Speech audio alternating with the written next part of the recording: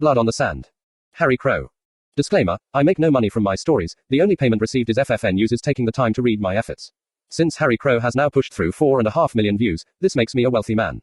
As always, thanks for reading. Chapter 67. Inside Hogwarts' room of requirements, Emma's scream of terror instantly turned what had been a happy occasion into a nightmare. Whatever she was now doing with the mirror made it useless for viewing events in Crawley, but both Harry and Hermione instantly recognized Dragonbreather's voice and all four understood exactly what he meant by that threat. Dobby's intervention left Hermione wanting to kiss the little guy while the first blast of the shotgun had all four of them ready to punch the air in celebration. Each knew that weapon in Dan's hands just swung the balance of the fight in the Granger's favor. They clearly heard Emma order Dobby to get them out of there, and only Dragonbreather's yell of triumph stopped the four doing some triumphant screaming of their own. Harry had snatched the mirror out of Hermione's hand and was now repeatedly screaming, "Dragon breath," into it, being finally rewarded when the goblin picked up the mirror. "You fucking cowardly bastard, I warned you what would happen the next time you messed with my family. I will cut your ears off and wear them on my belt. You will live only long enough to see this happen, and your father will die shortly after he has witnessed his son's total disgrace and death. I'm coming for you, Dragonbreath, and this time there will be no one to save you." The mirror suddenly went blank and Harry's focus shifted once more to the room they were in, a room that held his mate who was currently being comforted by the best friends. Before he could say anything, a high-pitched screech began being emitted from his concealed holster. Harry's knife was out as he instantly signaled his acknowledgement. "That's the emergency recall signal from my father. It means get yourself to Gringotts as quickly as possible. I hope Dobby took them to father. Either way he knows something is wrong. Neville, could you tell?" "No, not happening, Harry. We're coming too. Dan and Emma mean the world to all of us. We will not sit here and wait on news, and you might need us." "I didn't want you getting into trouble." Padma shot that excuse down too. "Our orders of Merlin mean that we're considered adults now. We won't get into trouble for this. The Lady Ravenclaw and Sir Nicholas can take messages for us." At that, another door appeared in the room and Helena quickly explained its function. "There is a passage out of Hogwarts connected to this room. You will feel when you pass from the wards, and then your portkey will be able to activate." A determined Hermione was now at Harry's side. "We're wasting time." At that, the four ran for the door. Neither girl was dressed for battle, but both were more than ready to fight one. All felt the tingle that indicated they had passed from the powerful Hogwarts wards, and they touched Harry's portkey to be whisked away to Gringotts. On hearing that their children had been witnesses to the Crawley attack, this immediately had a cursing Barchoke racing to the point Harry's portkey would deliver them into Gringotts. They would be demanding answers and certainly in no mood to be denied those answers. Tonight would be a massive test of his diplomatic skills to stop this situation escalating. He reached the location just as the portkey set him down. Hermione came racing into his arms as he held his daughter close. "Dobby brought Dan and Emma to me. Your mother is wounded, but I don't have any more information at the moment. The healers are looking at her while Dan stands guard over Emma with his shotgun poised for action. Dobby's right by his side and ready to hand Dan its loaded partner. We need to get up there right away. One wrong move or word and innocent blood is going to be spilt." The tension in the infirmary was palpable. Dan barely relaxed his stance as they entered the large room, and he wouldn't relax until that bloody great goblin knife was removed from his wife. Harry also couldn't miss the ornate hilt sticking out of Emma's belly, and it was Centurion Crow who demanded to know the reason why it was still there. The command in Harry's voice produced an instant answer from the healer. "It's a family ritual knife, Centurion Crow, and has a deeply serrated edge. We would usually transfigure the blade to something safer for removal, but none of us here has the power to overcome the enchantments on the knife. Trying to remove it by other means could kill the patient." Harry drew his sword and felt the shotgun move to cover him. After the night he'd just had, Harry didn't blame Dan one bit for that reaction. The only people in the room Dan truly trusted at the moment were his daughter, who was now at her unconscious mother's bedside, and the faithful elf who'd saved his family tonight. Harry needed to get through the trust issue in order to help Emma. "Dan, I want this knife out of Emma as much as you do. You know my sword is more powerful than my knife. This was the attacker's ultimate objective, Dan, to turn us all against each other. I swear to you they will pay for this with their lives, but Emma's life is far more important to all of us at the moment. Let's get her healed and then we'll see about making every one of those bastards who broke into your house tonight pay for this." The shotgun slowly lowered and they could all see just how close to the edge Dan Granger actually was. The gentle dentist who had never used his shooting skills to even hunt rabbits had blown two attackers apart yet still couldn't prevent his wife's injury. "Just get my Emma healed, son, that's all I care about. We'll get her healed, Dan, and then make sure this never happens again." Hermione was sitting beside her mother and now holding Emma's hand. Padma and Neville were standing beside her to offer support. Harry held his sword over the hilt of the knife and began pouring his magic into the spell. Beads of sweat were soon peppering his forehead, but there was no quitting in this endeavor. If it took every scrap of magic he had to break the enchantments on the knife, then that's what he was going to pour into his sword. The enchantments finally surrendered with an audible crack, leaving the blade section transfigured to be a replica of his own knife. The stiletto blade would now be straightforward for the healers to remove. Harry thought he might actually need the Heller's services too, as he was left feeling lightheaded and staggering until his father led him to a chair. The knife being removed relaxed a lot of the tension in the room. Dan though still desperately sought some assurances. Will she be okay now? Won't that blade have done a lot of internal damage? Seeing that his son was just temporarily exhausted allowed Barchoke to deal with that question, and the healers to concentrate their efforts on Emma. His answer was for everyone's benefit. A knife like that is a slashing weapon, designed to cause major damage as it rips open someone's torso. Using it as a stabbing or throwing weapon will certainly reduce its effectiveness, unless you yank the weapon out the wound you just created. Emma has still been stabbed though, and we'll need to wait and see what the actual damage is before we can predict her recovery with any confidence. Hermione managed a wan smile of thanks to her mate for his efforts. All her attention though was focused on the deathly pale figure lying on the bed, and what the healers were doing to her mother. They had cut her clothes to leave her midriff bare with a blue sheet protecting her modesty. The knife had entered just beneath and to the left of her belly button, but the healers had quickly staunched the flow of blood now that the blade had been removed. The potion that the healer then poured into the cleaned wound began to fizz, and Hermione was just about to ask what was happening when the first fiber from the blue jumper her mother had been wearing came to the surface. The process was repeated until there was nothing left to expel. Then the healers began to close the wound. Harry had said before the goblin healers were the best at dealing with these kind of wounds, and their expertise as they teased the gash closed was there for all to see. Emma would be left with a scar that was nothing more than a very thin line. It would be a couple of hours before the healers could predict Emma's recovery with any degree of certainty, so they settled down to wait. Dobby left his master's side for a moment to provide refreshments for everyone. Even as they settled to wait, Dan still had the broken shotgun across his lap, ready to snap closed and fire in an instant. Hermione then asked the first of many questions she had about tonight's attack. Dad, why didn't you and Mum just use the emergency portkeys Harry provided to escape? It was a rather sheepish Dan who answered his daughter honestly. Probably because they're both sitting on the hall table. We kept them beside the car keys so we wouldn't leave the house without them. I thought they were for protection outside the wards. I couldn't imagine needing them in our own lounge. They should never have been able to get through your wards. They clearly meant you harm, so that should have barred their entrance, goblin or not. We need the question answered very quickly, as those same wards now protect Hogwarts, the Ministry and many homes, including Amelia's and the Minister of Magic's. While he could appreciate Barchoke's point, at the moment Dan wasn't concerned with the wider implications of this.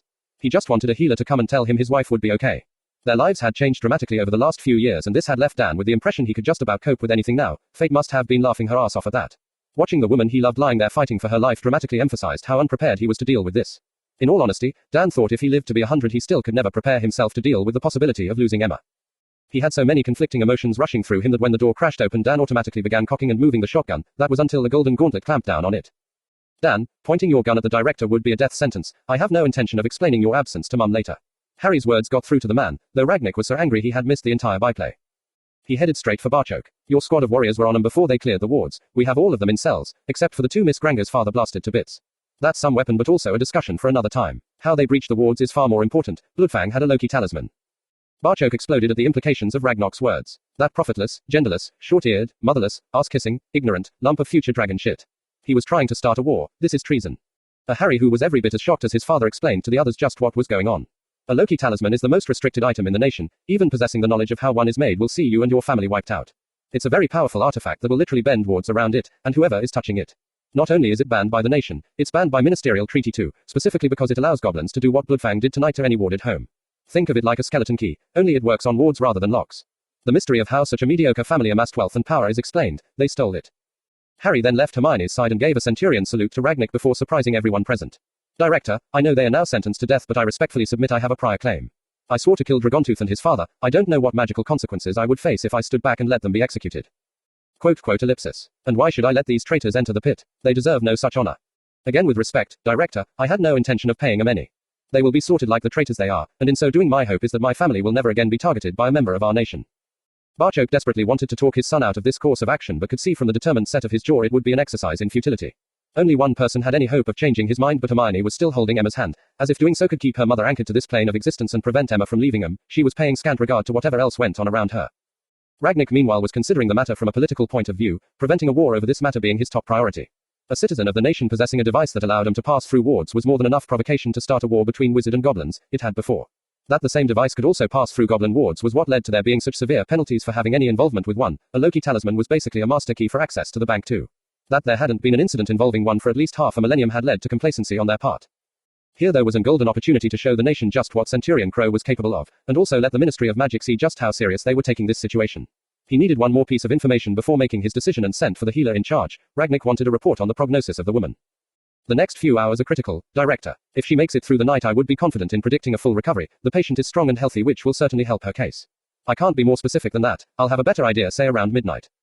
I want to hear that report. I have a feeling this will be a long night.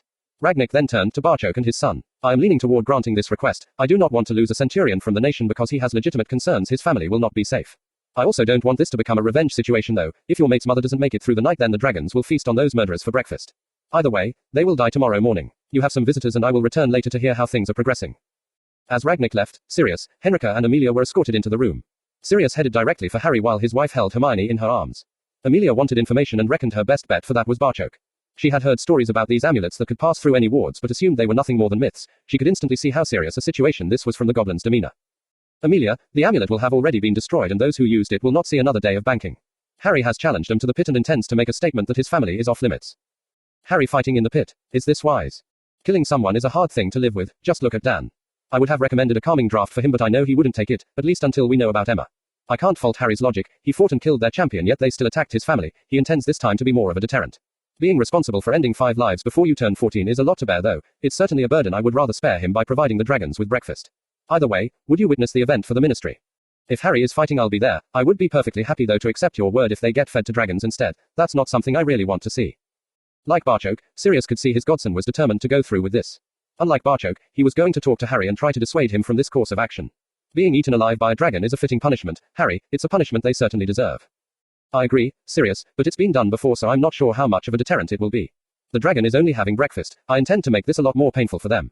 My only other alternative is to leave Gringotts forever, not an option I want to consider.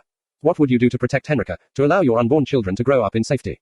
That's what's at stake here, Sirius. I need to have this talked about for generations, not just for weeks or months. Henrika considered Hermione an incredibly brave, focused and mature young witch, all that had vanished at the moment with her mother lying unconscious on the bed.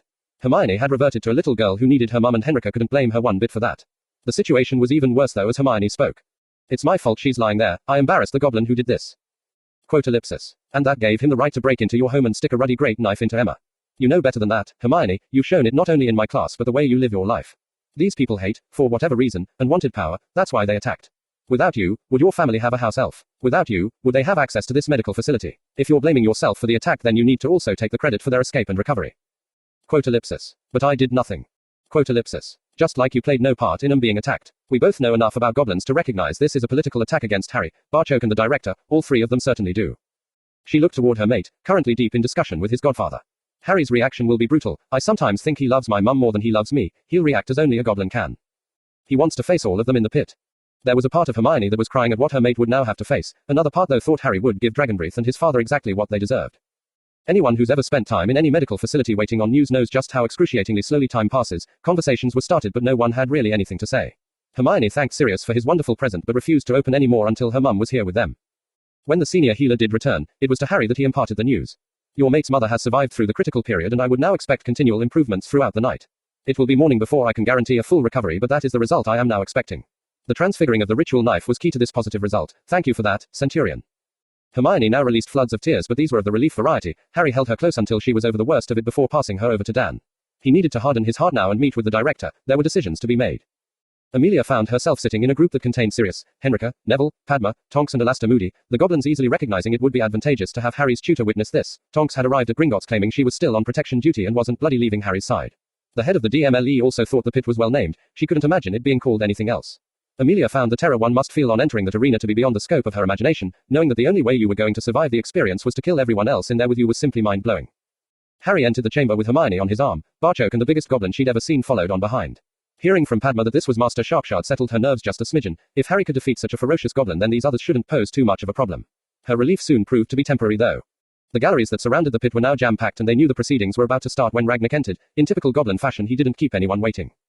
We are here this morning more to explain why these 4 traitors are not dragon food rather than to assess their undeniable guilt. To assist with that endeavor we will watch a short memory first. This memory came from the Muggle father of Miss Granger, friend of our nation and mate of Centurion Crow, a witch who celebrated her 14th birthday yesterday. The memory showed an image of a smiling and happy Hermione inside some magical mirror just before their home came under attack. All of the attackers were recognized by the goblins watching and Dragontooth made the intruder's intentions crystal clear. That's when the house elf appeared.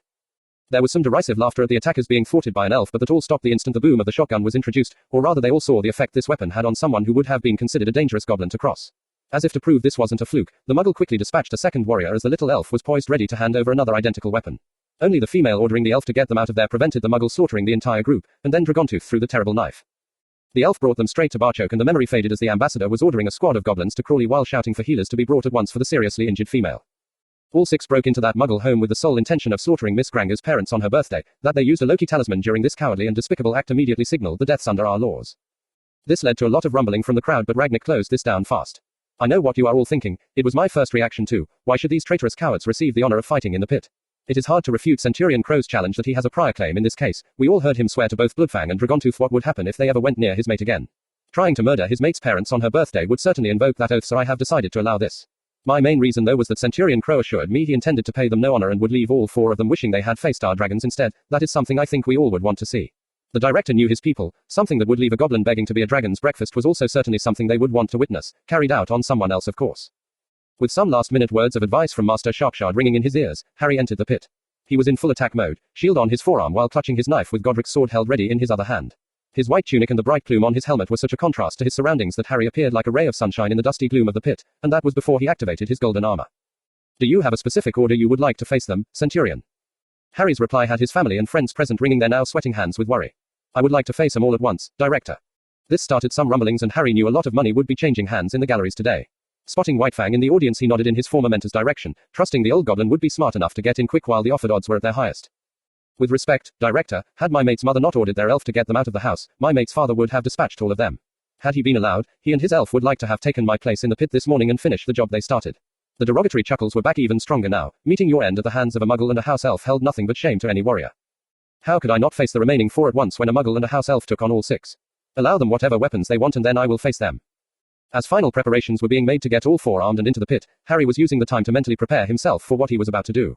Every time his thoughts turned to Emma lying injured in the medical facility allowed Harry's heart to harden slightly. He just hoped it would be enough.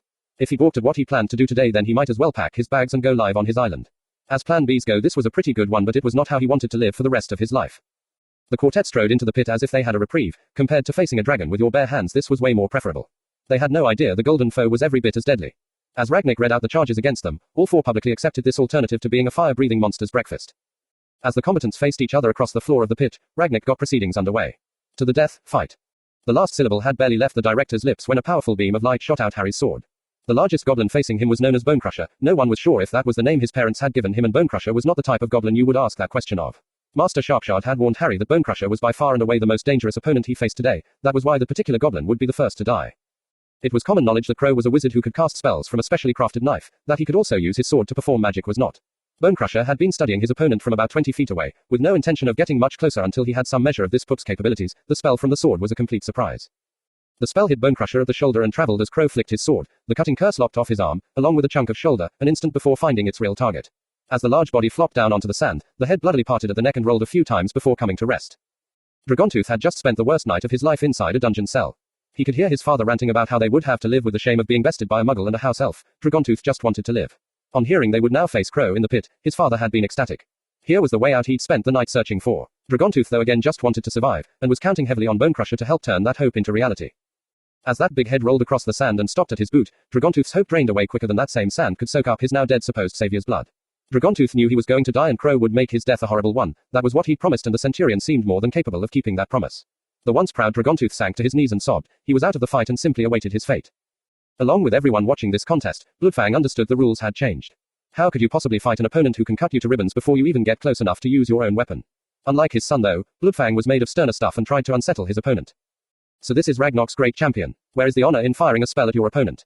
The goblin's words died in his throat as Crow just annihilated his remaining hired muscle in a terrifying fashion. In a move he'd practiced on countless occasions, Harry attacked this second opponent as if the goblin was a dueling dummy. Curses were coming from his knife and sword as he covered the distance between them incredibly quickly, allowing his target no time to do anything more than react as best he could to the relentless onslaught. The now bleeding goblin did manage a swipe with his sword as Harry came into range. It was weak and uncoordinated though, allowing Harry to deflect the attempted blow on his shield while his knife then slashed across the goblin's chest. This left his opponent open for the killing blow with his sword. Harry then braced himself and used the blasting curse to get his sword clear of the torso he'd just implanted it in and throw his now dead opponent across the pit. Rather than verbally spar with Bloodfang, Harry next did the one thing certain to send the goblin crazy. He was already moving while the stunned audience tried to contemplate what the Centurion had just done to a capable opponent. Dragontooth offered no resistance as Harry's blade sang through the air toward him. Bloodfang watched helplessly as Crow's sword expertly sliced open his son's belly, spilling Dragontooth's intestines onto the sand. You human bastard, you just killed my son. Charging the golden figure with a battle axe that was desperate to taste revenge, Bloodfang met an opponent who was stronger, far more skilled and every bit as motivated as he was. Harry met the charge, deflected the axe away with his shield before driving his sword into Bloodfang's shoulder. His knife then slashed across the pinned goblin, gutting him like a fish. As the last opponent sank to the sand, Harry girded his loins for his final act of brutality. He couldn't fail now or this would all be for naught. The life was slowly leaving Dragontooth's eyes as Harry's knife expertly flashed twice to remove his ears. Standing holding his prize he addressed the now stunned audience. The entire fight had only lasted a few minutes.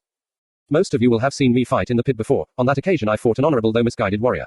I fought that day with the same honor shown me. I fought with the honor of a proud centurion. These 4 have no honor and received none from me. Like any goblin I will protect my family and the same fate awaits any that would dare attack them, be that wizard or goblin. Standing there splattered in fresh blood, and with 4 bodies lying around him, Centurion Crow certainly made his point. He wasn't finished yet though. He had one final humiliation for the dying Bloodfang. Director, by law I am allowed to claim that family's fortune and now do so.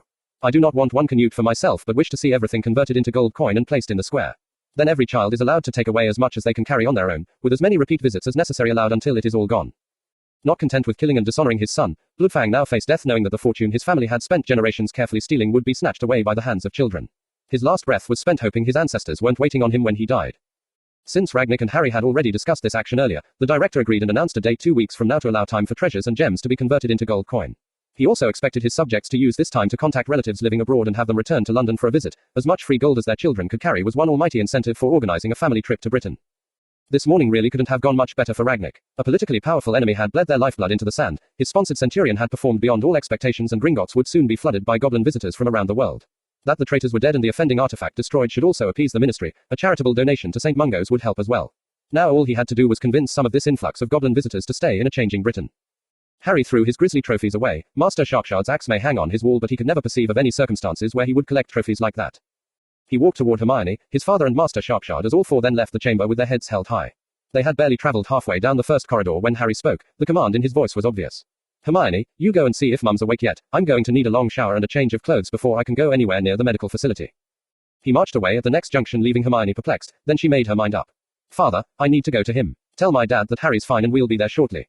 Both goblins watched her leave, but it was Sharkshard who spoke first. She is such a brave lass, perfect for your son. They will provide you with grandchildren that will change our world, my old friend. I have a feeling that by the time those grandchildren appear, their parents may have changed the world so much already that our parents wouldn't recognize it. Amelia understood what she just watched. She was having a hard time recognizing the young man who was such a good friend to her niece as being the same person who carried out those terrible acts. Seeing the particular attack carried out on a dueling dummy was scary enough, witnessing it used on a living being was terrifying. The other four had shot off to Emma's bedside in the hope of seeing Harry there, leaving a stunned Amelia sitting here with her two auras. She gratefully accepted Alistair's flask and took a long pull. Amelia, today I saw proof of what I had only suspected before. Not only will Harry have the ability to one day take down Voldemort, he's clearly got the stones to finish the job. You don't think that was rather excessive? No, I don't. You heard the Lady Black's explanation. They intended to gut the girl's parents and leave them lying there whitened to be found as a macabre birthday present. This was a set of planned executions with political overtones. What you see down there is a very personal and yet still political answer. I've never seen a more blatant demonstration of a warning. To go anywhere near that girl is an invitation to a horrible death. Tonks agreed with Mad Eye and tried to set her boss mind at rest. I've probably had more contact with Harry than both of you, and I agree with what Mad Eye just said. A wizard behaving like that would be cause to consider they were going dark. To a goblin it's simply about getting the job done. Harry wanted the Grangers to be safe, and this will certainly help with that. I can't imagine witnessing that demonstration and still having the will to attack them. I watched those four train and had deluded myself into thinking I could still best Harry. That attack on the second goblin would be just as devastating to a witch or wizard to deal with. Amelia was reminded of what Barchoke had said to her earlier, that killing someone was a hard burden to bear. She would have to be very careful not to treat Harry any differently now. Harry felt different. He felt as if the blood he had spilled today then left its indelible mark on him, like a permanent scar across his forehead that declared to the world he was a killer. He was sitting on the shower floor, curled into a ball while hugging his knees to his chest as the warm water rained down on him. The gentle hands were moving Harry before he realized he was no longer alone. His mate was sitting right next to him and slowly pulling his body into a hug. Hermione, how can you stand to touch me after what I just did? Harry, you entered that pit with love in your heart, not hate. Only your love of me and our family could see you do that. You killed those goblins to protect us, just like Dad did last night with his shotgun. Do you think any less of him for that? I thought he was amazing, Hermione. He stood there and fought like a warrior to protect Mum. Quote ellipsis. And you fought like a centurion to keep us all safe. I'm so proud of the men in my life. She leaned in and gave Harry a very practical demonstration of the fact she felt no revulsion toward him by instigating a very tender kiss. Harry was enjoying the kiss immensely. His favorite pastime seemed to be enhanced by the fact they were in the shower. Hermione, we're in the shower. I know, Harry. Hermione, we're in the shower with no clothes on. Well, I never read it in Henrika's book, but I suppose she'll need to add that goblins take showers with their clothes on. Goblins don't take showers with their clothes on. Oh, I am so glad to hear that. It would be just so weird, don't you think? Hermione, the two of us are in here naked. It had taken all Hermione's courage to go through with this. The very thought that Harry might reject her had never crossed her mind. I just thought that you might seriously need cheering up. If it bothers you, I could leave. Just mentioning leaving though saw her mate's arms tighten around her as he instigated a loving kiss of his own. After the horror of this morning, I felt dead inside. Now, seeing my mate in her full beautiful glory has helped push those terrible visions aside. I now have something far more wonderful to dream about when I close my eyes. Thank you so much, Hermione. You are mine, and I am yours, Harry. Nothing is going to change that. I was considering moving our relationship forward slightly after my birthday, but felt you needed something special today. I also knew I could trust you. Hermione, I would never. I know, love. Stand up and hold me while I wash your hair. We won't be doing this again for a long while, so let's enjoy it while we can. It could become something we save for very special occasions though. Harry held his mate with all the tenderness he possessed as she gently massaged shampoo into his long black locks. Hermione's naked ministrations were washing away the horror and again emphasizing to Harry that he could face anything with his mate by his side. Her courage and trust in him just turned a morning Harry never wanted to think of again into something he would look back on with great fondness for the rest of his life. They got dried and dressed together, neither feeling any shame at their actions. Harry had certainly felt Hermione's wonderful chest against his as she held him close, and his hand had most definitely strayed over her gorgeous bum, but, apart from devouring each other with their eyes, that was as far as they went. Both had the maturity to know they weren't ready for any more yet. They still had almost 3 years before they would marry. It was a happy, and very clean, couple though who made their way toward Mum's room. The couple entered the room and, seeing her mother now awake, Hermione shot toward her bed. Only her mother's condition slowed Hermione down and stopped her crashing into the recovering Emma. The body that passed Hermione heading in the opposite direction was under no such restrictions. She slammed into Harry hard enough to almost have him over. He stood there, once more with a beautiful witch clinging to him, and Harry thought he was one lucky goblin. Oh Harry, I didn't want you thinking we thought any different of you now. I still love you, just not as much as I love my Neville mind. I know, Padma, and I'm really happy with all of that. Harry was hugging her back, accepting the offered comfort from his friend. He was then passed from Padma to Henrika for more of the same. Tonks looked ready to hit him one first. I don't know whether to smack you for leaving Hogwarts without me or that. I'll face 'em all at once. Director. Decision. Never do either again. She did hug him though before pushing him in Amelia's direction. I know you only did what you had to, Harry. You impressed the hell out of Mad Eye and scared years off my life. Neville and Sirius congratulated him and Barchoke thought this certainly qualified as a special occasion. He proudly hugged his son. Harry was then face to face with Dan. I finished what you started, Dan. They paid for attacking our family. Harry then felt a hand on his arm and looked around to see Emma staring into his face. Her hand pulled Harry down until he was level with her and guided his head into her embrace. Harry was being cuddled by the woman he now considered his mum while looking into the smiling face of his mate. Hermione was receiving the exact same treatment on Emma's other side. Dan glanced at the three smiling faces and relaxed for the first time since those goblins burst into their home. Minerva couldn't believe how solemn the atmosphere was in the Great Hall, and all because a Muggle woman had been attacked by some rogue goblins. She then had to reconsider that thought as she realized how many of the children currently in the care of Hogwarts actually knew Emma Granger. From the head boy and girl down, this woman had touched the lives of a fair number of them, between holidays and birthday parties in King Yusi where an entire year group were invited. Of all the children affected though, none were more so than the little blonde sitting at the Ravenclaw table cuddling the black cat for comfort, a fact the head girl had picked up on, and Penelope was sitting right beside Luna. She was stroking Moonlight and trying to think positive thoughts about Emma. She simply had to recover. Having already lost her mother, Luna couldn't bear to see the woman who'd started to fill that void in her life leave too. Hermione was like a sister to Luna and she knew just how close her sister was to Emma. She would hate for Hermione to undergo the same terrible experience as her. The snowy white owl flying into the hall stopped all conversation. Every pair of eyes were now locked on Luna as she removed the note from Urgit's leg. Those who couldn't see the girl's face feared the worst as she began sobbing. Those who could relaxed as they saw a beaming smile on Luna's face. She managed to say, "Emma's going to be okay," before the hall erupted with cheering. Minerva thought her surprises were now over for the day. Augusta spoiled that idea immediately. I'll cover the Muggle Studies classes until Sirius returns. That will just leave history students needing supervised. With Madame Augusta Longbottom now apparently able to teach Muggle Studies, Minerva was left wondering where all these changes would eventually lead. A.N. Thanks for reading. A.N. My thanks also to Cheryl for providing Barchoke's rant. It could open a whole goblin curse phrases can of worms. A dancing goblin. Harry Crow. Disclaimer, I am not JKR, nor a professional author. I write as a simple form of escapism, and purely for my own enjoyment. I then post those efforts here so others can read my stories for free. For those people who know exactly how to write the perfect Harry Potter story, and simply must point out the many reasons why mine isn't it, please do us all a favor and write the thing. Like everyone else on this site, I'm always searching for good stories to read. Chapter 68. A complication no one had expected was the police being involved. Dan firing his shotgun in the house had a few of the closest neighbors dialing 999. When the police arrived at the scene, they found the Grangers gone and a bloody mess left in their lounge. Barchoke's squad had apprehended the prisoners and removed the bodies, but the police were at the Grangers before any cleanup could be done. By the time Amelia discovered what had happened, it was far too late to start obliviating people. Where the police go, the press are sure to follow, especially where there is blood involved. There had been rumors circulating that the Potter, the serial killers were after had connections to Crawley. This appeared to confirm that, and the Grangers were front-page news all over the country. Speculation regarding their fate was wide, varied and totally inaccurate. They were officially listed as missing though, and a manhunt was gathering pace, so something had to be done. This led to Arthur and Bill Weasley walking into Crawley's police station and approaching the front desk. Flashing charmed ID, Arthur spoke to the police officer who greeted them. We need to speak to whoever is in charge of the Granger case. They were shown into an office and introduced themselves to the detectives in charge, their identifications claiming both father and son worked for a branch of the government. I have here a press release that will answer most of the questions being bandied about in the media. Please read it and then we'll answer any questions we can. Arthur handed copies of the document over and tried not to smirk as the detective's eyebrows got higher and higher. On the 19th of September, a heavily armed group managed to bypass the security arrangements on the Granger home. While one of the group was busy boasting what they were going to do to the couple, Daniel Granger managed to bring his shotgun into play, fatally wounding 2 of the would-be attackers. This also alerted the private firm who were part of the security surrounding the Grangers, and the rest of the group were quickly detained. Unfortunately, Emma Granger was seriously wounded in the attack and required immediate medical attention. She is now expected to make a full recovery. Both are recuperating from the attack by staying on a private estate in the Scottish Highlands. This statement is being released to assure all their friends and family that they are alive and well, and also hopefully to end media speculation over this incident. The more senior of the 2 detectives was obviously not local. He also appeared to resent having his very high-profile murder-kidnapping case pulled out from under him. He was barely courteous when asking the first question. Can you give us any details on Mrs. Granger's injuries? Arthur wanted to set the tone of this meeting right from the start. The Weasleys were in charge here. First, you need to understand what level this investigation has now reached. This is being treated as a direct attack on Lord Potter. We'll tell you what we can, and also what can be released to the press. Emma took a knife to the stomach, an injury that could easily have killed her. His subordinate tried to hide his smirk. He'd basically been given the same "this is no longer your responsibility" speech when his colleague had arrived from London. He also had the next question ready for the new team apparently now in charge of this case. Can you confirm or deny that Miss Granger's boyfriend, this young Lord Potter, is the Potter these serial killers are after? Looking to his son, Bill nodded before answering the question. Hermione's boyfriend is indeed the Potter these killers are after. The couple met over 2 years ago at their exclusive school and have been inseparable ever since. Her parents were made aware of the possible danger and had all the protection we could think of on their home. That was why Dan, a keen shooter, also had a shotgun handy. Harry made sure that Emma had world-class care to treat her injury, and it's his Highland estate that they're staying on at the moment. That can also be released to the press and might stop some of the rubbish they're printing every day. Can you explain why they're after the boy? It was Arthur who tried to put the situation into a form that wouldn't break the statute of secrecy but was close enough to the truth for these two detectives to believe.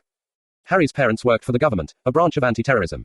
They were so good at their jobs that a really nasty group made it their mission in life to wipe the Potters out. They almost succeeded too. Both Harry's parents were killed and the explosion also took out the gang's leader. Harry was in the house at the time and it's nothing short of a miracle he survived. Bill was so proud of his father. Arthur had worked really hard on the Muggle materials he'd provided. He'd stopped treating Muggles as a bit of a hobby, and there was now little sign of the man who couldn't pronounce electricity. Gone too were the plug and battery collections. His new hobby was collecting Muggle devices and experimenting to produce a magical version. Arthur was determined Molly would one day have a working microwave. He just loved the ping that signaled your food was ready. He was also imparting truthful information to the police officers without giving specifics away. The government rounded up as many of this gang as we could while toddler Harry was adopted by a friend of the family. This gang though would give fanatics a bad name, and the escapees are trying to link up with former members who must have slipped through our nets over a decade ago. The senior detective opened a slim file that had been sitting on his desk. One of the first things he did upon arrival was to scour through all the information they had on this family. This report begins to make more sense now, how one lad easily took down 5 local bullies.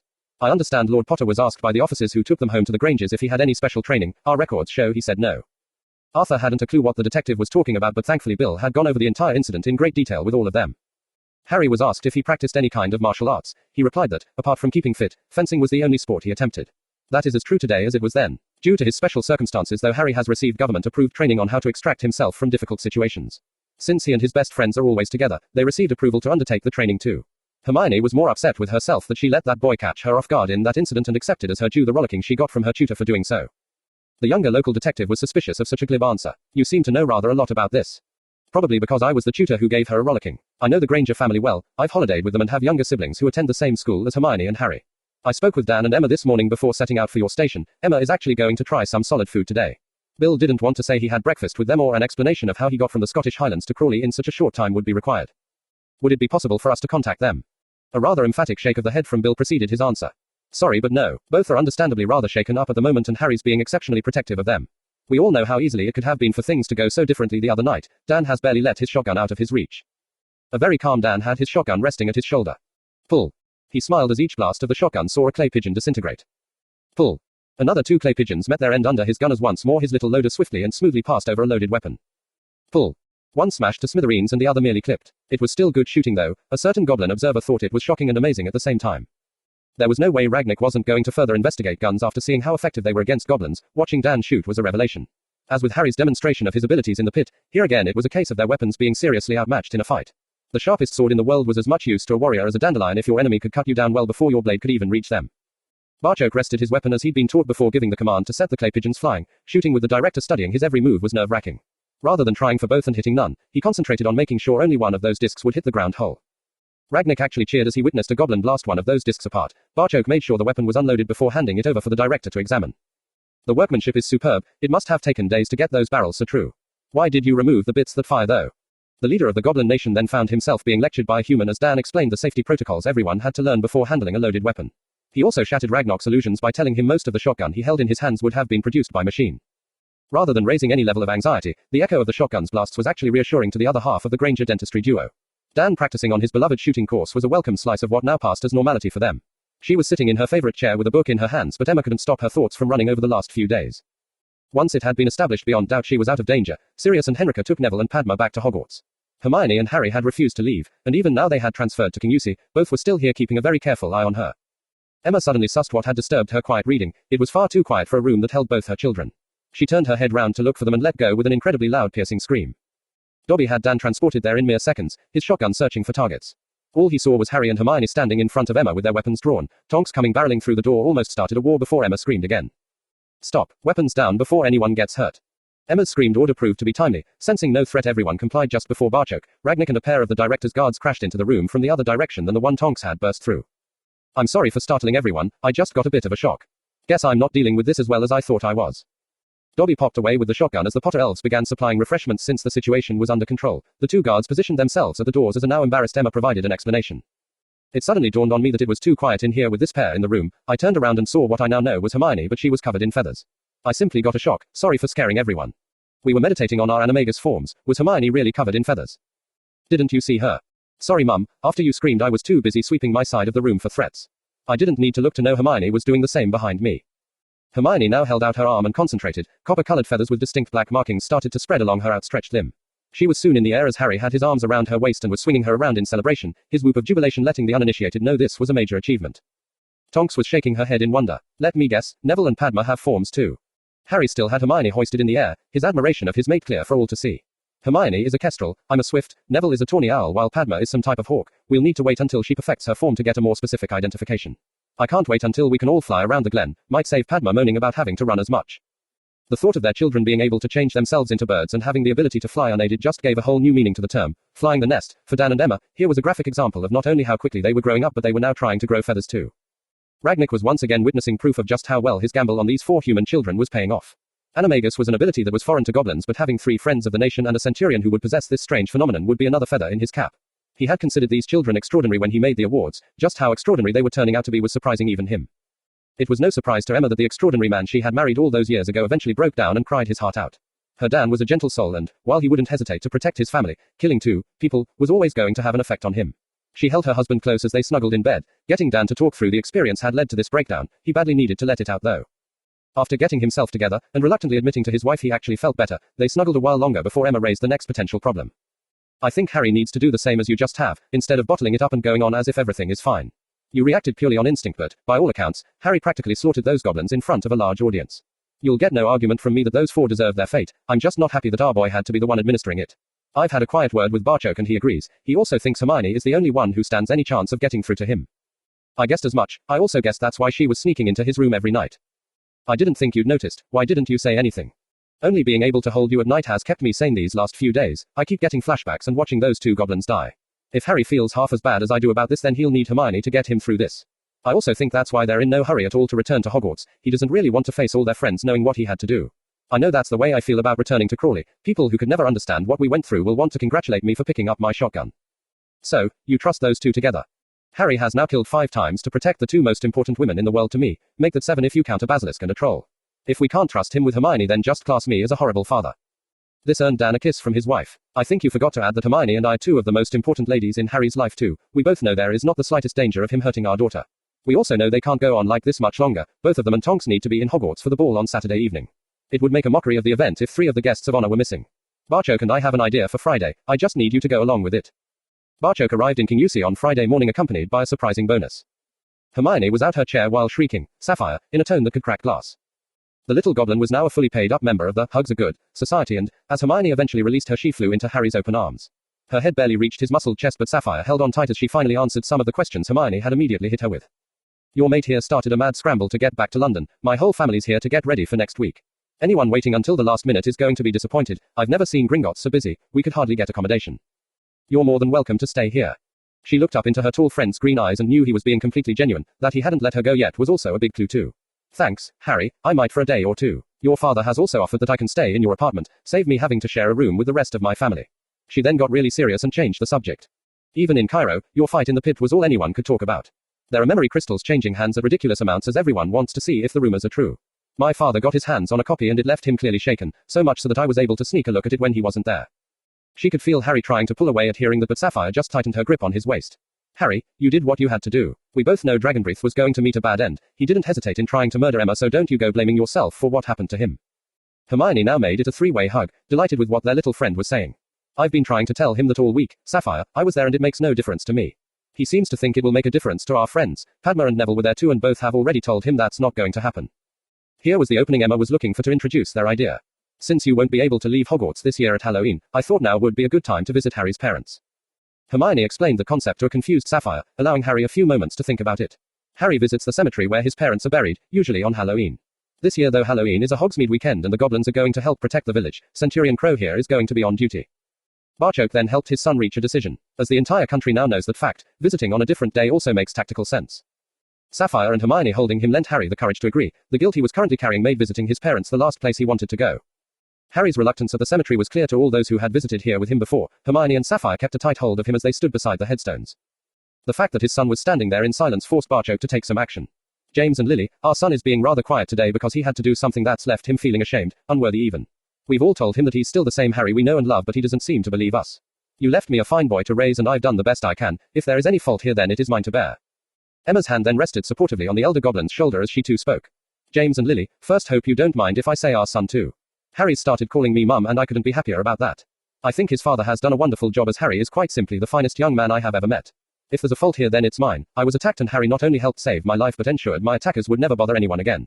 I already loved our son with all my heart and this incident didn't lessen that love one bit. Harry though is having trouble believing that. As Harry still hadn't spoken a word, Hermione filled the silence. I really don't know what to call you. Mr. and Mrs. Potter seems so formal yet James and Lily doesn't feel right either. It will be mum and dad when I marry your son, and I will be marrying him. He is mine and I am his. Nothing is going to change that. He seems to think his recent actions have affected how we all see him. I keep trying to tell him that his friends and family all still love him, and will never stop loving him. With tears rolling down his cheeks, Harry finally broke his silence. Mum, Dad, I've let you down. I've let everyone down. You both gave your lives protecting me from a dark wizard, only for your son to turn into one. I slaughtered 4 people, one of them a boy who wouldn't even fight back. Sobs now racked Harry's body as his worst fears left his lips. Hermione was strong for her mate, fighting back her own tears. You are not a dark wizard, Harry, and you never could be. You are a centurion who dealt with a goblin problem as only a goblin could. She'd been standing back, not wanting to intrude on a family moment, but Tonks now stepped forward to offer some advice. She had watched as the rest of the family had used Harry's parents to try and reach out to the young man. Tonks now did the same. James and Lily, you don't know me but my oral robes will tell you we have a mutual acquaintance, Alastair Moody. If anyone can spot a dark wizard then it's him. That he's going to train your son should answer that question. Harry has been raised as a goblin but is now trying to assign wizarding values to his goblin actions. It just won't work. Harry was still crying but he could feel the love he was surrounded by, almost as if it was a physical force. This atmosphere allowed him to begin unburdening his soul of the day that would give him nightmares for years to come. As Harry got into his stride, there was soon more than him standing in the graveyard with tears in their eyes, especially when he reached the part about seeing Emma injured. When I saw Mum lying there with that knife sticking out her I knew I had to do something.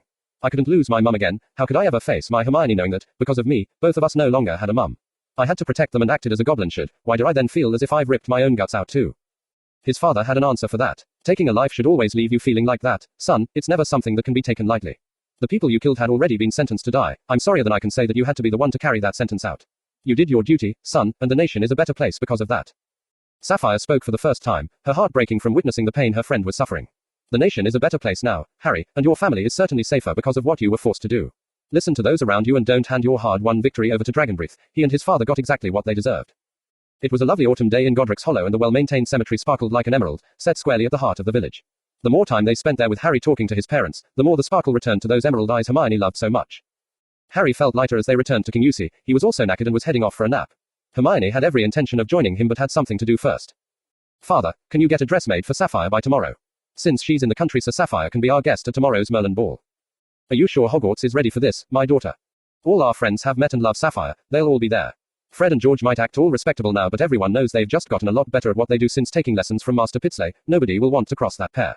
What do you say, Sapphire, me and you walking into the ball on Harry's arms? The little goblin was almost hyperventilating with excitement and only had one question, will Roger be there? Having holidayed with the group in Cairo, Barchoke was now certain his daughter was right. They would rally around Sapphire and ensure she had an enjoyable and trouble-free evening.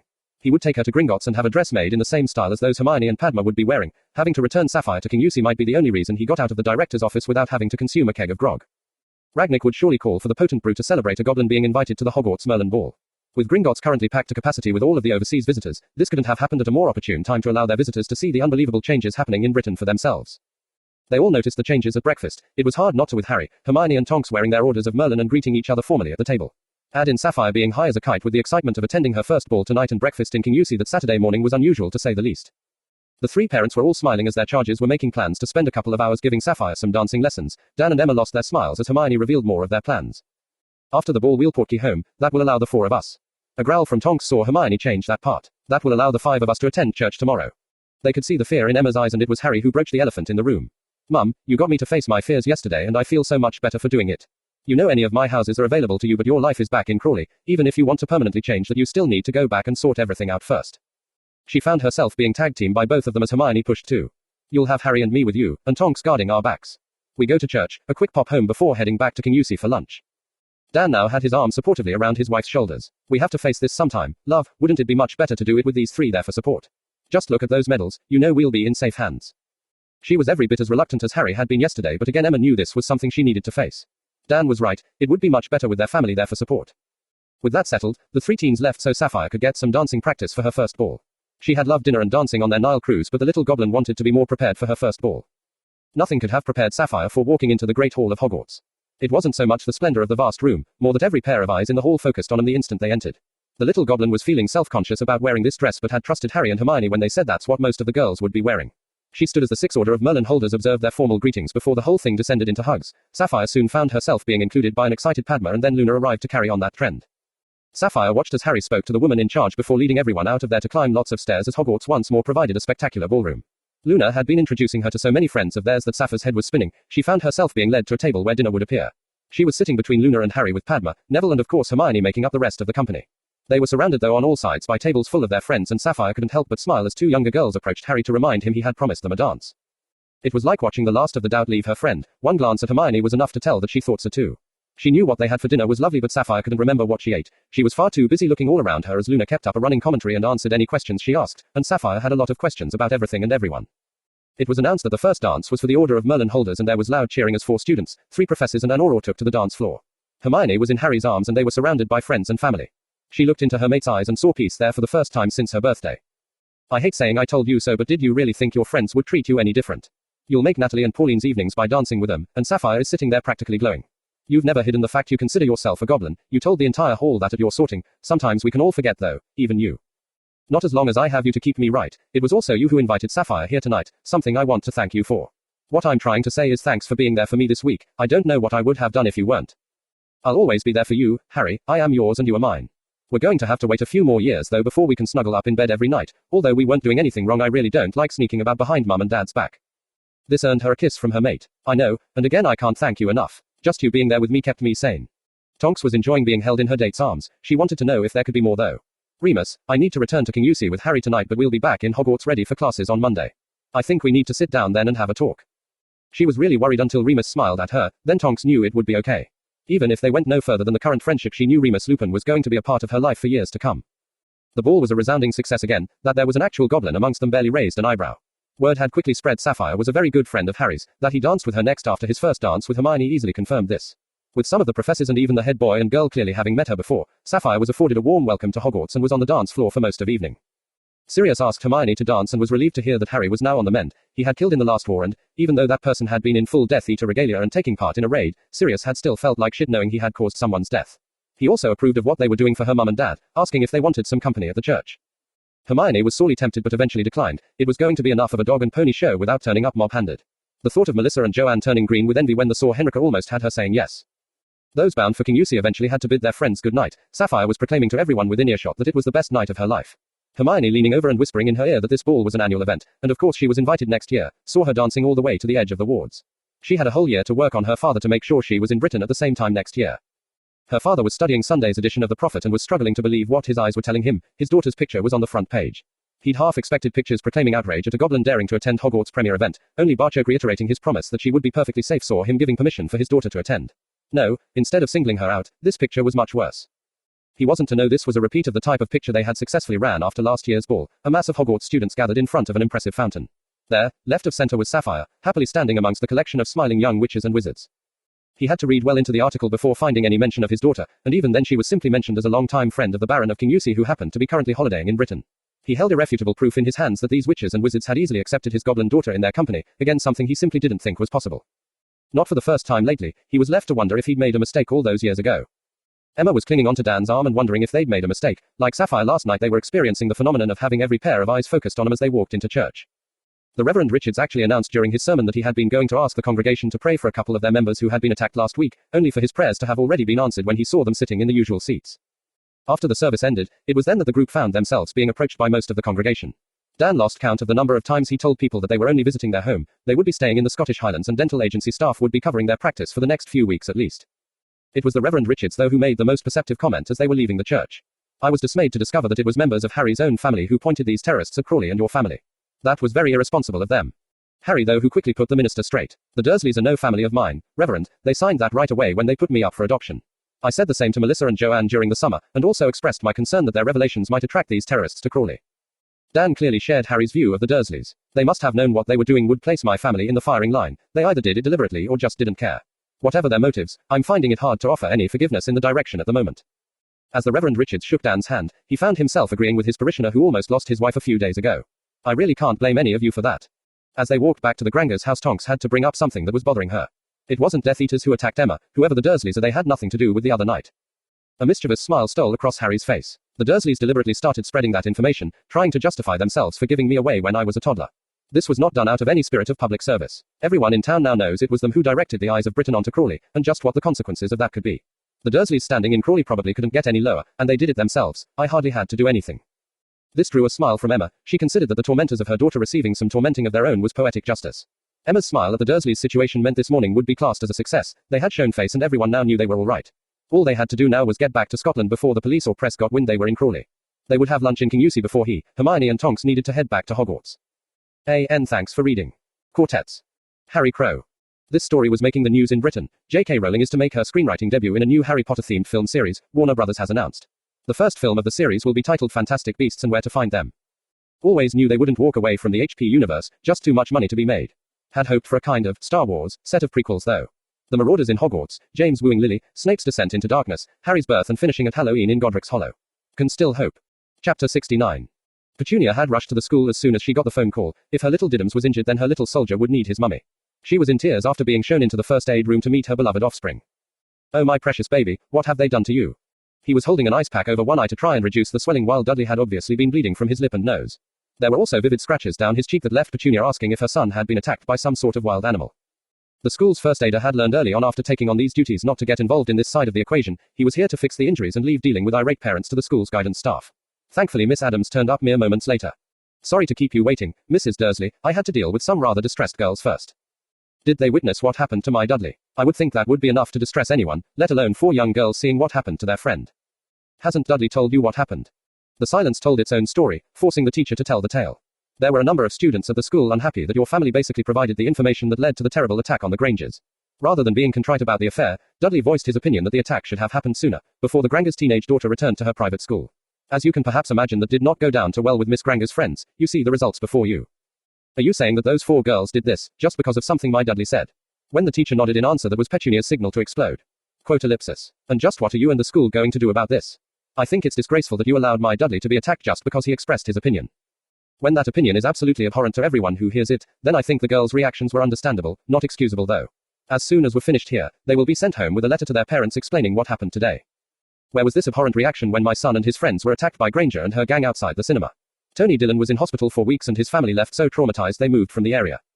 I'm sorry, Mrs. Dursley, I don't know anything about that. I'm assuming this incident happened before Dudley came to us at Hazelwick. The distraught mother didn't want to hear excuses. Petunia wanted something done. He wouldn't have been here at all if that bloody great hole hadn't opened up and swallowed half our house. My Dudley was down to attend a private school before that pit ate all our savings and forced us to remortgage. Come on, Dudley, we're going to see the doctor and have your injuries treated properly. My husband will be in touch. Miss Adams, you haven't heard the last of this. They left the first aider to tidy up behind them. This saw him muttering to his colleague. You wonder how some kids are the way they are, and then you meet the parents and you just know. They don't care that a woman nearly died because of them, but a few scratches on the precious son and they want us to call the armed forces in to deal with it. A firing squad at dawn for the girls who dared to hit their precious son. The guidance teacher privately agreed, and now she had to go and deal with the young ladies who'd set about the fat bully. Dudley thought he was safe mouthing off while surrounded by his friend's gang. Those same students wanted nothing to do with a quartet of screaming and scratching girls. Dudley had found himself having to deal with the situation on his own, eventually being reduced to running away crying to tell a teacher. Padma felt like running away for a good cry, something her sister picked up on immediately. That the other 3 didn't look much better set Parvati off. What has that madman got you doing now? It must be bad to affect the 4 of you like this. Neville's arm had never left his mate's shoulders, down 7 flights of stairs and now sitting down to lunch. Padma certainly needed his support today. Moody was teaching us about the unforgivables this morning. The silence that followed Neville's answer was total. It was as if all the air had been sucked out of the room to leave a vacuum. Nature abhors a vacuum, although Luna's voice was barely above a whisper as she tried to confirm what they'd just heard. He didn't have you casting 'em, did he? All the friends could hear the crack in Hermione's voice as she answered. No, Luna, he demonstrated all 3 of them on a spider. Padma's voice did break as she said the next bit. She also pushed the food in front of her away. She wouldn't be eating lunch today. None of them would. Quote ellipsis. He had to take it further though, and then started casting the Imperius on us. I looked into my Neville's eyes when he was under that curse and didn't recognize who I saw there. That to me was worse than having the curse cast on myself. Parvati now had her arms around a crying Padma, as did Neville. Parvati though was in fighting mood. What gives the bastard the right to do that? Shouldn't he be heading off for a stay in Azkaban about now? Padma was now clinging to Neville, burying her face in his chest in the hope their friends wouldn't see her tears and to give herself a chance to recover her composure. Neville held her close as he answered Parvati's angry question. He's a master Auror and is allowed to cast the curse for training purposes, providing the person grants their permission. We all gave our permission. Our orders of Merlin allow us to do that. They had been joined by Sirius, Henrika and Remus, all of whom had made their way over after spotting the obvious distress amongst the four. It's part of Auror training that Moody pushed through during the last war. That curse was having devastating effects all over the country. Moody successfully argued that the Auror force needed to know how to defeat it, and the only way to do that is have someone cast it on you in a controlled environment. I know how you feel, Padma. I had to undergo the same training before I became an Auror. Parvati took no comfort from Siria's well-intentioned words. Her sister was in pain, again. You can't know how it feels. She may have an order of Merlin, but that doesn't change the fact that she's only 13. She shouldn't be having to do all this bloody training. None of them should. Padma had managed to pull herself together enough to answer for herself. She took her twin's hand and gave it a squeeze of thanks. I know you're trying to look out for me, Parvati, and I love you for that. I'm going to be a Longbottom though, and the Death Eaters want to see that family wiped out almost as much as they do the Potters. Anyone wanting to get their hands on my Neville is going to have to go through me first, and I aim to make that as difficult as possible by training to be the best I can be. We had already worked out the stuff Moody was throwing at us was straight out the Auror manuals. That just surprised us today. Probably because that isn't in those manuals. Do I want to know how you four managed to get your hands on a set? Probably not. Sirius, probably not. Harry was angry more than anything else at the moment, angry at himself. Hermione's bracelet had provided enough protection for her to throw the curse off by its second application, Harry's armor allowing him to do the same by the third. They were then reduced to standing watching as their friends suffered under that vile curse. Moody might only have had them acting silly, but they all knew the potential was there to do much worse. There would be a letter heading to his father today. Neville and Padma would both have some protection before their tutor walked back into Hogwarts. Their status as friends of the nation meant there would be no problems with providing goblin protection. It would be a different case for the rest of their friends though. That was something only the director could make a decision on. Augustus and Bella had reached the same decision as Peter, that it was better to take the train through the Alps than walk. Unlike Peter though, there was no hiding below containers of a freight train for these two. Using the same procedures that had worked so well on the cross-channel ferry, they were now sitting in what was effectively their own private compartment. Rookwood had even chanced leaving his mate alone while he visited the buffet car, meaning they were sitting down and eating the first food they hadn't eaten themselves for weeks. Not that they were complaining about the packets of provisions they'd stolen from the Muggle camping shop. It may look nothing like it was supposed to, but the food still tasted better than anything they'd been fed in Azkaban for the last decade. That they would eat their food outside and in each other's company meant that they would have enjoyed anything put in front of them. Augustus thought their time away from Azkaban had done his mate the power of good. A couple of months of fresh air and decent food, not forgetting there were now no Dementors hanging around them 24 hours a day, and Bella was blossoming into the beautiful witch she'd been before their enforced island holiday. If my big strong wizard keeps looking at me like that, we might just have to christen this compartment. I've never done it on a train before. These seats will certainly be more comfortable than our sleeping bags on the ground. Rookwood thought here was something else the Muggles had gotten right. It said first class on the compartment door and he certainly couldn't think of a better way to travel than this. He quickly reinforced the notice me not charms on the door and windows. There wasn't a hope in hell Augustus was going to turn down his mate's offer. It was beginning to look like every goblin on the planet had headed to London for the offer of free gold. Neither Harry nor Hermione had wanted to miss their training, but both also wanted to appear in Gringotts today, so it was dinner time before they entered the bank. The young couple were astonished at what they found as soon as they left the public facade of the bank behind. The atmosphere was almost carnival in nature. Children of any persuasion are going to be bored stiff queuing for hours, even with the prospect of free gold at the end of their wait. As the queue snaked further than could be seen in the tunnels, disgruntled children should have been everywhere. Instead, at every nook and cranny there would be vendors selling their wares. Whether that was food, drinks or trinkets, toys was immaterial, it kept the children entertained and waiting to see what the next one was selling. In some of the bigger spaces there were swings and even a merry-go-round available. A group performing a favored children's story on a makeshift stage were proving very popular. Since all these attractions were keeping their children amused, and the cost involved a mere fraction of what was waiting for them at the end of the queue, the parents were more than happy to indulge the children today. This had the knock-on effect of making those children, and the vendors very happy too. The entire event was becoming one giant party. Harry and Hermione were of course being recognized. The epaulets on the shoulders of his tunic proclaimed him a centurion. As the only centurion not born a goblin, then Harry's identity wasn't exactly hard to determine. The witch proudly walking beside him, wearing dueling robes and with a goblin blade at her hip, could only be the centurion's mate, Hermione Granger. That same Hermione Granger was suddenly greeted by an excited squeal as a goblin the couple knew well shot out the queue to hug them. If anyone was surprised at a centurion hugging this young female goblin, no one said anything about it. Oh, I was hoping I would see you here today. Isn't this just brilliant? I can't believe the size of the queue. I thought most of the children would have reached the gold by now. They have, Hermione. This is our third time, and father reckons there may be enough gold left for one more trip. You should have seen it. There was a bloody mountain of the stuff. You get a bag, its size depending on your age, and then you're allowed to fill it. They didn't want anyone hurting themselves by trying to drag away more than they could carry. After depositing your new gold, it's straight to the back of the queue for another bag. Both were then practically dragged across to meet her two younger siblings and four awestruck cousins. Hermione now understood why Harry was politely ignoring Sappho's father. The next move was Goldskins to make. They didn't have long to wait. Everywhere Goldskin looked he saw more and more evidence of how Britain was changing. He didn't need to do much searching to discover who was at the heart of most of these changes. With Sapphire clearly acknowledged in both worlds as one of Crow's closest friends, it was now way past time he buried his animosity toward the Centurion. Since arriving in London he had managed to procure a memory crystal of Crow's first fight in the pit, he had even allowed Sapphire to watch the part where her friends' bonding was displayed to everyone. He'd also managed to share a few drinks with another Centurion who'd been part of the force that had raced to Hogwarts that fateful morning. Hearing the description of what they found in that chamber blew away any residual doubt over Harry's character.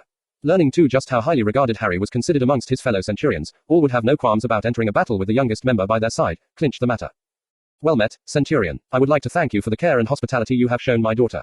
I would also like to thank you for today. This is very generous of you. Well met, sir. Your daughter is our friend and will always be welcome in any house we own. As for today, that gold was tainted and I wanted nothing to do with it. Only by passing it through the hands of innocents can that gold be cleansed once more. It can also help our nation prosper.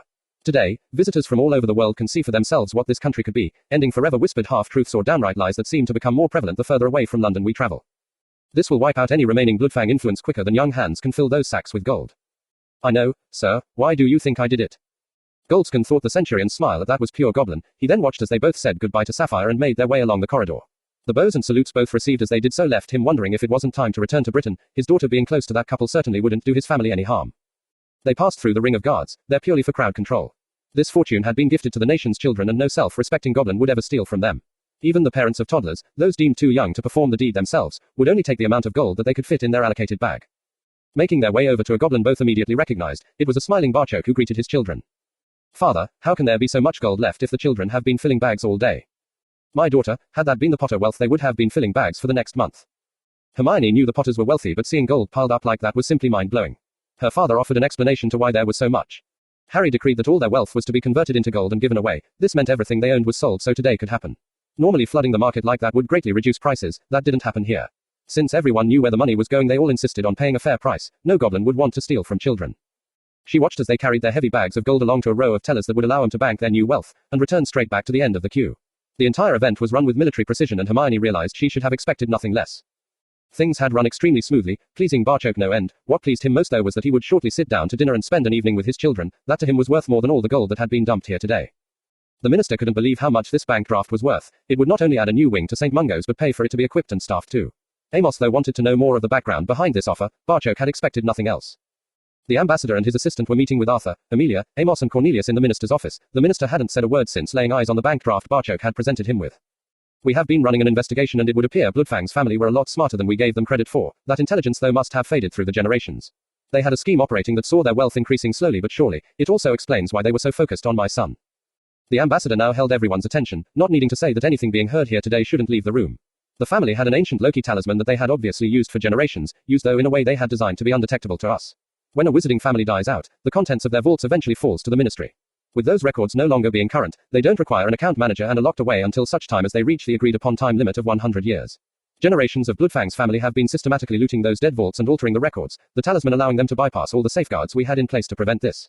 We have no way of knowing how long this has been going on or much they stole, so that bank draft is merely a gift from an embarrassed nation to its friend who has been wronged by a subject of that nation. Harry decreed that everything they owned would be converted to gold before being given away to our children. Our nation was honor bound to ensure that happened. Amelia picked up on something though. You didn't explain why they were so focused on Harry. We think there were two main reasons. Firstly, I don't think I would be breaking any confidentiality agreements if I said that the Potter account is the most senior and prestigious that Gringotts holds. Harry being still alive stopped all that gold from falling into their clutches. Secondly, he's been the catalyst that has brought our nations closer than they've been for centuries, certainly not something Bloodfang wanted. The ambassador was almost growling as he spoke further on the matter. Their intentions that night were to ritually gut Emma and Dan, ensuring the world knew they had been murdered by goblins. Harry's reaction to that would have revolved entirely around Hermione. I really could see both of my children leaving Britain and all of us behind. Of the present company, aside from their father, Bill and Amelia knew the young couple best. Neither could argue against Barchoke's conclusion. That result would have terrified Cornelius too. He made his thoughts on the entire matter known. Arthur has told us how giving someone's fortune away like this is considered a grave insult amongst your people. This is a punishment we at the ministry fully support. I am also delighted on behalf of the ministry to accept this gift from our goblin friends for St. Mungo's. We will also consider this matter closed and continue moving forward as we have been. I would just like to add a personal note that I am deeply sorry your son was forced to take the actions he did. Thank you, Minister. I too was sorry to see him enter the pit again. My son was right though. His actions that day made an impression that will protect our family more effectively than a squad of warriors. Here was the opening Amelia was looking for. Speaking of protection, Mad Eye was raving about how quickly both Hermione and Harry could throw of the Imperius. Imagine his surprise when he next returned to Hogwarts to find Padma and Neville now able to do the same. That eye of his soon spotted the devices those two were wearing. My question is whether it would be possible to get any more. Bill raised his sleeve to show he wore a copper bracelet. This is the device you are talking about. It provides a measure of shielding which enables me to fight off the curse. Padma and Neville now have the same but, like mine, theirs is blood bound to them. I could take this off and pass it to my father and it wouldn't do him one bit of good. Both Padma and Neville are friends of our nation, so there was no problems with them being equipped like this. As my assistant, Mr. William Wesley also easily qualified. The director is currently considering a proposal that would see similar bracelets worn by others at Hogwarts, Susan, Cedric and a number of Weasleys amongst them. That last bit of news certainly pleased Amelia, though she couldn't totally hide her disappointment at what was a very nice refusal. I know you and your nation are bending over backwards to help us, Barchoke, and please don't think me ungrateful that Susan might have some protection from that vile curse. We lost a lot of good people to that unforgivable last time, and the thought of taking away one of their most potent weapons was certainly appealing. Like your ministry, the director has to balance his response to appease the more hardliners our nation also has. His first priority, though, is to protect Gringotts. Can you imagine what would happen to the bank's reputation if a wizard could cast that vile curse and gain access to any vault they chose? The nation can't risk our protections falling into the hands of others. It isn't just Death Eaters who would like to get past our security. Amos too was delighted his son might have the opportunity to be protected from this curse. Like Amelia, though, he too had seen the devastation this curse had caused in the last war. Rather than attempt to have the entire population protected, he tried to find a middle ground that Ragnik could justify to his people. The wards around the ministry should help immensely with this problem. I was wondering though if it would be possible to offer extra protection to certain key personnel. I'm just thinking back to the tactics they used the last time and wondering how much damage could be done by using the curse on someone like Arthur. The ambassador could see something along those lines being accepted and promised to put their case forward. Tonks felt as if they were at last moving forward. Remus had certainly admitted he would take on a relationship with her in a heartbeat, if it wasn't for his furry little problem. She was trying to make him see that, far from hiding things from her, he was more inclined to paint the picture as black as possible. She put it to him that, if his only objection was being a werewolf, it should be her choice if she wanted to see if there could ever be more between them. They were sitting having dinner in the Great Hall and her last question seemed to have pierced the defense professor's shields. Sensing he was weakening, Tonks pushed her temporary advantage with a full frontal attack. Next weekend we'll see most of the students head off to Hogsmeade. I intend to see their visit passes as safely as possible. I plan to spend much of this weekend scouting the entire area with a representative of the Goblin forces. I know you're struggling with the whole idea of us forming a relationship, but I have no intention of diving into anything. If you were to come along this weekend, we could make it a double date with Hermione and Harry. You should be safe from me with those two along for protection. The werewolf was left wondering why she couldn't see what was right in front of her eyes. Tonks, you're young, beautiful, hold our country's top award for bravery and have the entire world at your feet. You could have your pick of any man you wanted, why would you even be interested in me? Again, she had an answer for him, though certainly not one he expected. I'm a metamorphagus, Remus, meaning you could have any woman you wanted. Instead, you have been singularly pursuing an obsession to get to know the real me. Why would you be interested in Nymphadora when Tonks is so much more fun? The marauder thought he was on safer ground here. Remus really should have known better. Tonks is the persona you show the world. Nymphadora is the real you. A young witch I happen to like very much. He'd hoped to make her smile, but this one was almost predatory. Quote ellipsis. And Professor Remus Lupin is the real you. The werewolf is a persona that only has control for one night a month. I certainly think that's a price worth paying to have you in my life the rest of the time. All I'm asking is that we give each other a chance. Surely you could go that far. She then got to see an emotion that the Auror didn't understand playing across his features. Tonks could recognize fear when she saw it. She just didn't know what it was doing there. Remus was practically trembling by the time he answered the young witch. Dora, I could easily fall for you, fall hard. A beautiful smile lit her entire face. Tonks was counting on Remus doing that very thing. Don't worry, Professor Lupin, I'll catch you when you fall, or is that what you're worried about? Sirius was seated next to Remus and had long given up pretending he wasn't hanging on every word spoken between the two. His laugh at Tonks' last comment proved too much for Remus. Do you mind, Padfoot? Actually, Moony old chum, I do mind. I want my godson and his mate to have some alone time when they visit the village, and not spend the entire day protecting their Uncle Remus from the big bad Auror with the pink hair. Henrika was sitting beside Tonks and it was now her turn to laugh, signaling Remus' defeat. The defense professor decided to stop kidding himself. He was already head over heels for the beautiful Auror. He just couldn't see how she could possibly be interested in Remus Lupin and was sure the entire thing would end with him having his heart broken. Not a good condition for a werewolf. Remus had kept to himself for so long the mere thought of sharing his life with someone else terrified him. Peter thought his life was over. The knife at his throat gave a lot of credence to that supposition. When he heard whose hand held that knife, his terror if anything intensified. Well, if it isn't little Peter Pettigrew. What the fuck are you doing here? I better like your answer or you'll never speak another word. Bella then felt a presence in her head, a presence they'd just spent months searching for. Ah Bella, it's SSSS, so nice to know SS, some things SS haven't changed. Your SS still my little killer. Master. Tell Rookwood to come forward, there is SS no danger for my faithful followers SS here. Hey lover, you can come out now, our master's here. Suspecting a trap, Augustus had held back to provide cover for his mate if she needed it. Hearing that their master was present saw him entering the small forest clearing where their search had led them. The very large snake that rose out of the grass to face him originally caused alarm, that was until he noticed the red eyes. He felt his master enter his mind and offered no resistance. To attempt to do so would surely lead to pain. Voldemort was working his way through his servants' memories and not liking what he found there. He couldn't fault their actions, even Rookwood tricking Bella into blood bonding with him won Voldemort's approval. They would never have made it off the island otherwise. Bella killing Lucius saved him a task and Augustus was a much better match for his little killer than that fool she was forced to marry. He too was apparently able to exert a modicum of control over her psychopathic tendencies. He needed to accelerate his plans and gain a new body as quickly as possible. Thankfully having two of his finest Death Eaters to assist him should make that possible. Voldemort pushed what he wanted done into his servant's mind. This process was a lot less taxing for him than having to describe it step by step. It was still a very tired snake who made its way to sleep beside the warmth of the fire Wormtail had going. The transfer process was also very taxing for the person receiving those instructions, and exhausted Augustus sank to his knees and would have toppled if a quick-thinking Bella hadn't caught him. Peter found himself being press-ganged into helping get Rookwood over to the fire. Bella then produced a sleeping bag and they lowered him down onto it. She was then a hive of activity, using his fire and supplies from their pack to quickly whip up some sort of meal. Watching as she then spoon-fed this concoction to a clearly exhausted Rookwood was another big shock for Peter. A domesticated Bellatrix Lestrange was hard to believe. She could see the color returning to her mate's features and brewed the last of their coffee to help that process along. Augustus may be trying to teach her to be more patient, but Bella was desperate to discover what their master had to say. The snake was already curled up asleep. Augustus felt the food and coffee reviving him, at least to the point where he could tell Bella what just happened.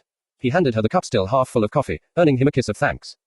Peter, I would like to thank you for taking care of our master. No one else appears to give a fuck. He told me you have gathered all the ingredients for the ritual next week, all except one.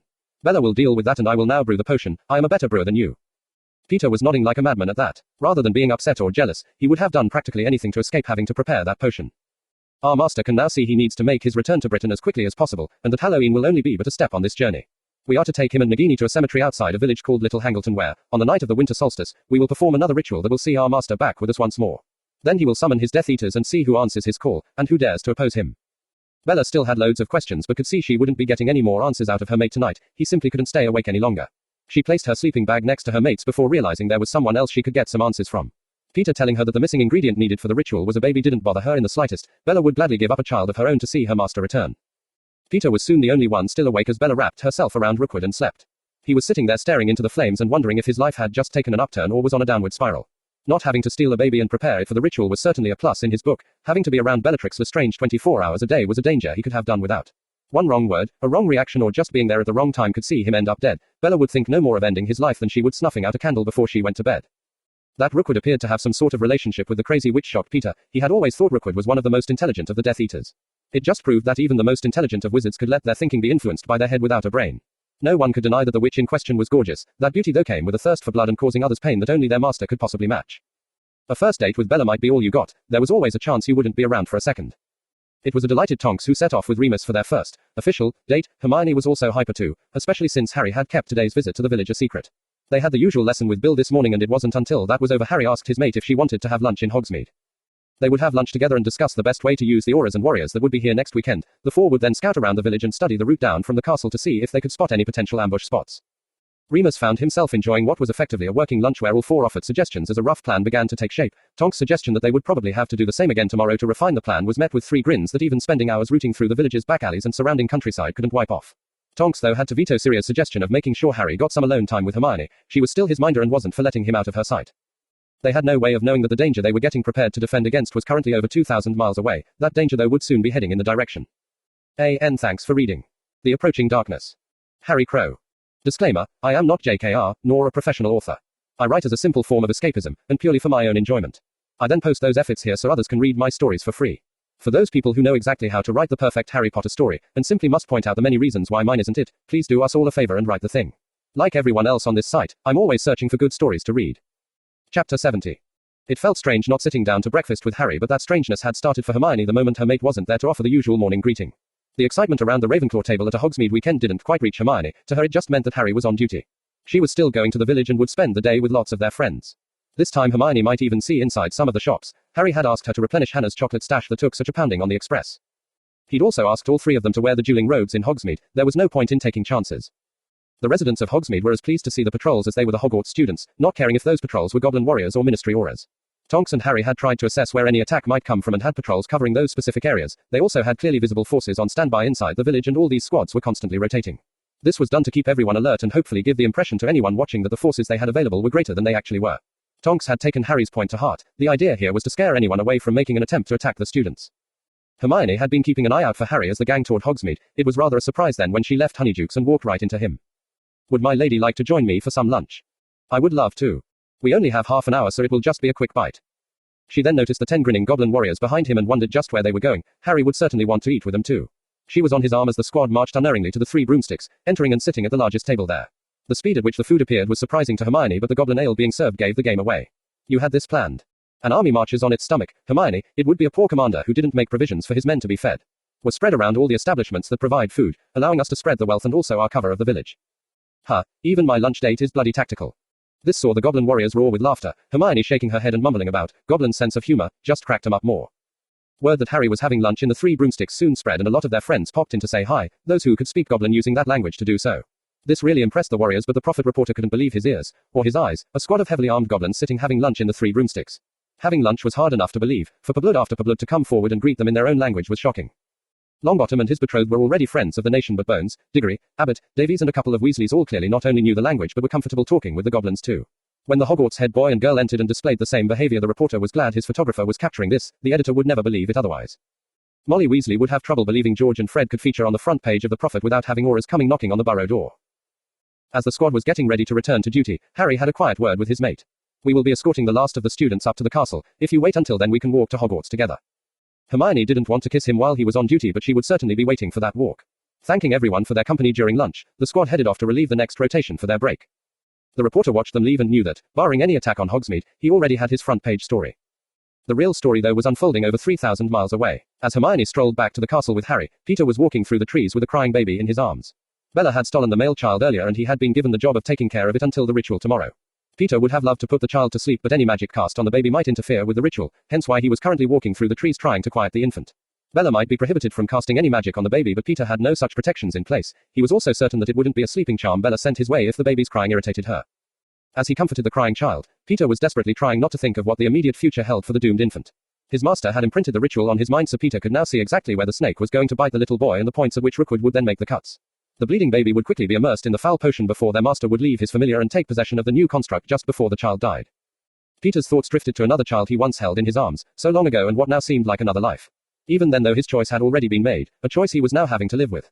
He tried not to look back, or think what his life might have been if he'd made different choices. Peter was only looking forward, though not to what would happen to this little one on Halloween. As Harry didn't celebrate Halloween, and had no intention of attending the feast, he asked Hermione if she would join him for dinner tonight. Again, only Harry leading his squad as they walked back to Hogwarts stopped Hermione kissing her mate. A dinner for just the two of them sounded a great way to finish off a weekend where she'd hardly seen him. Both Saturday and Sunday had been spent patrolling the village.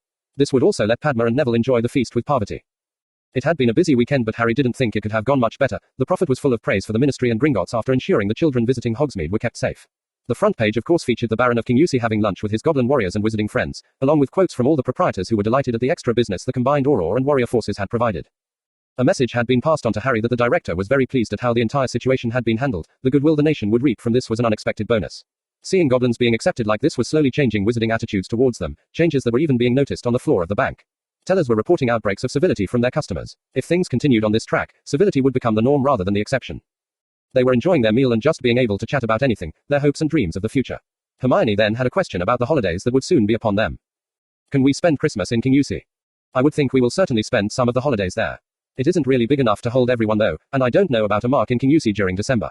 You would probably be better with a giant igloo. Last year Sirius hosted the entire holidays, and threw an engagement party in there too, but I think we might be getting invited to the Bones or the Longbottoms this Christmas. Seeing the sense in Harry's answer, she had to agree. As long as our family is there, that will be fine with me. Christmas in our own home though would have been nice.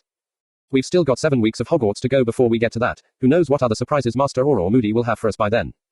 This set Hermione off giggling. I think it was him who got the surprise when you transfigured his wooden leg into a giant banana, with no spell or wand movement. You just know he's going to add that into our fighting techniques. If it caught him out, then it will be worth the effort. I just shudder to think what uses he'll come up with for it. We should invite him to spend Christmas with us, or at least part of it. He lives alone. You get to run that one by the family first. I've learned my lesson about handing out invitations. Hearing Hermione giggle again was music to Harry's ears. He planned to be listening to that cute giggle for many years to come. There was no way the word cute could be applied to the cackle Bella emitted as she lifted her master out of the cauldron. This lack of cuteness applied doubly so to the thing she now lovingly cradled in her arms. The snake venom and the potion had wrought terrible damage on the child's body in order to prepare it as a vessel for Tom's spirit. Skin that was once so soft and smooth now had the look and texture of old cracked leather. A chubby little body had become emaciated to the point where movement was slow and severely restricted. A little hand was still held out though, and such command in a voice coming from this tiny body was startling. Wormtail, my wand. Peter reverently handed over the piece of wood that came alive the instant his master's little fingers curved around it, a shower of sparks shooting into the night sky. I am in need of my rest. We will go over my plants in the morning. Bella had her master wrapped in a blanket and was cuddling him into her breasts. They were going to be traveling back to Britain as a family, with Bella having no trouble playing the doting mother. Rookwood was of course going to be the father, leaving Peter with the role of uncle, an uncle who would have a large suitcase with Nagini resting inside. Peter was pleased that at least he would get to sit on the train this time, rather than cowering under it. If his master had his way, Peter's days of cowering would soon be over. The Dark Lord intended to get a body back and then show Britain why it was right to fear him. The country might have thought it had been experiencing a lot of changes recently, but those would be nothing compared to how the Dark Lord intended to make his presence felt.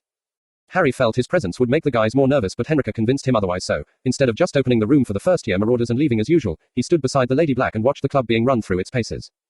They were sticking very closely to Hermione's notes from last year, and Harry remembered this lesson well, the introduction of the stinging hex.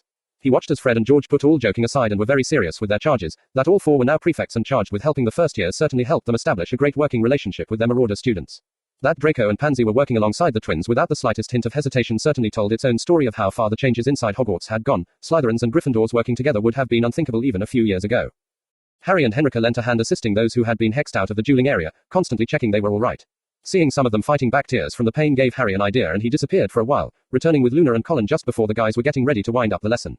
He let the kids get their comforting mug of hot chocolate while their tutors explained exactly why they had done what they did tonight. "Excuse me, Cedric, I really don't want to butt in here, but I thought your students might like to see exactly what our aims are for this club. I have Luna and Colin here, both of whom were at this exact same stage last year. I wondered if your class would like to see how these two fight now." This was an exercise that hadn't been available to Crow's Marauders last year, but everyone concerned could see this as something that would certainly help their sore students. The entire club was soon on their feet, eager to see just what level the second years were at. Harry was limiting the fight to 3 minutes and let them loose in the area Hogwarts had warded.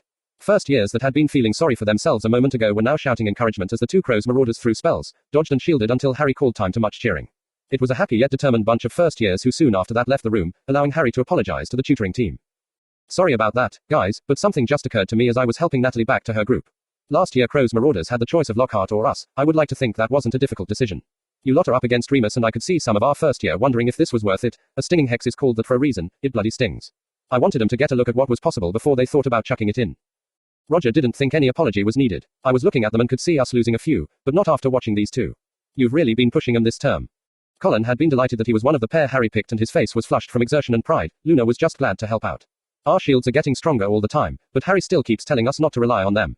They all joined in with what had become their unofficial motto: "The best defense is not to be there." Harry took the ribbing in the good spirit that was intended. "Really well done tonight. I don't know about you, but I certainly found that the hardest lesson to teach last year.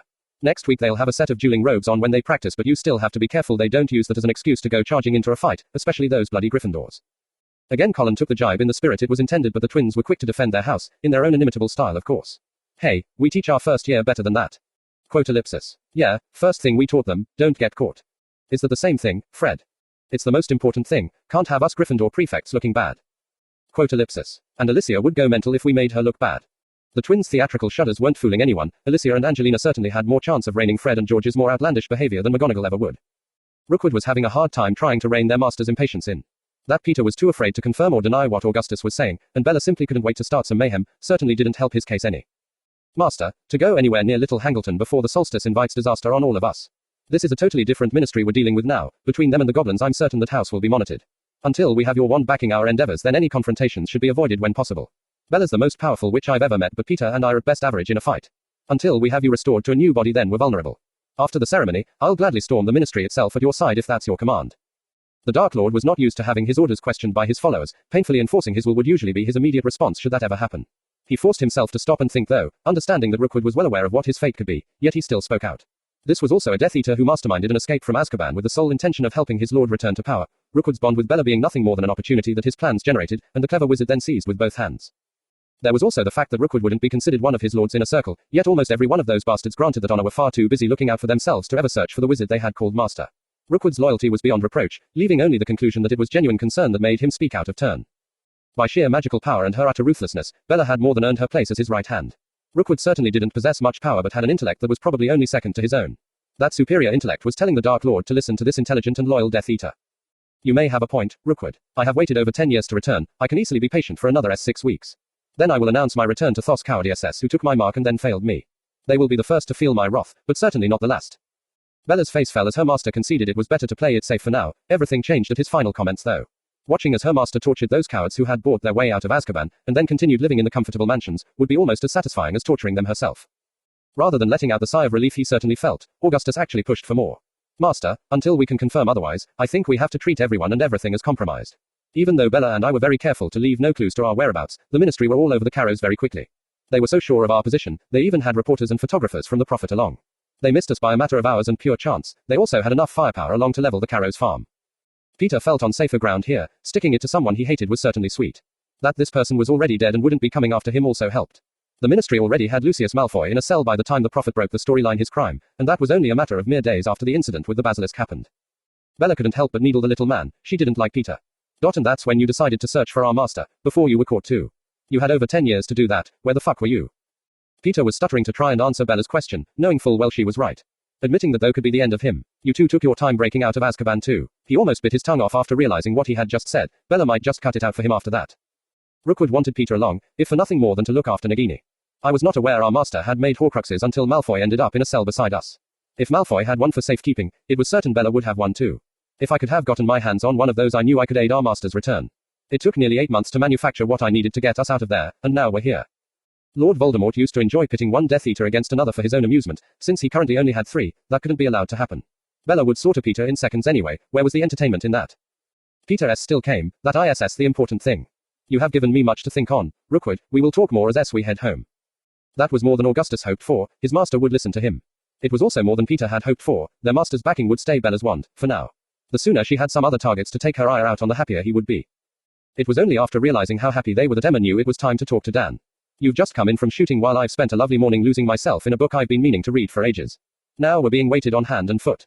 Drinking his tea to wash down the delicious scone he was eating left Dan wondering where his wife was going with this. He decided to let her get it out of her system and then see where they were. We're living here like landed gentry. You're lord of the manor, walking around with a servant beside you carrying your gun, while I'm sitting about like a right lady. Emma was interrupted by a slight pop as a clearly worried Dobby appeared at her side.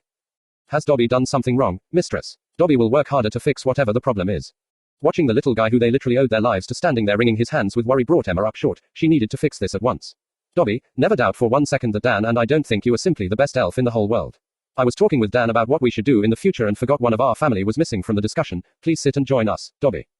Dobby's emotions were always on the surface, so Dan and Emma both watched as he traveled from worry to elation in the space of a few moments.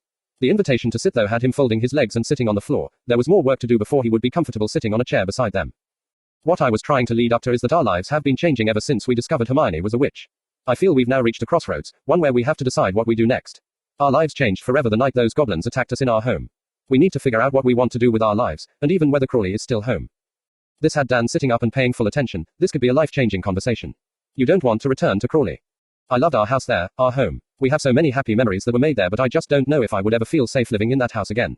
Kingussie actually feels more like home to me now, which is what got me worrying to start with. It was less than a year ago we first laid eyes on this place. Dan had no trouble understanding what his wife meant. He loved Kingussie too. When you consider we tracked down every piece of furniture in this house and you were given carte blanche with the decor, then it's hardly surprising we both feel right at home here.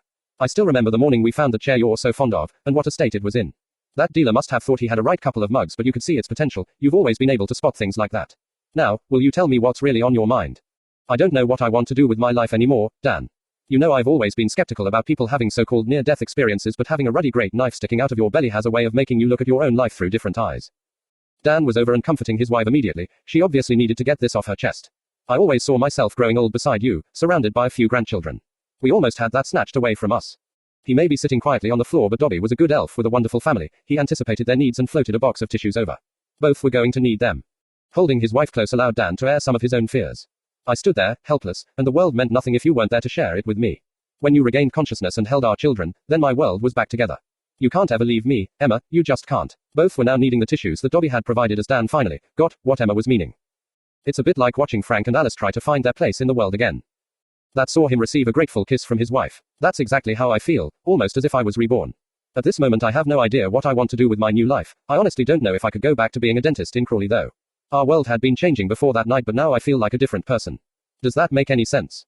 It made perfect sense to her husband. Not only have we changed, but our place in Crawley has too.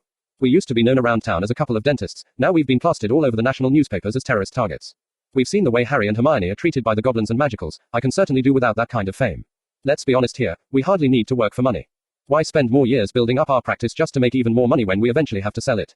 Hermione is already set for life. That ring on her finger could probably buy half our street, and you know Harry would be happy to let us live in any of his properties we wanted to. The realization that her husband understood saw Emma snuggling into Dan. While I don't know if I can go back to being a dentist in Crawley, I don't want to sit about and do nothing for the rest of my life. Dobby could understand his mistress wanting to be busy. All elves like to be busy. Once more he tried to help his family. Mistress, Betsy heard the Lady Potter saying she would like to hold a party here, but the house wasn't big enough. Dobby now had their attention and felt awkward offering his suggestion. Dobby was watching the goblins making homes from the rock, very nice homes. The Grangers were becoming more used to dealing with Dobby now and just let him ramble, knowing he would get there in the end. Dobby was then wondering, if Lady Potter wanted more rooms, and goblins could make rooms out of the rock, Dobby knows this house is built on the same type of rock. It hit both Grangers like a sledgehammer what the little guy was suggesting. Oh my, underneath Gringotts is massive. They could have whatever they wanted down there. Quote ellipsis. And it will all need to be designed, decorated and kitted out. It could be our Christmas present to them, and then we could sit down to discuss as a family where we go from here. Dobby, you will certainly be included in those discussions. A very happy elf was soon dispatched with a message for Barchoke. The goblin's expertise would certainly be needed for this. Bertha didn't know what was behind the message she got, only that it couldn't be good. Nothing good ever came out of Dolores' office. It was a dark day for the rest of the games and sports department when she got dumped on them. She knocked on the door as that sugary sweet voice bade her to enter. Ah, Bertha, I just wanted to congratulate you on a job well done. I'm so pleased that I'm authorizing an extra few days holiday for you. This stunned her, and was certainly unexpected. Why thank you, Madam Umbridge. I assume you'll want me to take them after the presentation to the minister. Oh, I wouldn't worry about that. I have all your notes and am used to giving presentations to the minister. I'm sure I'll manage without you. Your extra holidays can start today. Bertha had a sinking feeling of just what was going on here. She protested again. Quote ellipsis. But surely you'll need me in there too. After all, I was the one who made all the arrangements. Quote ellipsis. And I will be sure to mention that. After all, that's why you are getting this extra holiday, to show how pleased I am with you. Bertha knew exactly why she was being spirited out of the way. All her hard work would be presented under the name of Dolores Umbridge, with no recognition of the fact it was Bertha Jorkins who had done all the organizing of the 3 tasks. That superior smirk on Dolores' face left Bertha hoping the bitch got a little too close to the first task and her ass was properly roasted. Now that would certainly be something worth watching. Rookwood was watching the house, but something about this scene was screaming danger to him, a feeling he hadn't experienced for a while. The journey across Europe and back into Britain had been ridiculously easy. No one really paid too much attention to a family traveling with a young child. Some charms simply said to discourage levels took care of those who would. Back in Britain, Augustus had a plan that should see them safe until the solstice. There were houses all over the country that were sitting empty, and their addresses would be easy to find. A telephone directory would point them in the direction of people named Potter, all of whom had been moved out of their homes for safety. It was one of these empty houses he was staring at now. What's the matter, lover? It looks perfectly normal to me. His mate's comment crystallized exactly what had raised his hackles. That's what's wrong here, Bella, it looks far too normal. This house has been lying empty for months yet appears in perfect condition.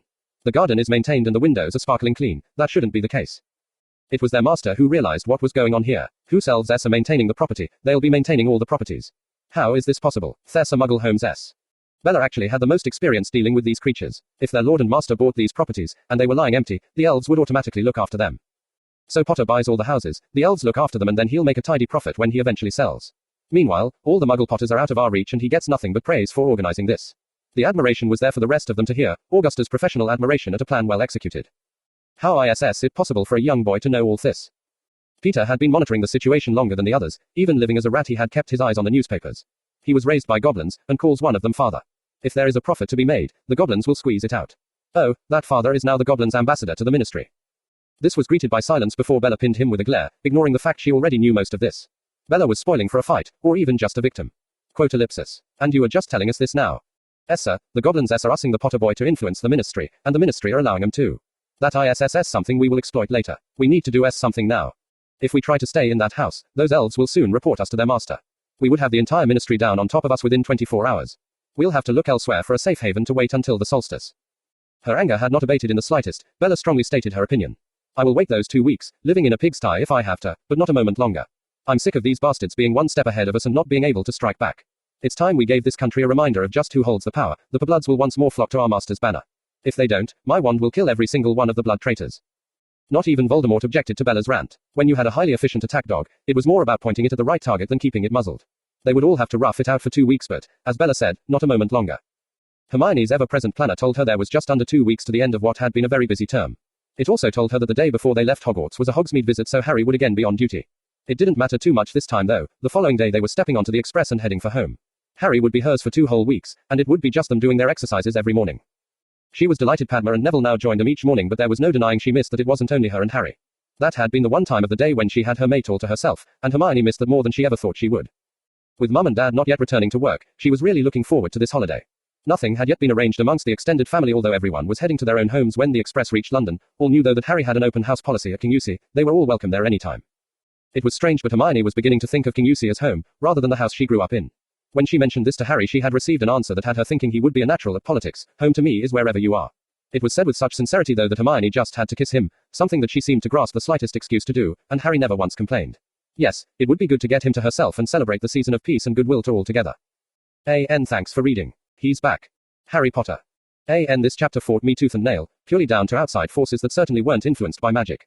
Apple's new iOS 7 has made tweaks to the software I use to write all my fan fiction that have left me wanting to tear my hair out, just as well I keep my hair so short. I can only hope there is a fix for this software soon. Meanwhile, here's the latest fix of Harry Crow. Chapter 71. The Christmas party for Crow's Marauders had been such a success last year that everyone wanted a repeat performance this year too. The new Marauders were first to try the skating rink and they fell in love with it immediately. This time Harry brought Hermione along when he created the room for the club, and the couple then enjoyed a carefree evening skating around the massive Christmas tree Hogwarts had once more provided. They would be back here tomorrow night with their own group of Marauders, while Wednesday had them returning yet again to the ice with the rest of their year group. As happened in the lead up to last Christmas, the remainder of the year groups would see the room used for skating every night. This was particularly pleasing to those in 6th and 7th year. They had Hogsmeade on Saturday, skating that evening before leaving on the Express on the Sunday, a perfect way to end what had been a very hard and busy term for Hogwarts NEWT students. While most of the school were looking forward to a visit to Hogsmeade before traveling home the next day, Hermione could read that something was troubling Harry. She questioned him over her concerns while they were sitting relaxing in the common room. Hermione, if I was a Death Eater then tomorrow would be the perfect time to strike. They will have had a chance to study our defenses and, between no attack the last Hogsmeade weekend and this festive spirit everyone keeps going on about, our troops might just let the guard slip. I won't be able to have lunch with you tomorrow, but I will still be escorting the last of the students up to the castle. I won't relax until every last one is back inside the Hogwarts wards. That's fine, Harry, I'll wait and we can walk back together. Tomorrow will give me a chance to do some Christmas shopping. Any idea what I can get for the Centurion who has everything? You are mine, and that's all I'll ever need. A voice well known to the couple couldn't help but interrupt at that. Getting really smooth there, Harry, but that's no help to us poor souls trying to buy you a present. Apparently, you're supposed to give us a clue. Just remember, I know as much about Christmas as you do. This will only be the third we've celebrated. Don't worry, Padma, you know I'll like anything you give me. Have you decided what you're doing for Christmas yet? The Pattles are staying with the Longbottoms over the holidays. I think there are plans to have a big get-together over Christmas, but I'm not sure where that will be yet. What about you lot? I heard from Luna she was going home to her dad. Yeah, though both were invited to King Yusi. I think she just wants to spend some time with him, but we certainly expect to see them both during the holidays. Oh, we'll be there at some point, Harry, and thanks again for asking. Luna had just walked into the common room with some of her second-year friends in time to catch the end of their conversation. Luna, you know you don't need an invite, just turn up anytime, you'll always be welcome. Oh Hermione, I forgot to mention I invited someone else for the holidays. With Tonks insisting she's still on guard duty, I invited Remus to King Yusi for as much of the holidays as he wants. Not the Minister of Magic and the Director too. Ah well, I'll just have to do the best I can. She couldn't hold her giggles any longer, that this always made Harry smile seemed to have Hermione giggling more than she ever thought possible. Hermione wasn't giggling when she met Harry to walk back to Hogwarts the following day. Although he was now smiling, it was one of relief and Harry was clearly exhausted. Did you actually take a break at all today? No, and I'm famished too. I don't think I've ever looked forward to a feast as much since arriving at Hogwarts. Everyone is safe and I will certainly be tucking in like Ronald Weasley tonight. You start displaying table manners like that and you'll be eating by yourself, Crow. I was thinking more in terms of amount consumed, Hermione, not feeding technique. I've seen dragons with better table manners than him. That got no argument from his mate, she had far more pleasant things on her mind. This time tomorrow, Harry, we will be sitting having dinner in our own home. I don't think I've ever looked forward to leaving school this much. That type of sentiment coming from Hermione raised Harry's concerns that something was wrong. I know that extra defense training 4 times a week has been hard on all of us, we could cut it back next term if you thought. Centurion be damned, Hermione kissed him until he was quiet. I'm looking forward to going to our home, Harry, not getting away from Hogwarts. Arm in arm, the Centurion and his mate walked beside a squad of warriors and shepherded the stragglers back into the safety of the Hogwarts wards. Hermione thought her mate had been right, only then would Harry truly relax. It was only seeing a very happy Natalie running toward them that allowed the McDonalds to finally relax. Their daughter had sent him a letter home every single week since she left, but that was just no substitute to seeing for themselves that she was practically glowing with happiness. It had been a terrible wrench to allow their little girl to attend boarding school, magical or otherwise. Here was their first indicator that sacrifice might actually be worth it in the end. She was trying to hug them in greeting and say cheerio to her friends at the same time, seeing that Natalie had so many friends delighted her parents. That possibility was one of the main reasons they had consented to her attending Hogwarts in the first place. As they had been standing beside the Grangers waiting on the train, Roy got a chance to thank Harry for looking after his little girl. Harry was just happy that Natalie seemed to have forgotten all about her experience with the Dementor on her trip to Hogwarts. Sir, I am only one of the people who looked out for her. Natalie's made friends in every house and I think she's enjoyed her first term in Hogwarts. Dad, Mum, I've loved it. Feasts, the Merlin Ball, the Marauders Club and we were skating inside the castle for our Christmas party. Hogwarts is just amazing. This drew smiles all round, actions that were being repeated the length and breadth of the platform as families were reunited. Edmund was watching closely as his daughter seemed a different person from the one that entered Hogwarts as an 11-year-old witch. She was confident, bubbly and a string of students approached both her and Draco to wish them a Merry Christmas. He also saw the lad's mask slip back into place the instant Draco spotted him. Pansy too lost some of her bounce as they headed in his direction. The greetings were cordial and Draco promised to contact Pansy soon before he headed off to where his mother was standing. Edmund had also noticed the Knot girl happily waving goodbye to friends before joining her family. This was certainly not how he expected the daughter of someone spending the rest of their life in Azkaban to be treated. It would seem that Crow was as good as his word and only the guilty were being punished. Now that he couldn't access the ministry, he was beginning to think this might be his best option for protecting Pansy's future. With him being at least considered as a Death Eater, there really weren't any other betrothal offers out there for his daughter. It was another daughter though who kept sensing something wasn't just quite right. Eventually she had to speak out. Okay, Mum, what's going on? I know you're hiding something, so you might as well tell us now. Emma was blushing like a kid caught with her hand in the biscuit tin, though Dan raced to her rescue. We have a surprise for you, but you're going to have to wait until we're back home to see it. Harry was fine with that and hustled Hermione along, whispering in her ear as he did so.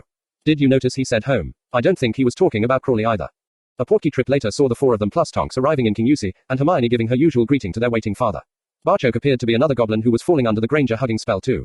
It was only after entering the house proper that both teens noticed they had gained a staircase, only this one was going down. It was a very nervous Emma who answered their initial queries. We made a few alterations to the house, we did have a lot of help though. Harry looked questioningly to Tonks. You knew about this? I knew there was a surprise waiting on you in Kingussie, but that's all. That's why Remus won't be arriving for a few days. The word is that it's a family surprise and he didn't want to intrude. With the other three adults smiling nervously at them, Harry took Tonks and Hermione by the hand and led them down their new staircase. He wanted the Auror to know she was considered family and would be having words with Remus when he eventually arrived too. What awaited him down there though took the breath away from the now astonished trio. A cavern that appeared about the size of the entire house above had been hewn out of the granite. With the walls and domed ceiling being constructed entirely of the same material, the light from 6 magnificent crystal chandeliers had the entire construction glistening like sunlight being reflected off the sea. That you could easily hold a ball for well over 100 people in here left the couple struggling to know what to even call it, saying it was a room just didn't do this beautiful place justice. Hermione's mouth was moving but there was no sound coming out. Her mother though knew the questions she would be wanting to ask. We knew you loved the house but also that it didn't have enough room to hold a party for everyone you would want to invite. Once we took this idea to Barchoke, well, you can see the results for yourself. It was to his father that Harry directed the couple's first question. How is this even possible? The work involved would have taken more time than there was available. The goblin smiled at his children, pleased to see how happy they were with this while looking forward to seeing their reactions to the other surprises that would be coming their way. As Emma said, we had a lot of help. The elves wanted to play a part in this too. As we dug out the rock, they were removing it just as quickly. The director also wanted some way of saying thank you for all your efforts and assigned every builder in the nation to this project. This isn't all of it. That statement saw Hermione finding her voice. You mean there's more? Barchoke led him over to a specific part of the wall and ran his finger down it. The stone wall became 2 doors that swung open and led to another cavern. This one clearly wasn't finished, but there was a very good reason for that. This could be a training room, or whatever you want it to be. Emma even suggested putting a swimming pool in here at one end, something that would be rather easy to do. We wanted to leave those decisions up to you. Barchoke again found himself the recipient of a hug from his daughter. Hermione then used the same method to make sure her mum and dad knew she was happy about this too. We thought you would like to have everyone here for Christmas but wanted to wait until speaking with you first. At the moment we're looking at Christmas here and then bringing in the new year at Amelia's home. Hermione's squeal of excitement might have interrupted Emma but was music to all of their ears. She jumped on a just as pleased Harry. We get to spend Christmas in our own home. That's exactly what I wanted, but now we can have everyone here too. Harry had Hermione's feet off the floor as he spun her around, basking in her obvious happiness. He did pick up on something else though. Mum was certainly pleased at their reaction but still appeared nervous about something. Clearly there was more going on here than they had been told. He gently lowered Hermione as she too began picking up on some of this. What else do you have to tell us, Mum? Harry's question caught them flat-footed though it was again Dan who came to his wife's rescue. I think we need to be upstairs with a cup of tea in our hands before we get to that. He then took Emma's arm and they walked back up the new staircase. This had Hermione worried until Harry nudged her attention in father's direction. The wide grin he was wearing might have stopped her worrying but her curiosity just hit new heights. Tonks clearly had no idea what was going on and again needed convincing to be part of this discussion. It was only after Emma was seated in her favorite chair and Dobby had served tea that more information was forthcoming from her. Again the young couple's worries were dispelled by the huge grins Barchoke and now Dan were sporting. The goblin healers had never used the procedures needed to save my life on a muggle before. It was perfectly understandable then that they wanted me back for regular checkups. My visit last week gave us quite a shock. It turns out I'm 3 weeks pregnant, for now, and you are going to have a baby brother around about the middle of August. With her revelation being greeted by stunned silence, Emma was getting more worried by the second. Well, what do you think? Hermione's emotions suddenly welled over and she burst into tears while springing at her now pregnant mother. Both were freely crying while clinging to each other. Harry on the other hand was sitting quietly muttering to himself. Those mutterings got louder and louder as he clearly liked what he was saying. I'm going to be a brother, I'm going to be a brother. His grin now clearly matched that worn by the other 2 males in the room. Both Granger females were still in tears but their crying had now reverted to laughter at Harry's antics. He was only 1 step away from jumping up and down with excitement. Men, your father's reactions were very similar to Harry's. Hearing that, Hermione got up and practically bruised her father's ribs with the power of her hug. Both though were extremely happy. The healers were not only able to tell me I was carrying a boy, they were also able to say the boy would be a wizard too. Another magical child in the family. Hermione was now sitting cuddling into Harry, both clearly happy at all the news they had heard today. Dan knew it was time for a family discussion. He too had no problem including Tonks in this and even called on Dobby to sit with them, embarrassing the little guy by giving him the credit for the new, downstairs. Your mother and I were already considering what to do with our futures. This development just focused our attention on what we wanted those futures to be. We took the view that our daughter has already mapped out her own future. Your mother and I still intend to play a large part in that life but, since Harry is already paying your Hogwarts fees, for our decision we considered you now financially independent. This saw Hermione's head whip around to look at Harry. You are mine, and I am yours. You know enough about our culture now to understand that's the way it has to be. You are my mate. Harry then turned his attention to Dan and Emma. Both of you are welcome to live in any house I own for as long as you like. If there isn't one exactly where you want it or how you like it, we can buy or build whatever you want. Hermione was once more snuggling into her mate as Emma beamed a smile at the boy who'd come to mean so much to all of them. Here was her son basically saying they could live whatever dream they wanted. Actually, you goblins must be rubbing off on us. Your father and I decided that, as long as our family was together, then that was the most important thing. Both of us, though, are sure we're finished with our practice. The house in Crawley we'll keep for a while yet. We were hoping you wouldn't mind if we lived here with you. She never got to say any more as Emma suddenly had her arms full of two emotional teens, both clearly happy with that decision. Goblin laughter was heard as Barchoke just couldn't resist. I told you so. Both would like nothing better than to have everyone staying here all the time. I still can't believe I'm going to have a little brother. A horrified look came over Harry as Hermione's words threw up a potential problem. I can't believe we'll have to return to Hogwarts next year and leave our new brother at home. This was Dan's cue for some payback. Oh, so you don't care about leaving us? Emma, though, still needed to hear the words from her children. Are you both really okay with this, us moving in here and me being pregnant? Hermione merely glanced at her mate. That was all it took for Harry to know he was the one elected to answer that for both of them. Mum, hearing that makes this one of the best days of my life. To have children running around this house will be a dream come true, a dream Hermione and I thought was many years away still. That I'll have a brother is something I never ever thought would or could happen. Dan almost choked on his tea at that, but Emma was now beaming a megawatt smile in her children's direction. Their minder could also see how pleased they were at this news, but had a question for Dan and Emma. Is this a secret, or are you going to let others know? I had to practically threaten Dan, otherwise there would have been an announcement placed in the Times. We were only keeping it quiet until we could tell these two. This was not something we wanted to send by Urgit. This set Hermione off giggling again. I can't even imagine what Roger's comment would be to us finding out our mother was pregnant, or Harry dancing on the Ravenclaw table in delight. Master, Bella is pregnant. I know she wants to prove she's your most faithful servant at the ritual, but I would like to humbly ask if I could be chosen instead. The thing that now contained the spirit of Voldemort pondered the problem he faced here. He had 3 servants, 2 of whom's loyalty was unquestionable. Which one did he give the honor of showing the devotion to him to? I will take that into consideration. Her carrying a child might have an adverse effect on the ritual. I was actually favoring Peter to carry out that part, providing he doesn't fail me tonight. He won't fail, Master. Bella will make sure of that. Peter is only going to identify the target. Bella will be the one who takes that target down and secures them. They should be returning shortly, though I impressed on Peter not to rush it.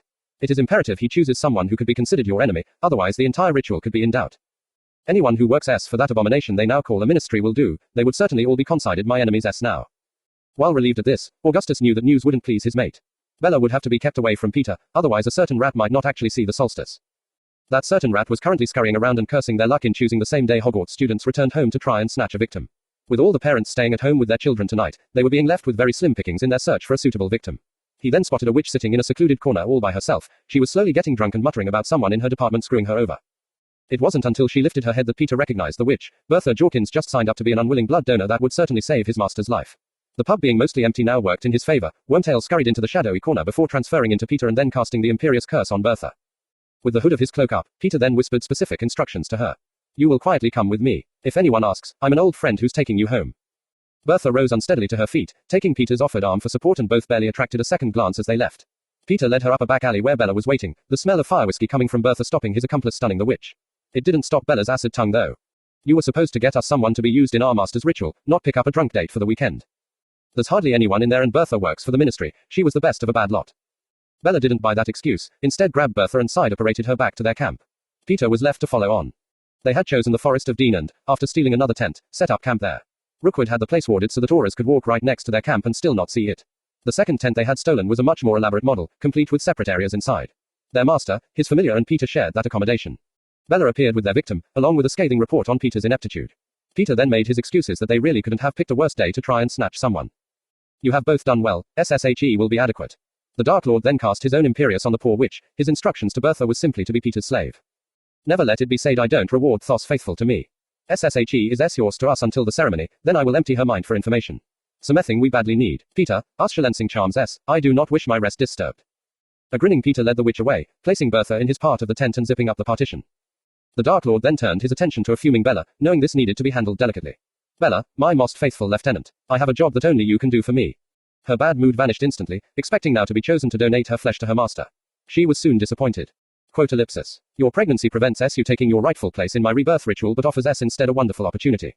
Your child shall be the firstborn of my new reign, and will be trained by their parents to one day stand with me. He or SSHE will be treated like my own child and rule by my side. The Dark Lord's reputation as a master manipulator was well earned. He played on his followers' hopes and fears to perfection. Bella was now prostrate before him, swearing the eternal allegiance of her entire and yet unborn family. Augustus was also delighted that his pregnant mate wouldn't now take part in a dark ritual that could have harmed their unborn child, while Peter was a lot easier to please. All tonight's problems easily solved, and it cost him nothing. That, and only having to spend one more day in this constructed and constricting body, put the Dark Lord in a better mood than he had been for years. All in all, it was a very happy camp, not something that could usually be associated with Lord Voldemort. He still intended to punish those of his followers who were brave enough to answer his summons after he regained his body. Those who didn't answer would pay the ultimate price for their betrayal. Traveling using Muggle transport had also exposed the four of them to the Muggle media, an experience that just might have provided a way to wish Harry Potter a very Merry Christmas. He intended to make the boy's every waking moment a nightmare, and leave his sleep so full of horrific dreams he would eventually beg Lord Voldemort for death. Harry, are you asleep? No, Hermione, come in. I'm guessing you couldn't sleep either. Oh, I'm just too excited to sleep. I feel as if every wish I ever had is all coming true, but I can't seem to shake the feeling that the hammer is about to fall on us too. Harry had been lying in bed and trying to lose himself in a Spider-Man comic, but the same kind of thoughts had been troubling him as well. I know exactly what you mean, Hermione. In any battle, when things are going far too well for your side, that is usually the point when something totally unexpected happens and turns all those carefully laid plans into dust. All we can do is take every precaution we can think of and continue to train hard to meet those that catch us out. Hermione snuck under the covers, needing to hold her mate for comfort. I feel happy, excited and scared all at the same time. I was worried about Mum and Dad's safety before. Now that Mum's pregnant, I'm actually terrified for them. We've made King Yusi as safe as we possibly can, so them staying here is perfect. They will also have Dobby to watch over them. We both know how devoted that little elf is to our parents. If the situation suddenly deteriorates in Britain, then we'll have to try and convince them to leave for the island. Nothing can touch them there.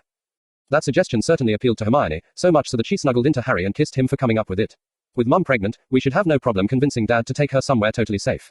Our only problem might be stopping them trying to drag us along too. Hermione, you all know I'm a centurion. If there's going to be a battle, then my place is at the front of the warriors. It's taken time for me to win the respect of my fellow centurions and our warriors. Hiding safely on my island would totally destroy that respect, and me too. I know, Harry. Just remember though, me not covering your back in that same battle would totally destroy me as well. That's why we all train as hard as we do. Padma and I know our mates are going to be at the center of this war if it kicks off again. Harry knew there was nothing to be gained by arguing over this at the moment. In all probability it would be the circumstances that dictated their response anyway. Hermione, let's just concentrate on the now while training to try and meet whatever the future brings.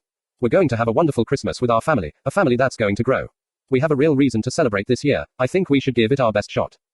Having heard enough, Dan headed off to bed himself. It was extremely hard to find fault with Hermione going to Harry when they were both concerned for their safety. One thing that Dan did agree with, first sign of danger and Emma would be paddling any swollen ankles in the crystal clear waters that surrounded Harry's tropical island. Barchoke had read both of them perfectly. They had been delighted with the changes made to the house and ecstatic at the thought of having a little brother. He also agreed with Harry's assessment that they had more than normal to celebrate this Christmas. Dan certainly intended to do so. Bertha didn't think she would see Christmas this year. What was worse, part of her was hoping she didn't. Being a slave to that bastard Pettigrew was not a life worth living as far as she was concerned, especially since that thing they were calling Master was threatening to rape her mind when whatever they were up to here was finished. That Bertha was currently in a cemetery and bound to a headstone didn't bode too well for her future anyway, not with Bellatrix Lestrange and Augustus Rookwood here too. The Imperius had been removed and she'd screamed every insult she could think of, and some she came up with on the spur of the moment, at that bastard Pettigrew, much to the amusement of Lestrange. Now Rookwood was placing the ugly thing in a massive cauldron full of bubbling potion and Bertha was praying it would drown. When the grave at her feet suddenly opened and part of the corpse buried there made its way into the cauldron too, Bertha knew for certain that prayer wasn't going to help her tonight. She wriggled and fought as best her current circumstances allowed as Rookwood approached her with a wicked knife in his hands. For some sick reason, her struggles just seemed to please him more. After her blood was added to the cauldron, Rookwood then handed the knife to that little shit Pettigrew. Bertha was pleased to see the sick bastard looked ill with the thought of what he was now expected to do.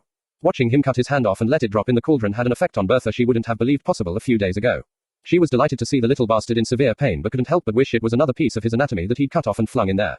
Bertha would certainly have been prepared to volunteer her services, and to ensure the cut was as ragged and painful as she could make it.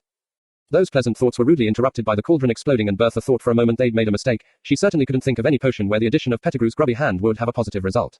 The sight of a body appearing from the resulting mist though destroyed that fantasy. Rookwood quickly stepped forward with a robe for the figure while Lestrange handed it a wand. Both then got on their knees before the tall figure. Peter was already on his knees, clutching his stump to try and slow down the blood loss. There was absolutely no sympathy heading in his direction from Bertha. Ah, my faithful servants S. Peter, hold forth your arm. Bertha watched in horror as Voldemort's wand conjured a silver fully functioning hand for Peter. Considering what part of his anatomy she'd been wishing Peter had cut off before, witnessing this was the final straw for the witch. The contents of her stomach were now displayed down the front of her robes, but Bertha really couldn't give a shit. She was currently sobbing and right on the edge of hysteria. This seemed to amuse her captors though, and attract Voldemort's attention.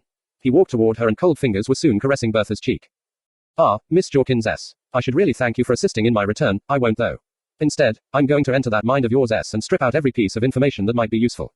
This will leave you nothing more than a drooling idiot. There is S some good news S though. Peter has S already proven he's S not too fussy. I really don't think it will affect the relationship you two already have. Rookwood and Lestrange were roaring with laughter at that, but Bertha finally lost it. She started screaming and just couldn't stop. This delighted the Dark Lord. He'd basically broken this witch purely by fear. Now that was power he had certainly missed being able to wield. It was time to start reminding people just how powerful Lord Voldemort actually was. Bella my dear, could you hold out your arm for me? Pansy was rudely awakened by someone roughly pulling on her arm. As her senses slowly came online, she was greeted by the sight of her father standing there. He didn't give her time to say a word. That was time Edmund Parkinson didn't have. Pansy Parkinson, I, Edmund Parkinson, cast you out of the Parkinson family forever. So mote it be. Pansy felt the magic swirl around her and was in tears as she sought some answers. Father, why are you doing this? What have I done? You will leave this house at once and never come back. Never, you understand. Go to Draco, and take your mother with you. The wards on the Malfoy home will protect you. You need to go, now. Pansy found herself dragged out of bed without even time to grab her housecoat. She was marched to the flue where her mother was standing stoically waiting on her. Pansy, you need to contact Draco to get permission for me to come through too. Hurry girl, we don't have much time. As Pansy's head was in the flue, Edmund kissed his wife before he too was forced to leave. He knew the Dark Lord would be punishing his followers, and that he delighted in using wives and daughters to extract revenge on those Death Eaters that displeased him. That Pansy was young, beautiful and betrothed to Draco Malfoy meant her fate would have been sealed. The Dark Lord wouldn't pass up an opportunity to torture both families at the same time. Edmund could only hope these goblin wards were as good as they were portrayed. The goblins had been more than kind to Severus. His cell could never be considered luxurious, but he had discovered that goblins didn't really indulge in luxury. His home was certainly adequate for his needs and could even be considered comfortable. He certainly wasn't comfortable now. The pain in his arm and the cold sweat from knowing what that pain meant were currently responsible for his discomfort though. It was impossible for Severus to answer his former master's summons. The fact that he thought of the Dark Lord as his former master meant his decision was already made. The prisoner rang for assistance and soon had a guard at his door. I respectfully request a meeting with Ambassador Barchoke. I have information vital to the safety of his son, Centurion Crow. Severus then showed the guard his forearm. The black tattoo was now animated and appeared angry. The guard nodded in understanding and left at once. As Severus sat there and waited on the ambassador, he was faced with the irony that his life was so much better now, thanks to a Potter and a Black. He understood that the goblins treated the young couple as mates, and it was ironic that the Muggle-born wife of a Potter granting him the ability to communicate in Goblin had certainly positively affected his life and status. That book written by the Lady Black also gave him insights into what was happening all around him, insights that were allowing him to integrate more and more into the nation. So much so that Severus now thought of this as home, which was why there was not the slightest hesitation tonight. Severus Snape had made his choice and it wasn't to serve a madman. Pansy, we both made our choice, you know I have to do this. Quote ellipsis. But he's my father. No he's not, I'm disowned. Draco was standing holding his betrothed as she broke her heart over the situation. He really didn't know how to deal with this, but his thoughts drifted to how more and more he had built a method for handling situations. His new yardstick was, what would Harry do? After asking himself that, his decision was easily made. He left a surprised Pansy standing there while he made his way over to the desk that had been his father's. There was an exquisite knife sitting there that his father had rather pretentiously used to open scrolls he'd received. Draco had a much more important role for the blade. Both Mothers and Pansy were now looking apprehensive as Draco returned armed with the blade. That was until he cut his own palm before passing the blade to Pansy. She knew at once what her betrothed was proposing here. Both had read all about this in a rare book they found in the Malfoy library, a book Hermione now owned. Without a second's hesitation, she cut her own palm and clasped her betrothed's hand. Both mothers were soon in tears as they watched their children perform the bloodbound ceremony. Narcissus understood Draco was offering this to Pansy in a bid to heal her hurt at being disavowed, and she'd never been prouder of her son. They watched on as a silver glow grew up their arms and into their shoulders. Draco kissed his mate and rested his forehead on hers. Pansy, you are mine now and we will make that official whenever you feel ready. There will be no pressure from me, but there is still something I need to do. We've both made our choice, just as your father has. That was a very brave thing he did tonight. We can't let that bravery go to waste. Pansy kissed her mate before nodding in agreement. Draco passed her over to their mothers before he headed to the flue. It had taken mere minutes to discover from Elspeth why her husband had acted the way he did. Draco now needed to flucle Sirius and get him to put the warning out amongst the family. He's back. Thanks for reading. I won't make the same mistake again. Harry Crow. Disclaimer, I don't own Harry Potter nor could my writings ever be considered canon. If you're okay with that then please read on. Chapter 72. The Dark Lord was back living in the lap of luxury, exactly where Tom was sure he really belonged. Lord Voldemort had just had a stellar evening, acquiring his new body before dishing out punishments to those of his followers brave enough to return at his command. He then left them lying there while he enjoyed shredding the mind of the Ministry Witch for information. That information had him pondering his next move against the Ministry and Potter that is. He'd known exactly what else was going to be accomplished on his first evening back. Lord Voldemort had approached his recovering followers and asked who wanted the pleasure of having their lord stay with them. All had of course begged for the honor, just as he'd already chosen whose house he was going to take over. On arrival, Peter led his drooling husk of a girlfriend in search of a bedroom in their new home while Tom dismissed Bella and Augustus to do the same. That left the Dark Lord alone with his familiar and a prostrate host, Edmund Parkinson.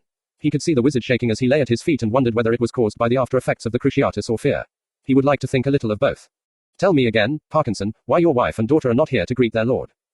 The Death Eater tried to keep his voice steady as he answered his master. After I collected my daughter from the Express, I made an attempt to end Pansy's betrothal to the Malfoy brat. She threw a tantrum before the disrespectful bitch swore she would disown her family rather than let that happen. I wasn't about to stand for that dishonor against the Parkinson name, so I ejected the little bitch from the family before she could carry out her threat, and then ordered her out of my house. I can only assume she went to her betrothed, and that my wife accompanied her.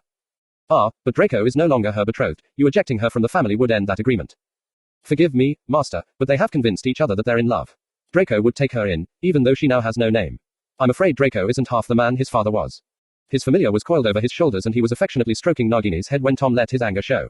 Bella made dear Lucia's death far too quick. She may have been pressed for time and had very limited options available, but I certainly wouldn't have been so merciful as to cut his throat and let him bleed to death.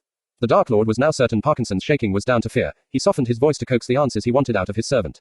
Your daughter attended Hogwarts and is even considered a friend of Potter's. Tell me everything you know about this boy. Quote ellipsis. And that's all we know at the moment. The minister felt ill at hearing this news, and took no comfort from the fact that both colleagues he was currently meeting with didn't appear to be coping with this news any better than he was. It's not much to go on, Amelia. Amos couldn't believe what he was hearing. Surely you're not disputing he's back. We now have confirmation from 2 different sources. I'm not disputing that. All I'm saying is we don't have a lot to go on. We don't know where he is, or even if he's in Britain. He summoned his Death Eaters. How many of them turned up? The only piece of information we do have is that he's back. How does the ministry respond to that? We have no idea of our enemy's location, strength or intentions. Cornelius let that sink in before reinforcing his point. Do we really want to blaze what little news we do have all over the country and ruin the holidays for everyone? Commercially speaking, today and tomorrow are 2 of the busiest shopping days of the year. This news breaking would certainly put an abrupt end to that.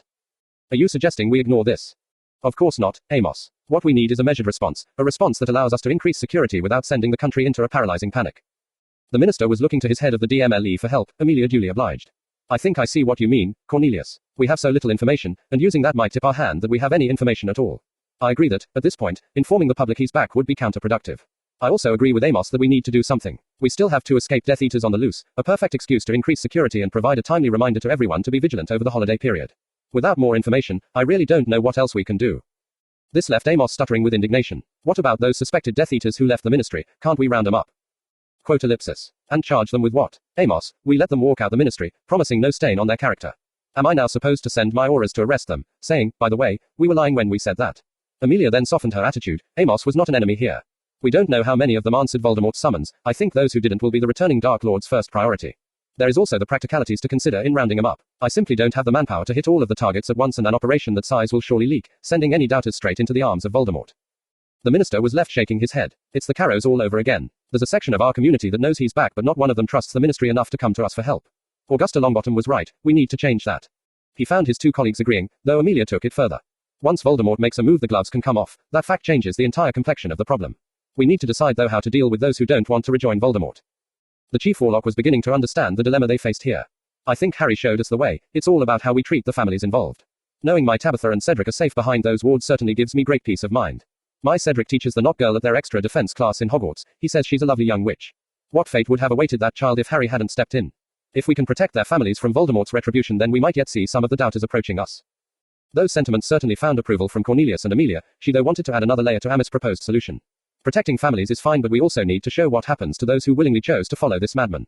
Their masks hide nothing now. Kicking them out the ministry means we now know who at least some of them are. We strip them of any source of respectability, wealth or possessions, and then ensure they're aware we'll take them down hard, and then execute those who survive being captured. Cornelius was quite pleased with the initial ideas this impromptu meeting was throwing up, but something else just struck him. I think we need to get Arthur in here. He needs to know in case Voldemort starts attacking Muggles. I also want him to contact Ambassador Barchoke. St. Mungo's needs warded against Death Eaters as quickly as possible. I don't give a shit how much it costs, or if it tips our hand that we know he's back. Those people need protecting now.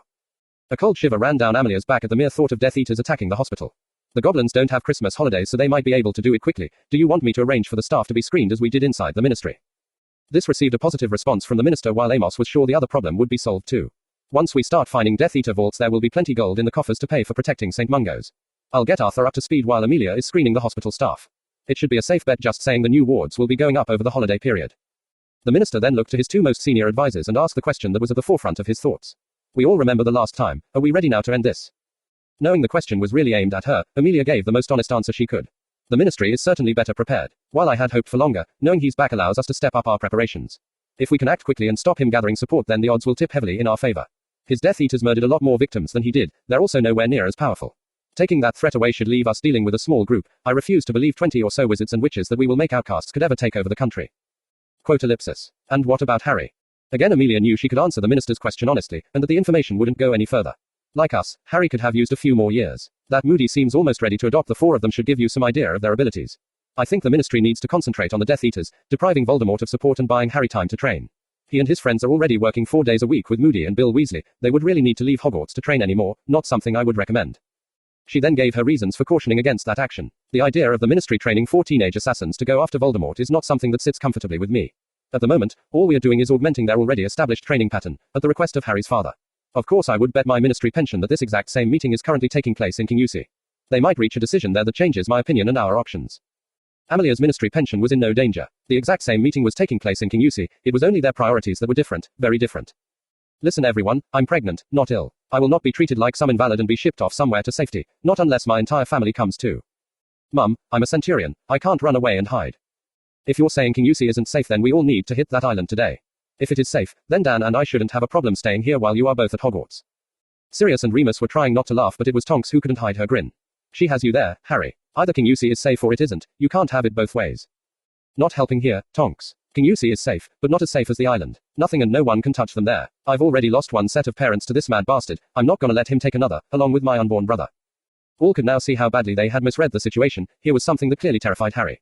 The troubled teen soon had his arms full of both Granger ladies while he sat on the sofa. His father though thought that it might take something a bit more practical to ease his son's fears. Harry, I will move into King Yusi when you both return to Hogwarts. I can also have emergency portkeys made that will take you through the Hogwarts wards and bring you both straight home. An emergency signal could see you and Hermione back here in under a minute. Yes, the island is safer, but please think what you're asking here. A mother to take herself out of danger and leave her children behind. We both know neither Emma or Lily would ever do that. Harry was currently clinging to the two most important women in his life as if he was never letting go. What if we didn't go back to Hogwarts? We could stay here and train every day. It was Emma who moved his head around so Harry was looking directly at her face. I will not have you both dropping out of school to become my bodyguards. I will have Dan, Barchoke and Dobby here to do that, and also a pistol like the one Alice carries. You already train enough as it is. I simply won't stand for it. It was Barchoke who again tried to make his son see reason, knowing that his fear was crushing his own dose of logic on this matter. We don't know where Voldemort is, how many followers he has or what his intentions are. Until we do, then life must go on. It might take him years to build up any sort of organization and become a threat again. We can't all put our lives on hold waiting to find that out. I guarantee you that, should we discover he intends to attack here, we will all be sitting on the beach within minutes of learning that. Harry looked to his mate, Hermione's nod indicating she thought this was the best they were going to get. Hermione felt almost as if she was betraying him but had to speak her mind. Harry, I don't think I could handle any more training than what we do now. Our bodies and magic barely have time to recover as it is before it's time to go again. There's a very good reason this training is usually reserved for witches and witches over 17. He really couldn't disagree with Hermione. All four of them had been looking forward to the break, though they certainly intended to keep up their exercises every morning. Okay, can we get those portkeys as quickly as possible and an alarm disc added to Hermione's wand holster? He then turned back to face the woman he now thought of as Mum. You send that signal, we'll come running. I need you to promise though that you will set off the alarm if you need us. She looked at the very serious young man and her equally grave daughter. Emma's heart melted at the anguish she saw reflected back from both of them. Harry, Hermione, at the first sign of danger our main option would always be to get out of here. If we can't do that, I promise I will send for you both. Again they had to settle for the best deal they could get. Hermione then turned her attention to Sirius. Will Pansy and Draco be alright at Malfoy Manor? Voldemort will know exactly where they are so they would be welcome to come here. Both are keyed to the flu at Grimmauld. I'll add their mothers too and that should give them an escape route if needed. They are coming here on Christmas Day anyway so we can talk with them then. If we're done here, I really need to go and greet the in-laws. Lucas and Mo are portkeying in today. We'll see you all on Christmas Day. Remus rose to follow his fellow marauder out. He was heading for the Longbottoms to pass on the bad news to the rest of the family. Barchoke was intending on heading back to Gringotts when Tonks stopped him. You need 3 portkeys and alarms. They don't leave Hogwarts without me. If you could tie all the portkeys in together that might save some time too. Barchoke could only smile before nodding in thanks to the young Auror. Tonks wasn't finished though. She then turned her attention onto Dan and Emma. I was about their age just before Voldemort was defeated, and things were really bad then. Breakfast at Hogwarts was always eaten in silence as we waited for the owls to tell us who had lost loved ones the night before. I would have gladly given my right arm to be able to offer my parents the level of protection these two just gave you. She could see this was opening the Granger's eyes to just how bad the situation could get. It was to Emma that Tonks aimed her next comment. I respect your decision, Emma, but this is a matter that certainly isn't over. Situations can change very quickly and there is simply no argument against that island being the safest place for you both. If I could get my mother and father to go, I would send them there too. Seeing how effective Tonks' argument was against Dan and Emma, Harry quickly jumped in. Your mum and dad would certainly be welcome, Tonks. So would Frank and Alice or Smeeta and Ramrau. What about Draco and Pansy's mothers? Pauline Knott has a little sister too young for Hogwarts. She and her mother might be targets too. His mate joined in, knowing her parents were far more likely to leave the country as part of a group who were at risk. There must be others who are going to be targeted. We need to put our heads together and make a list. Dan interrupted his daughter. I thought we were safe behind these wards, that anyone carrying the dark mark couldn't cross them. Wards are like shields, Dan. Hit any shield long enough or hard enough and it will eventually fail. This had Dan looking at Barchoke as if he'd been sold a pig in a poke. The goblin offered him some reassurance of his earlier statement. That shield being attacked will set off an alarm and still protect you, at least long enough for our warriors to arrive. They would then need to decide the odds they faced and either evacuate the people out of there or stand and fight the attackers. The wards buy you the precious time. The better the wards then the more time you have. Ours are simply the best. Harry agreed with his father but didn't want pride in their wards to negate the advances they had just made in shifting the Granger's point of view toward reaching the decision he and Hermione badly wanted. While our wards are unquestionably the best, we really don't know just how well they'll perform if Voldemort turns up with a few dozen Death Eaters and starts trying to bring them down. It's obviously not something you can test until it actually happens. Our entire magical community knows I'm the Baron of King Yusi and we've made no secret of the fact you are both staying here. That might be a target that's just too tempting for Voldemort to resist. You've both already been attacked because of me. I simply don't want that happening again. Both Hermione and Harry could see that it wouldn't take much more to change Dad's mind. Mum was always going to be the sticking point. Emma then surprised her children. We're all going to be together over Christmas and New Year. Let's enjoy the holidays and then we'll sit down and talk about this again before you head back to Hogwarts. Emma knew she'd gotten it right when her arms were suddenly full of two happy teens. Dan had another question though, this one aimed at Harry. I understand you being worried about us, but aren't you scared, or at least surprised at this madman's return? We always knew he would return one day. That's why I train as hard as I do. Ever since I re-entered the magical world, my entire emphasis has been to try to prepare all of us for this happening. I'm not scared because I know Amelia will be hunting down the Death Eaters and Father will be doing his best to see them financially crippled too. Barchoke couldn't help but stand behind his children and put his hands proudly on their shoulders. Only the fact they were still sitting on the sofa meant he didn't have to reach up to do so. The wards around the ministry had taken away their anonymity. The ministry can then use the actions of the Death Eaters to destroy any shred of respectability. The nation will then lawfully snatch their family fortunes right from under them, and that gold will be used by the ministry to aid the Death Eaters' downfall. The nation was always going to stand behind Harry. That the ministry has promised to do the same puts us far ahead of any predictions we had for this event eventually happening. We're working very hard to ensure all our children are in as little danger as possible. This was something they all wanted to hear and Harry used it to further push their agenda. If he'd returned without those changes being made, we would probably all be heading for our island today. If that had been allowed to happen, all our predictions said it would require nothing short of a miracle to stop Voldemort taking over the country. I'm a warrior with a warrior's training. That training teaches us not to fight against suicidal odds like that, especially for a country that won't support you. Gringotts would have made a strategic withdrawal out of Britain and left its people to deal with the problems of their own making. This left all three Grangers and the young Auror shocked, looking to Barchoke for confirmation. The goblin didn't disappoint. It's easy to forget how far we've come in the last 2.5 years. Before Harry attended Hogwarts, the nation trying to inform the ministry that Voldemort had returned would have needed to be accomplished by the procedures put in place and bound by treaties, a memo through the Department for the Regulation and Control of Magical Creatures. With Lucius Malfoy still at large and Death Eaters at the highest levels of magical society, what do you think the chances of us being believed would have been? Voldemort would have taken over the ministry and then turned his greedy eyes to us. We would then be faced with the option of fighting a war we couldn't win or withdrawing in the hope of fighting another day. That really is no choice and our decision would not have been a difficult one.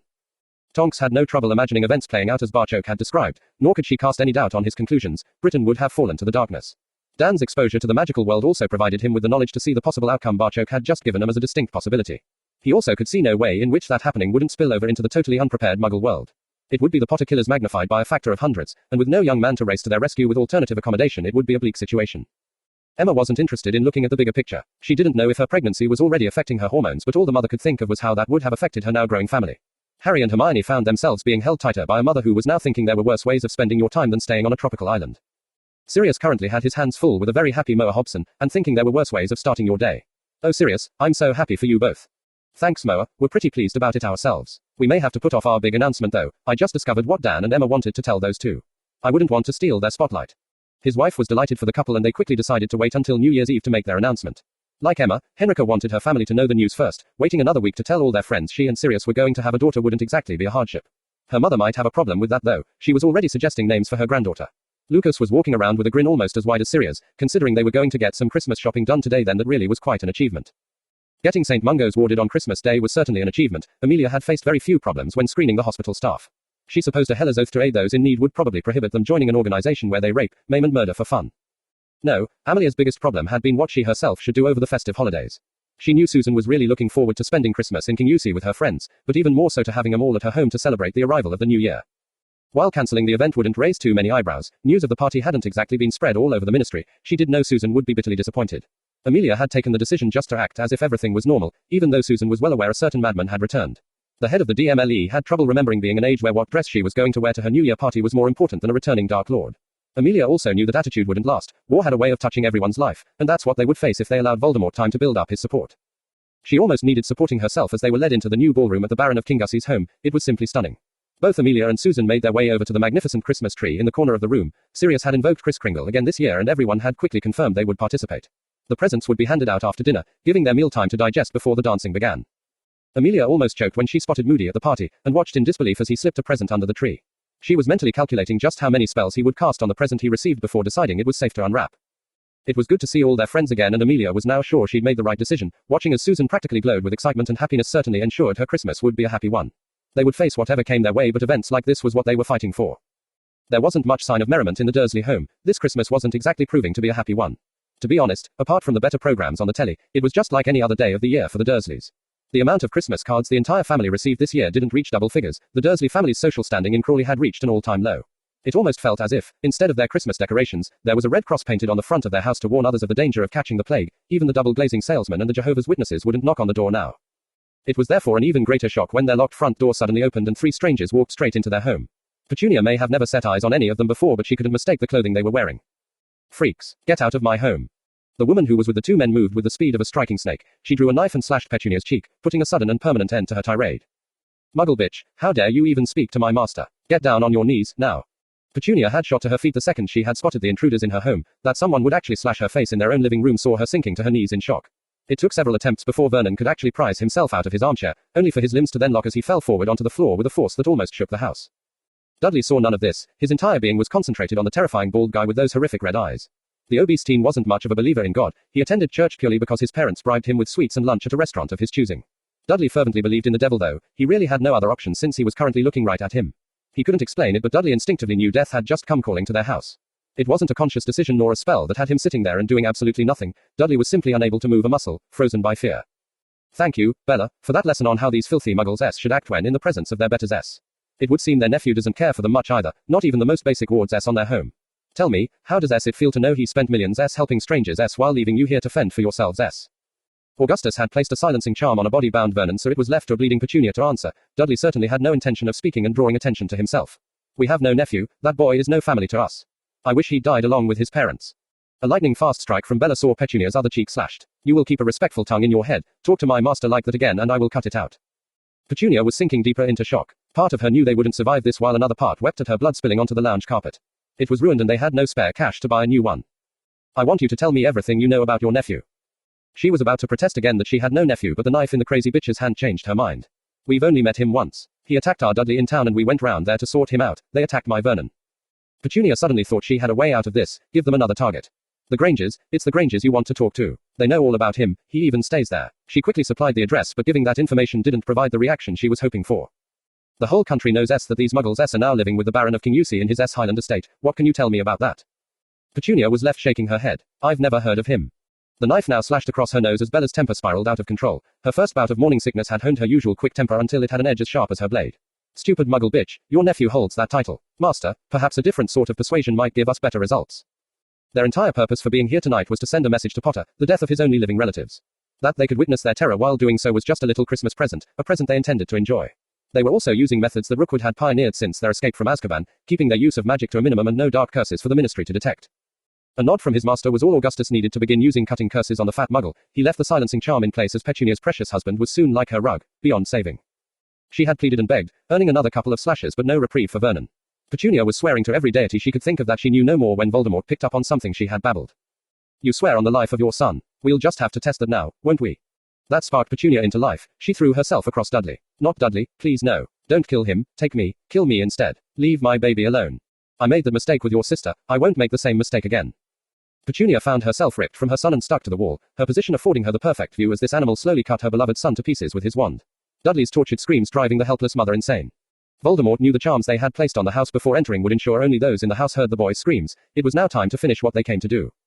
Bella, my dear, time to leave your lovely message for our young Mr. Potter. She approached Petunia and ripped the front of her dress apart. Taking her knife she began to carve letters into the muggle's living flesh. Petunia was all out of screams by the time Bella was finished using her body to create her macabre form of artwork. With her husband and son now lying dead, it was a relief when that blade finished its work, its last task cutting her throat and finally ending her torment. As the 3 murderers left the scene of slaughter, there was no need to cast the dark mark over their evening's work. The muggle festive lights and decorations that surrounded them couldn't possibly pierce the darkness they had just left behind.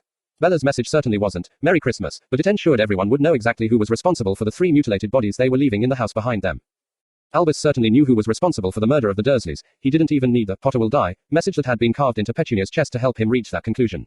His own source had quickly confirmed that Voldemort had returned, and here was an unmissable indicator of his intentions. This was clearly targeted to cause the maximum possible psychological damage to young Harry. As he put down his newspaper, Albus was finding it difficult to generate any sympathy for the obnoxious muggle family he had argued with all those years ago. He'd warned them in great detail that this outcome was a distinct possibility if they didn't take Harry into their home. They had refused Harry and the blood protection their nephew would have provided. They thought they knew better than Albus Dumbledore, assuming they were safe simply by moving home, and Albus had been proven right.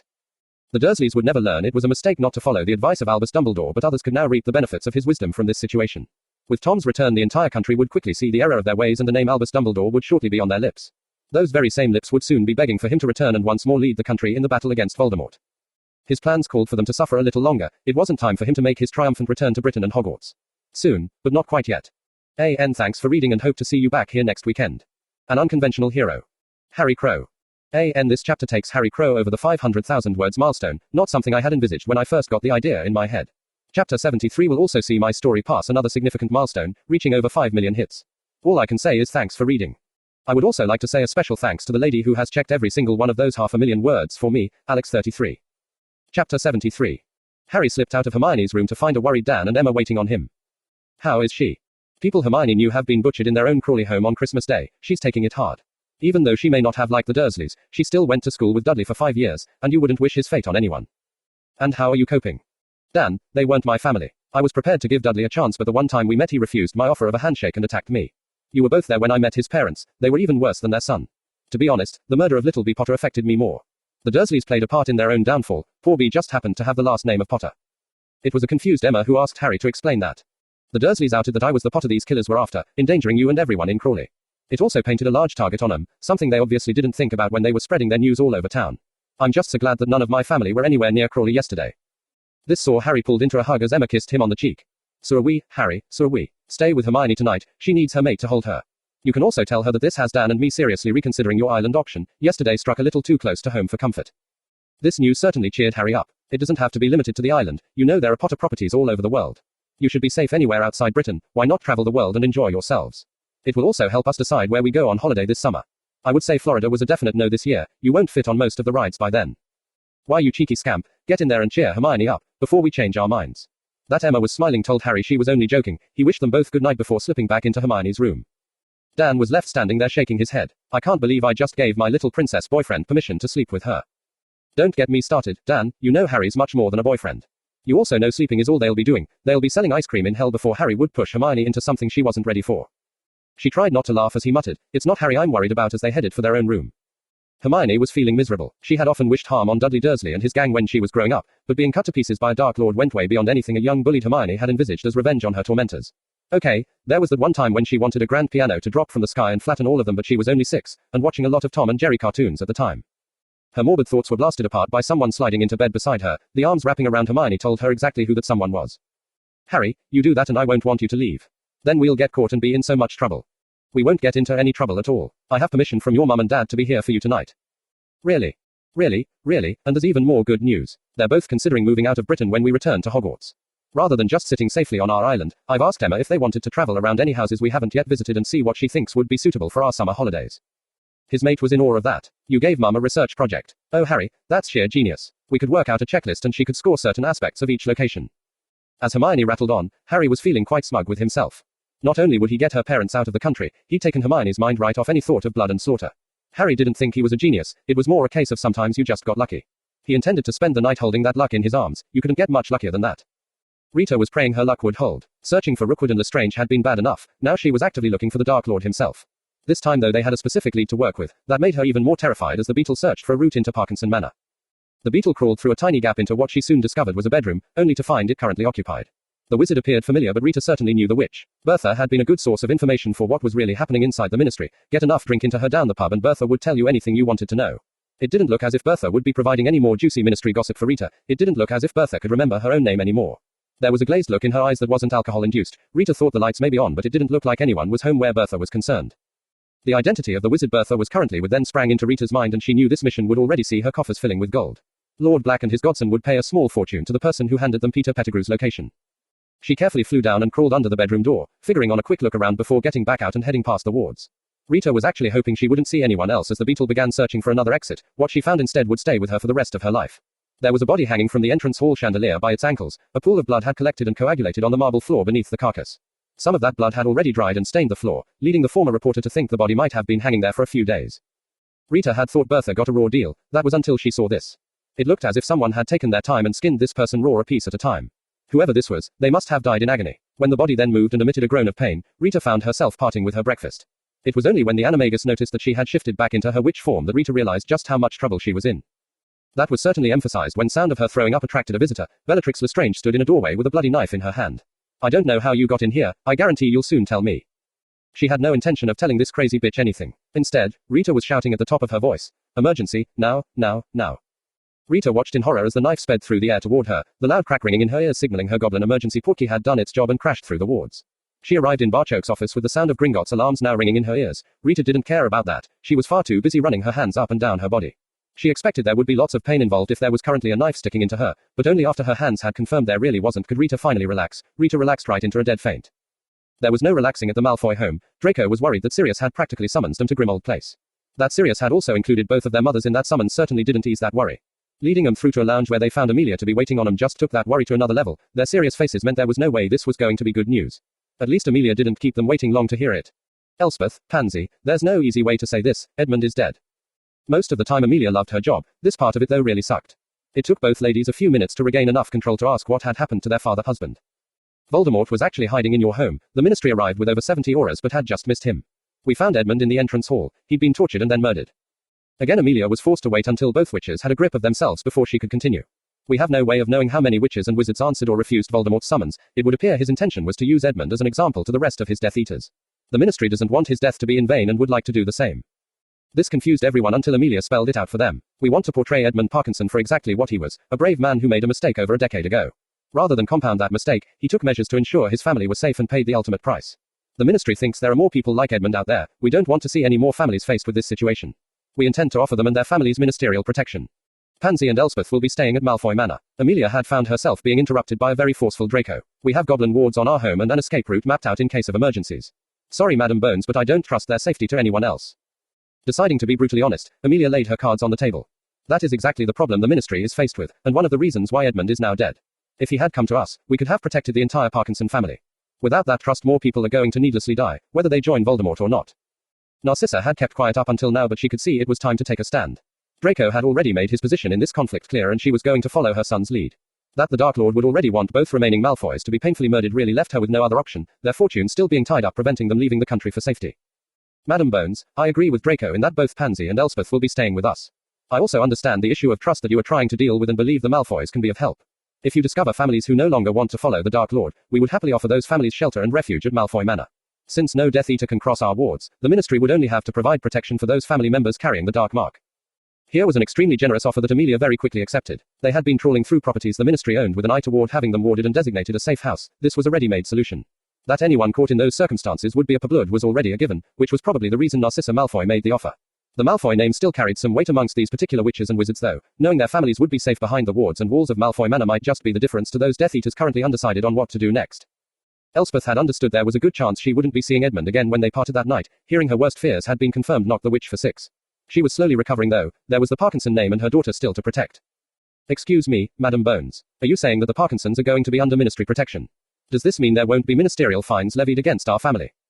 That's exactly what I'm saying, Elspeth. The Ministry will protect not only the family members but the family name and fortune too. We intend to let this public offer sit for a few days before waging all-out war on every Death Eater we know about. Using Veritaserum on those Death Eaters we capture should provide us with any missing names. We want to use your husband's death to publicize this offer. Even if we only save one more family, it would be considered a success. Pansy was currently clinging to Draco with her tears soaking his shirt. It was to her mother though that he aimed his advice. Elspeth, Pansy and I have already made our choice. We've rejected the Dark Lord and all that he stands for.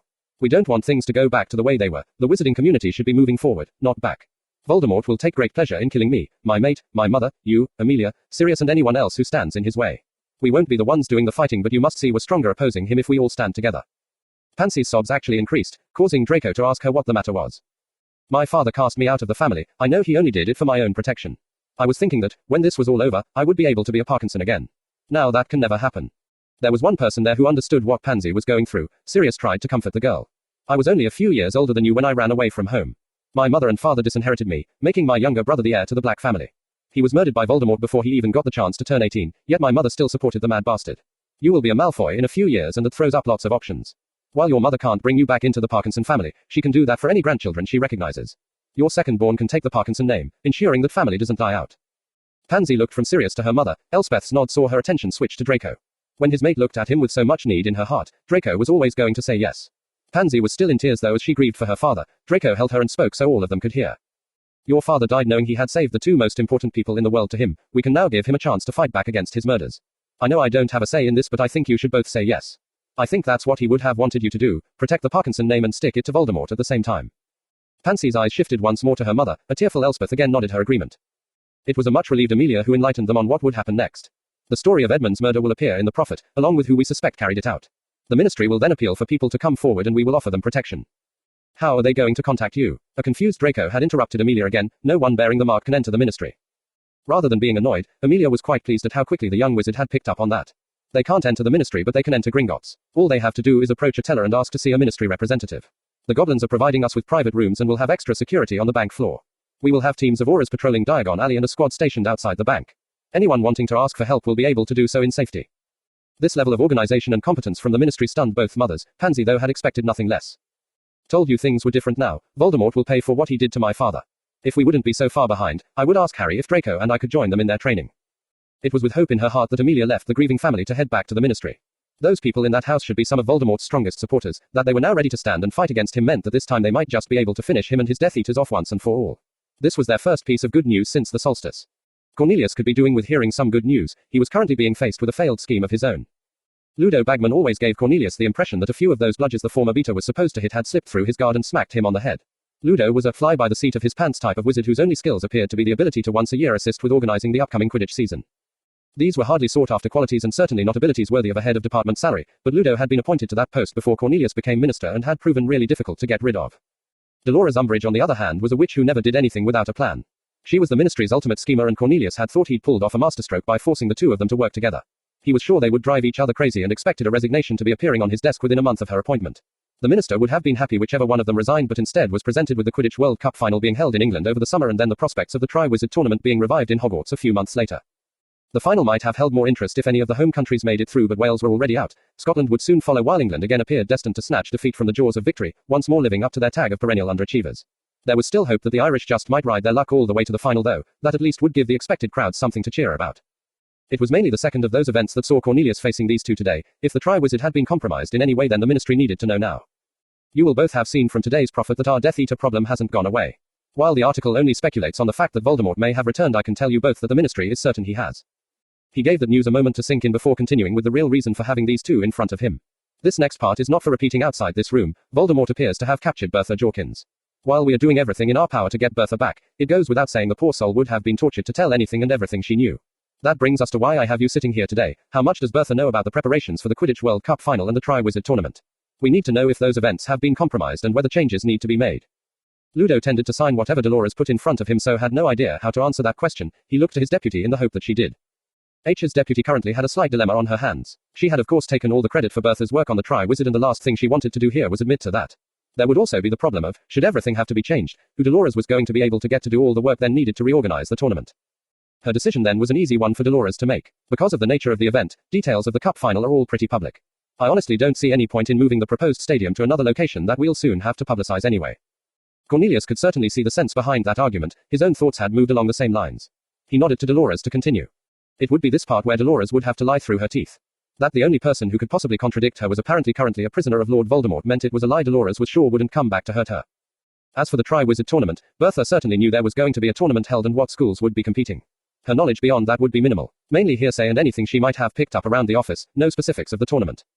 The minister had to accept the facts given to him but Cornelius had more to say on the matter. The next few months could be critical for our country. I may have to take decisions you don't like but people's safety has to be our first consideration.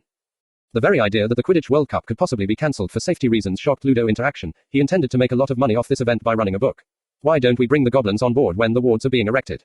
If the stadium was inaccessible to Death Eaters then that should remove any threat to the spectators' safety. If things get anywhere near as bad as they were the last time, being able to enjoy a cup final in safety would give wizards and witches something to look forward to. Cancelling this prestigious event would see our standing drop not just in Europe but all over the world. I like the idea of the wards and will task Arthur with making inquiries to Ambassador Barchoke on the matter. We have no intention of letting things get as bad as the last time but these high-profile events will be tempting targets to these terrorists. We have to weigh up the damage to our standing cancelling events would have against holding them and our security being seriously breached. The ministry will proceed as normal at the moment but the next few months will be crucial for more than the future of these tournaments. Ludo and Dolores left the minister's office, shocked at the change in Cornelius. Both left wondering how these possible changes would affect their projects and even the working environment in the ministry itself. It would appear there were big changes on the way.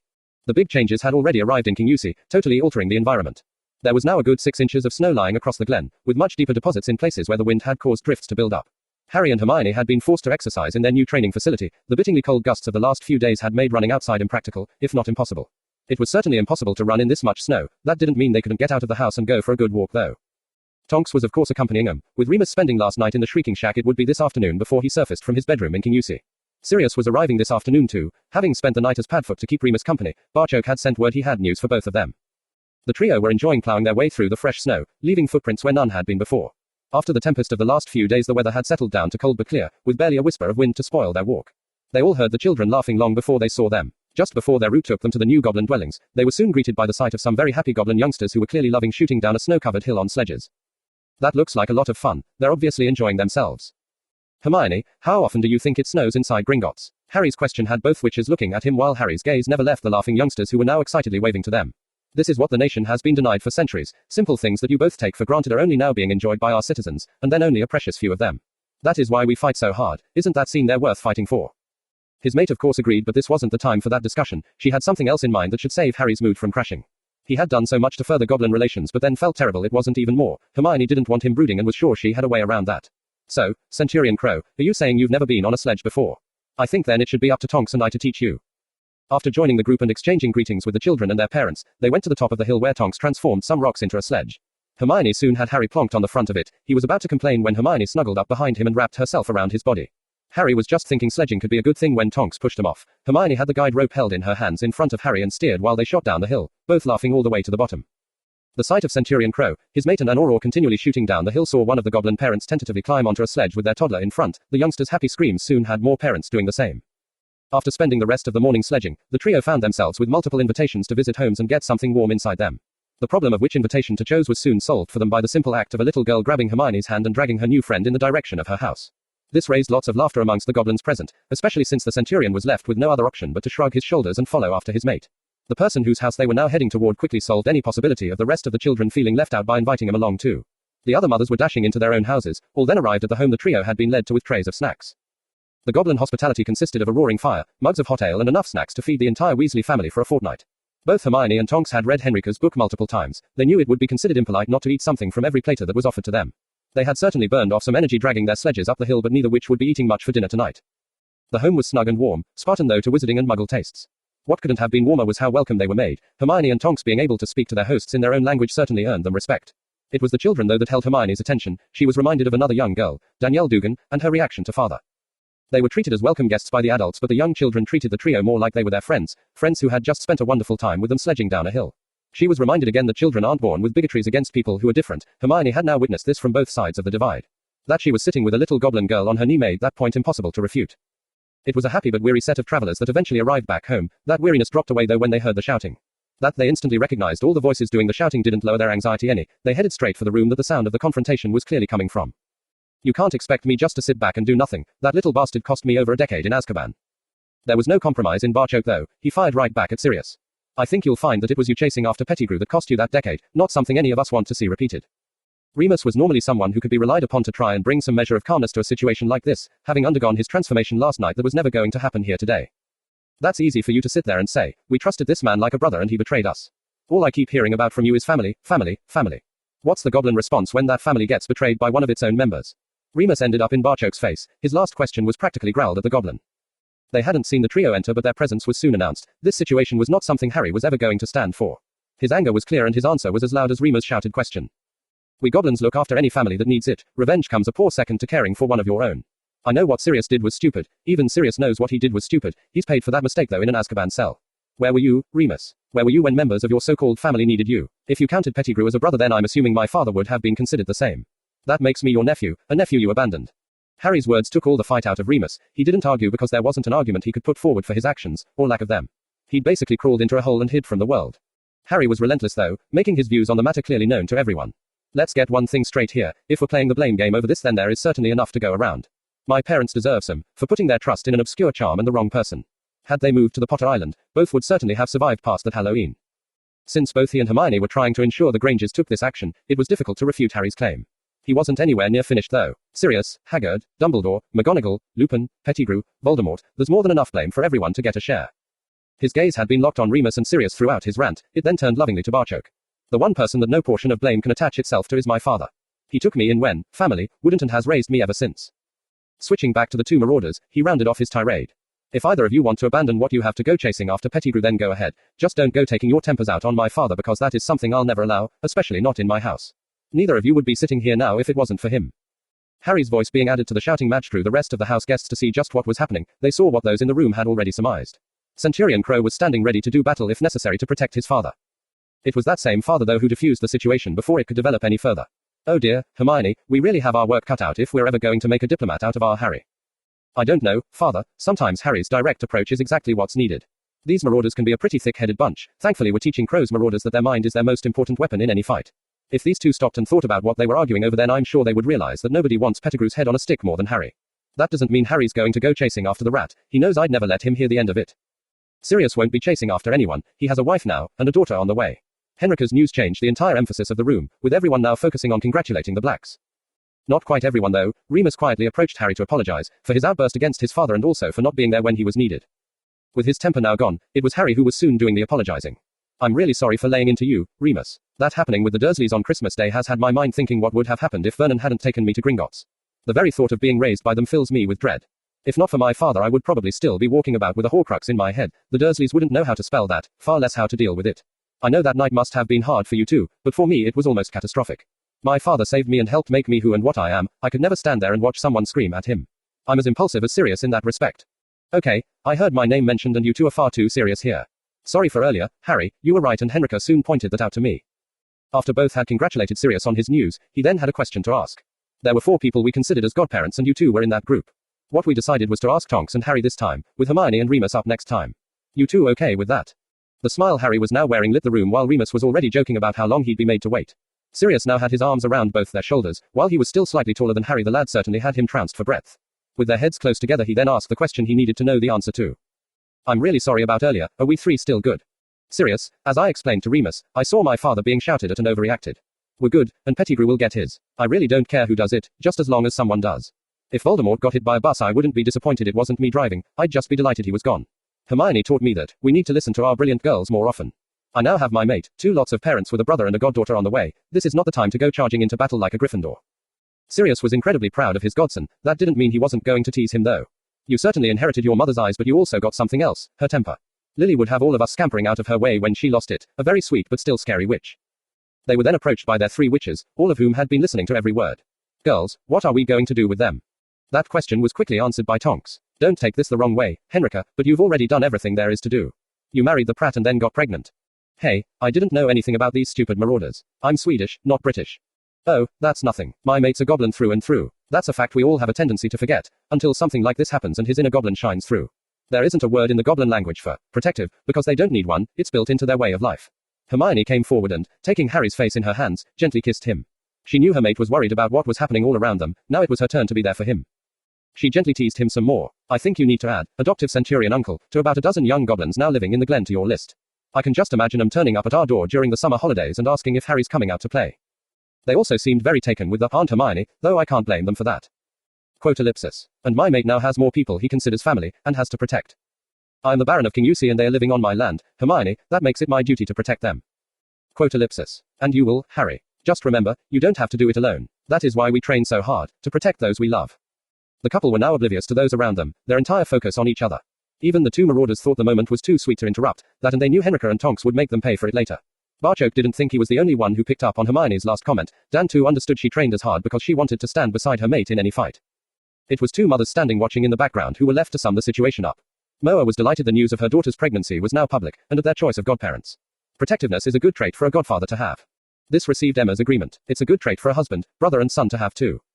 Rookwood was concerned about his unborn son. These thoughts though were not the typical concerns a parent has for their unborn child. Augustus was concerned either Bella could be killed or he himself might not live long enough to see his son born. He was now having to deal with 2 psychopaths, and one of them was pregnant, hormonal and his mate. In all the raids he'd participated in, all the murder, rape and torture he'd witnessed, nothing had prepared Augustus for what he saw at Parkinson Manor. His mate sweetly singing nursery rhymes to their unborn child while at the same time cutting strips of skin off the screaming Manor's owner sent severe chills down the Death Eater's spine. Being pregnant was making Bella's condition worse, and then there was also their master to deal with. After having to flee the Parkinson home, they returned to the only place they could guarantee would be safe. Going from the manor to a tent certainly did nothing for the master's mood. Then Peter returned with a newspaper that just ignited his ire. It was left to Augustus to at least try and focus that ire onto something productive. Master, they tried the same tactic after Bella and I escaped Azkaban. Articles were printed in the Prophet that were specifically designed to provoke a reaction from us. His mate was sitting sharpening her knife while gently humming to herself. Bella though missed nothing and agreed with Augustus. They printed a picture of the cup you gave me for safekeeping, Master. It was being presented as a gift to Hogwarts. This was after announcing that the Lestrange vault had just been emptied to help in the fight against us. I think our son was conceived that day as Augustus fought to keep my attention away from storming the ministry. That was also the day we discovered we could find you. Augustus convinced me that was the best way to get back at the ministry. It was an enraged Voldemort who threw the offending newspaper at Rookwood. And just how do you think I should respond to that? How is this even possible? Can the ministry really have changed that much? It wasn't difficult to decipher what had upset their master. It was plastered all over the front page. That Parkinson was being portrayed as a hero who had saved his family was certainly a shock. The offer of ministerial protection to the families of any marked Death Eater who didn't want to serve Voldemort was astonishing, and could be disastrous for their cause. He didn't know how many believers their master expected to appear on the night of his rebirth. Rookwood was certain though that there wasn't a full turnout. It's the Bones bitch who's behind this. She's very smart, utterly ruthless and has the ear of the minister. Augustus stopped mid-sentence. Bella's humming had halted and she was looking at him strangely. He suddenly realized he'd been singing the praises of another woman, and his psychopathic, hormonal mate had a knife in her hand. I want her dead, love, that's all. She's a formidable obstacle that needs to be removed. Tom needed to do something. The Dark Lord living in a tent was never going to be acceptable for more than a few days.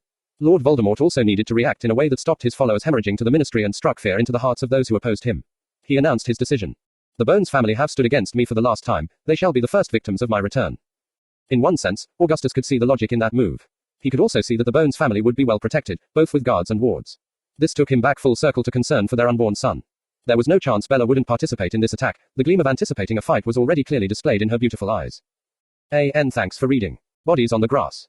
Harry Crow. Disclaimer: all the good stuff belongs to JKR, the rest is mine. Chapter 74. The Dark Lord once more called his followers to the scene of his rebirth, hiding his anger that there were now 2 Death Eaters less in attendance than had appeared on the night of the solstice. He really needed to reverse that trend tonight. Including himself was the only reason their numbers topped 24 witches and wizards in the graveyard. My loyal Death Eaters S, tonight we take the first steps S in reclaiming what is S rightfully ours S by birth. These usurpers S will taste our wrath for daring to try and deny us S. What would you, they and the creatures S they've aligned themselves S with. These people delude themselves S into thinking their new wards S will keep them safe enough to thumb their nose at us S. That all changes S tonight. Tonight we will prove once and for all no one can hide from Lord Voldemort. This resulted in cheering, though how much of it was pretense couldn't be determined behind their masks. Tonight we attack a target protected by these wards S and we will rip them down together. No wards S are a match for our combined power. Bellatrix will then lead half of you into the house while the rest of us S wait behind to slaughter the beasts S as they arrive. Swords S and axes S are no threat against a witch or wizard armed with their wand. Hearing these details saw those present entering more into the spirit of the occasion.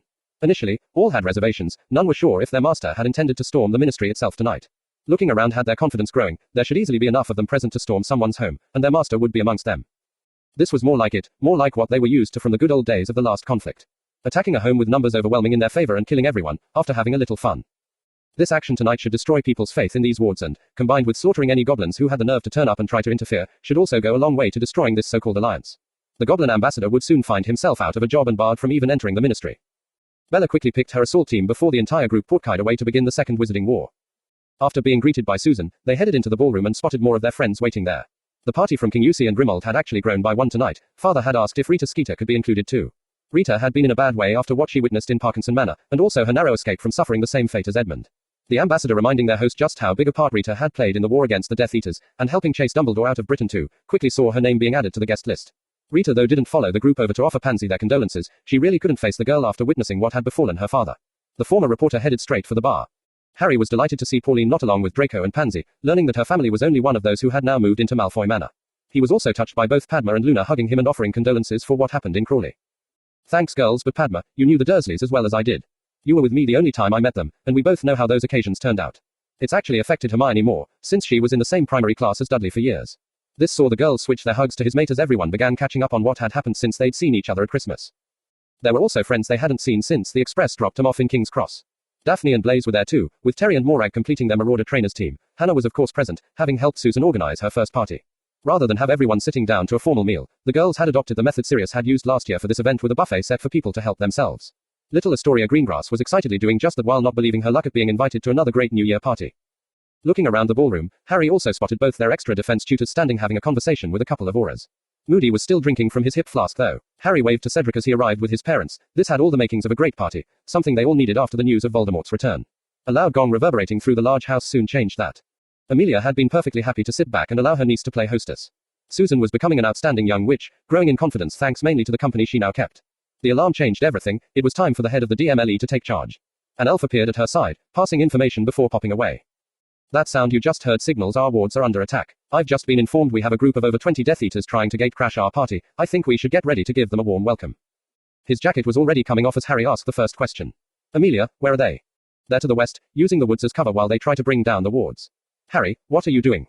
There will be a squad of 20 goblin warriors arriving here in the next few minutes. If they can get those wards down before our warriors arrive, then it will be a slaughter. I need to warn those warriors and make some Death Eaters keep their heads down long enough for them to charge. The sound of material ripping had Harry, and everyone else turning around.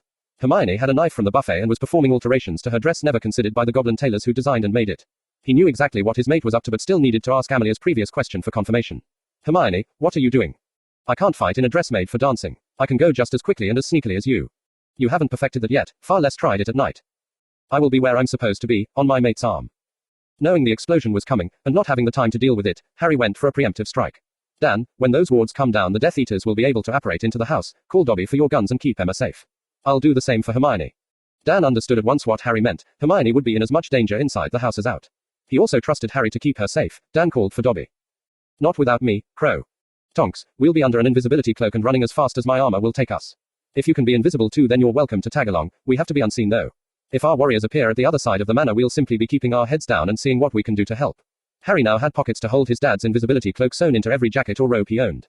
Hermione kicked her heels off and transformed into her kestrel form, a kestrel that was soon comfortably perched on a golden arm. Harry was already running as he swirled the cloak around both of them and they disappeared. Tonks found an invisibility cloak being thrust into her hands as Moody spoke to her. You're faster than me. I'll get a few folk together and we'll be at your back though disillusioned. The young Auror was still pulling the cloak on as she raced after the couple. Amelia, you have more than enough auras, wands, and even guns here to defend your guests. Mind if I borrow a few volunteers and take off after the youngsters? Neville and Padma were right at the front of the queue, silently promising to work harder on their own animagus forms. Only a nod from Frank saw Moody accept the young couple though, the former Auror having reached the same conclusion as Dan a moment ago.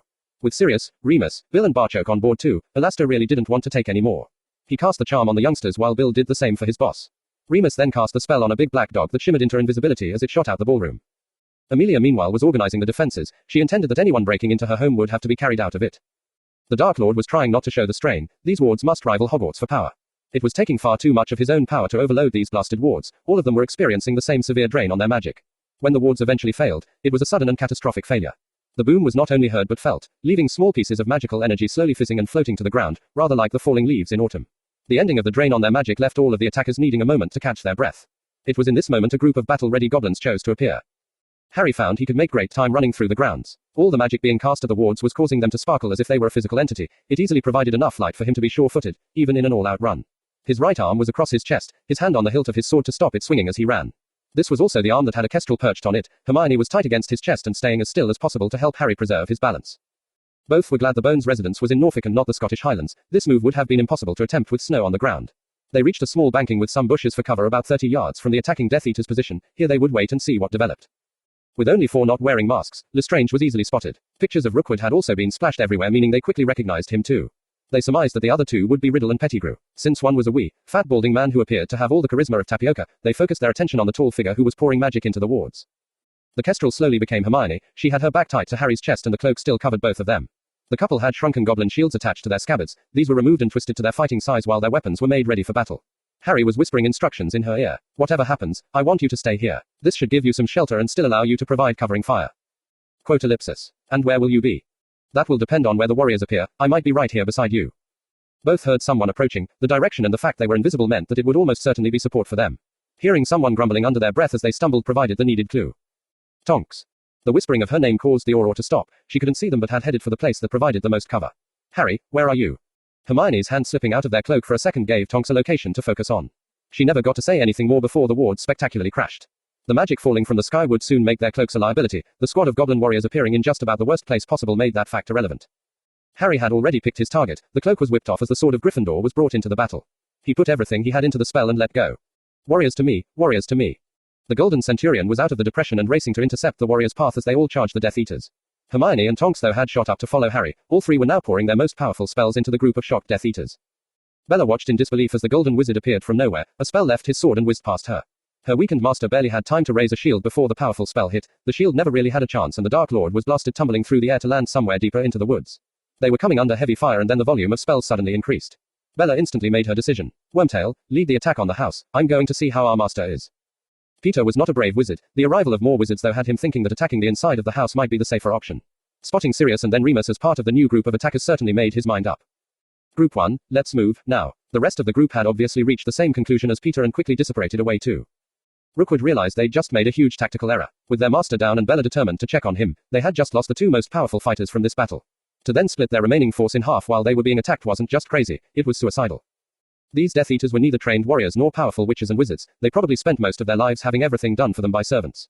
The power and accuracy of the spells they were facing were also different to anything Death Eaters had faced before. These were no mere stunners that were coming at them, these people were playing for keeps. They were also still charging as they fired and those goblin blades were getting closer and closer. If they reached amongst them then there would be no quarter given. The immediate problem was Rookwood couldn't see any way of stopping them, he shot off after his mate and their master. Both needed to get back into the fight immediately or they all needed to leave even sooner than that. The warriors charged forward on the heels of Centurion Crow, their formation opening and then closing around his charging mate and the Auror with the funny hair. Both, like the Centurion, were still firing off spells but now had warriors shielding them until they reached their targets. A big dog shimmered into being running alongside the squad before it transformed into Lord Black and he too was forcing their enemy to keep their heads down. A volley of curses coming from behind them caused a spike of panic, until those curses sailed over their heads and began smashing into the tree line. It was now grinning goblins who were almost on top of their foe. All had recognized at once the danger they were in. An entrenched enemy with a massive reach advantage could have seen them slaughtered before being able to bring their blades to bear. Instead, the Centurion and his friends had turned the once desperate situation into a rout in their favor. Centurion Crow's actions had undoubtedly saved all their lives and their honor demanded that no harm would touch his mate while one of them still lived. Hermione was currently firing curses over a plethora of goblin shields, all done while still on the run toward their enemy. With a terrifying goblin yell Harry reached their foe, the warriors were only a few yards behind the charging Centurion and yelling too. His first swing with that fabled sword took an arm clean off and broke any remaining resolve. A lucky few managed to disapparate before they were overrun, those that didn't would never be running again. Augustus knew at once what the decision would have to be, their master was unconscious and bleeding from his nose, mouth and ears. His left leg was also bent in ways that were impossible for a structure supposedly supported by bone. Bella, I need you to apparate our master out of here. I'm going to cut out the entrails of whoever did this and make him eat them while they're still attached. Quote ellipsis. And I'll help you. Tonight is not the time for that though, in minutes we'll be overrun and then our master will be captured. We know he has no more Horcruxes, if they kill him then he's dead this time. I know you want to fight but I don't have the power to apparate our master and me to the Forest of Dean, I barely have enough energy to make the trip myself. Bella knew her mate spoke the truth, her instinct to fight though was strong.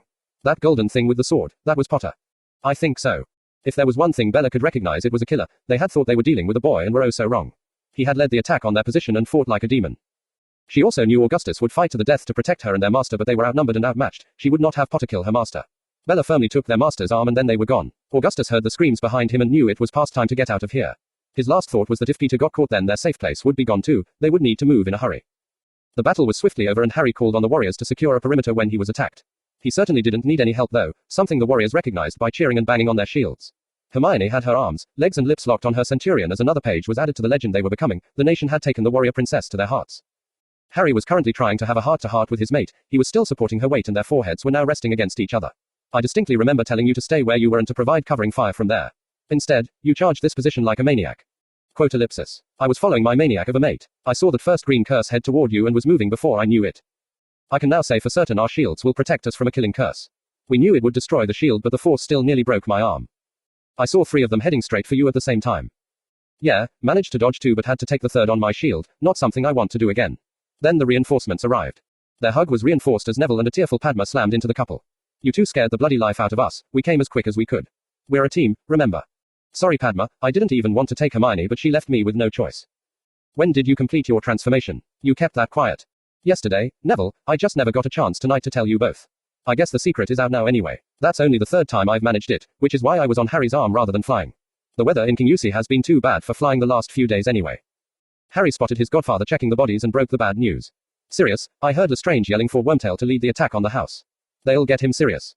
Sirius was no longer there. At least he had the sense not to apparate to a house expecting to be attacked in that manner. Padfoot was once again racing across the grass as fast as his paws would carry him. With the wards now down and the battle over, darkness had once more laid claim to this part of the countryside. The warriors were lighting torches while the rest of the group were making sure those Death Eaters still alive wouldn't be going anywhere or harming anyone else. It was into this scene Amelia's signal for help was answered. Tonks took charge at once before there could be any accidents involving the arriving auras. Auror Tonks on site and the scene is secure, stand down. I need about 6 of you to help with the wounded and the bodies, none of them are from our side. The rest go up to the house and see if the boss needs any help. Do not apparate to the house, they were expecting to be attacked in that manner so make sure you announce yourselves. Tell her we have a problem, what to do with the wounded and dead Death Eaters. We can't send them to St. Mungo's or the ministry because of the dark marks. The Auror in charge quickly shouted 6 names to stay behind before racing straight for the house. Barchoke had a flaming torch in his hand while Bill's wand was lit as they approached the huddle containing 4 teenagers. Okay you lot, what did we do wrong?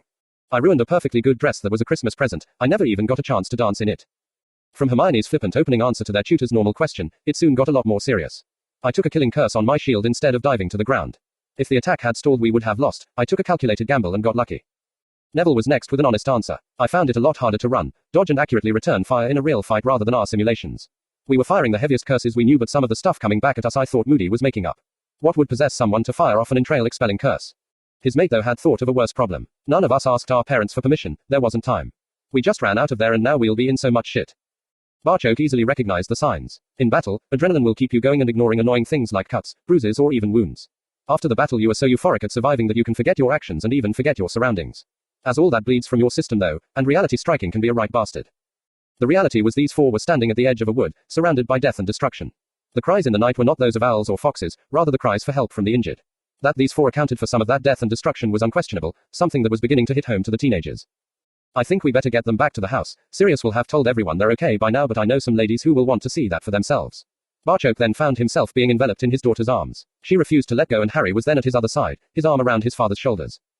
The goblin walked from the battlefield, a child at each side. Both of those children may have towered over him, but Barchoke was so proud of them he felt 10 feet tall. Padma and Neville followed with Bill beside them. Do you think everyone at the house will be alright? Padma, here we were attacking a position the Death Eaters held, that made it so much harder for us. In the house, Amelia will have everyone in a defendable position and they won't be holding back. There are multiple ones, 3 pistols, Dan's shotgun and don't forget the 2-wheeler. With children and pregnant women in that house they'll hit them with everything they have, those Death Eaters have no idea what they've let themselves in for. Bill just hoped he was right. With no more than a basic idea of the house layout, they apparated into the entrance hall with wands drawn. The noise that made had obviously alerted those in the house of their arrival. They could hear talking and some crying behind a set of double doors. Peter liked the idea of being in command, he also liked the idea of not having spells flying all around him. On 3, 1, 2. They blasted the doors apart and charged through the smoke and dust with deadly curses spitting from their wands. Amelia had the defenders drag the heavy tables onto their sides, disregarding all the food Susan had spent hours deciding on. The 3 tables were then placed end to end, with the wall at their back, to form a protective fort. Astoria and Pauline were the youngest present, so got placed right at the back where Luna was keeping an eye on them. Everyone else was ready, willing and able to fight. As soon as they were set, all the lights were killed and then they had waited in the darkness. When the doors blew in, not only were their attackers backlit, they were bunched and firing blindly, the spell flashes further giving their position away. The amount of magic, bullets and even fireballs that headed in the Death Eater's direction meant the fight was over in seconds. It wasn't really a fight, it actually needed reclassifying as a slaughter. Peter was lying on the ground covered in blood, none of which was actually his.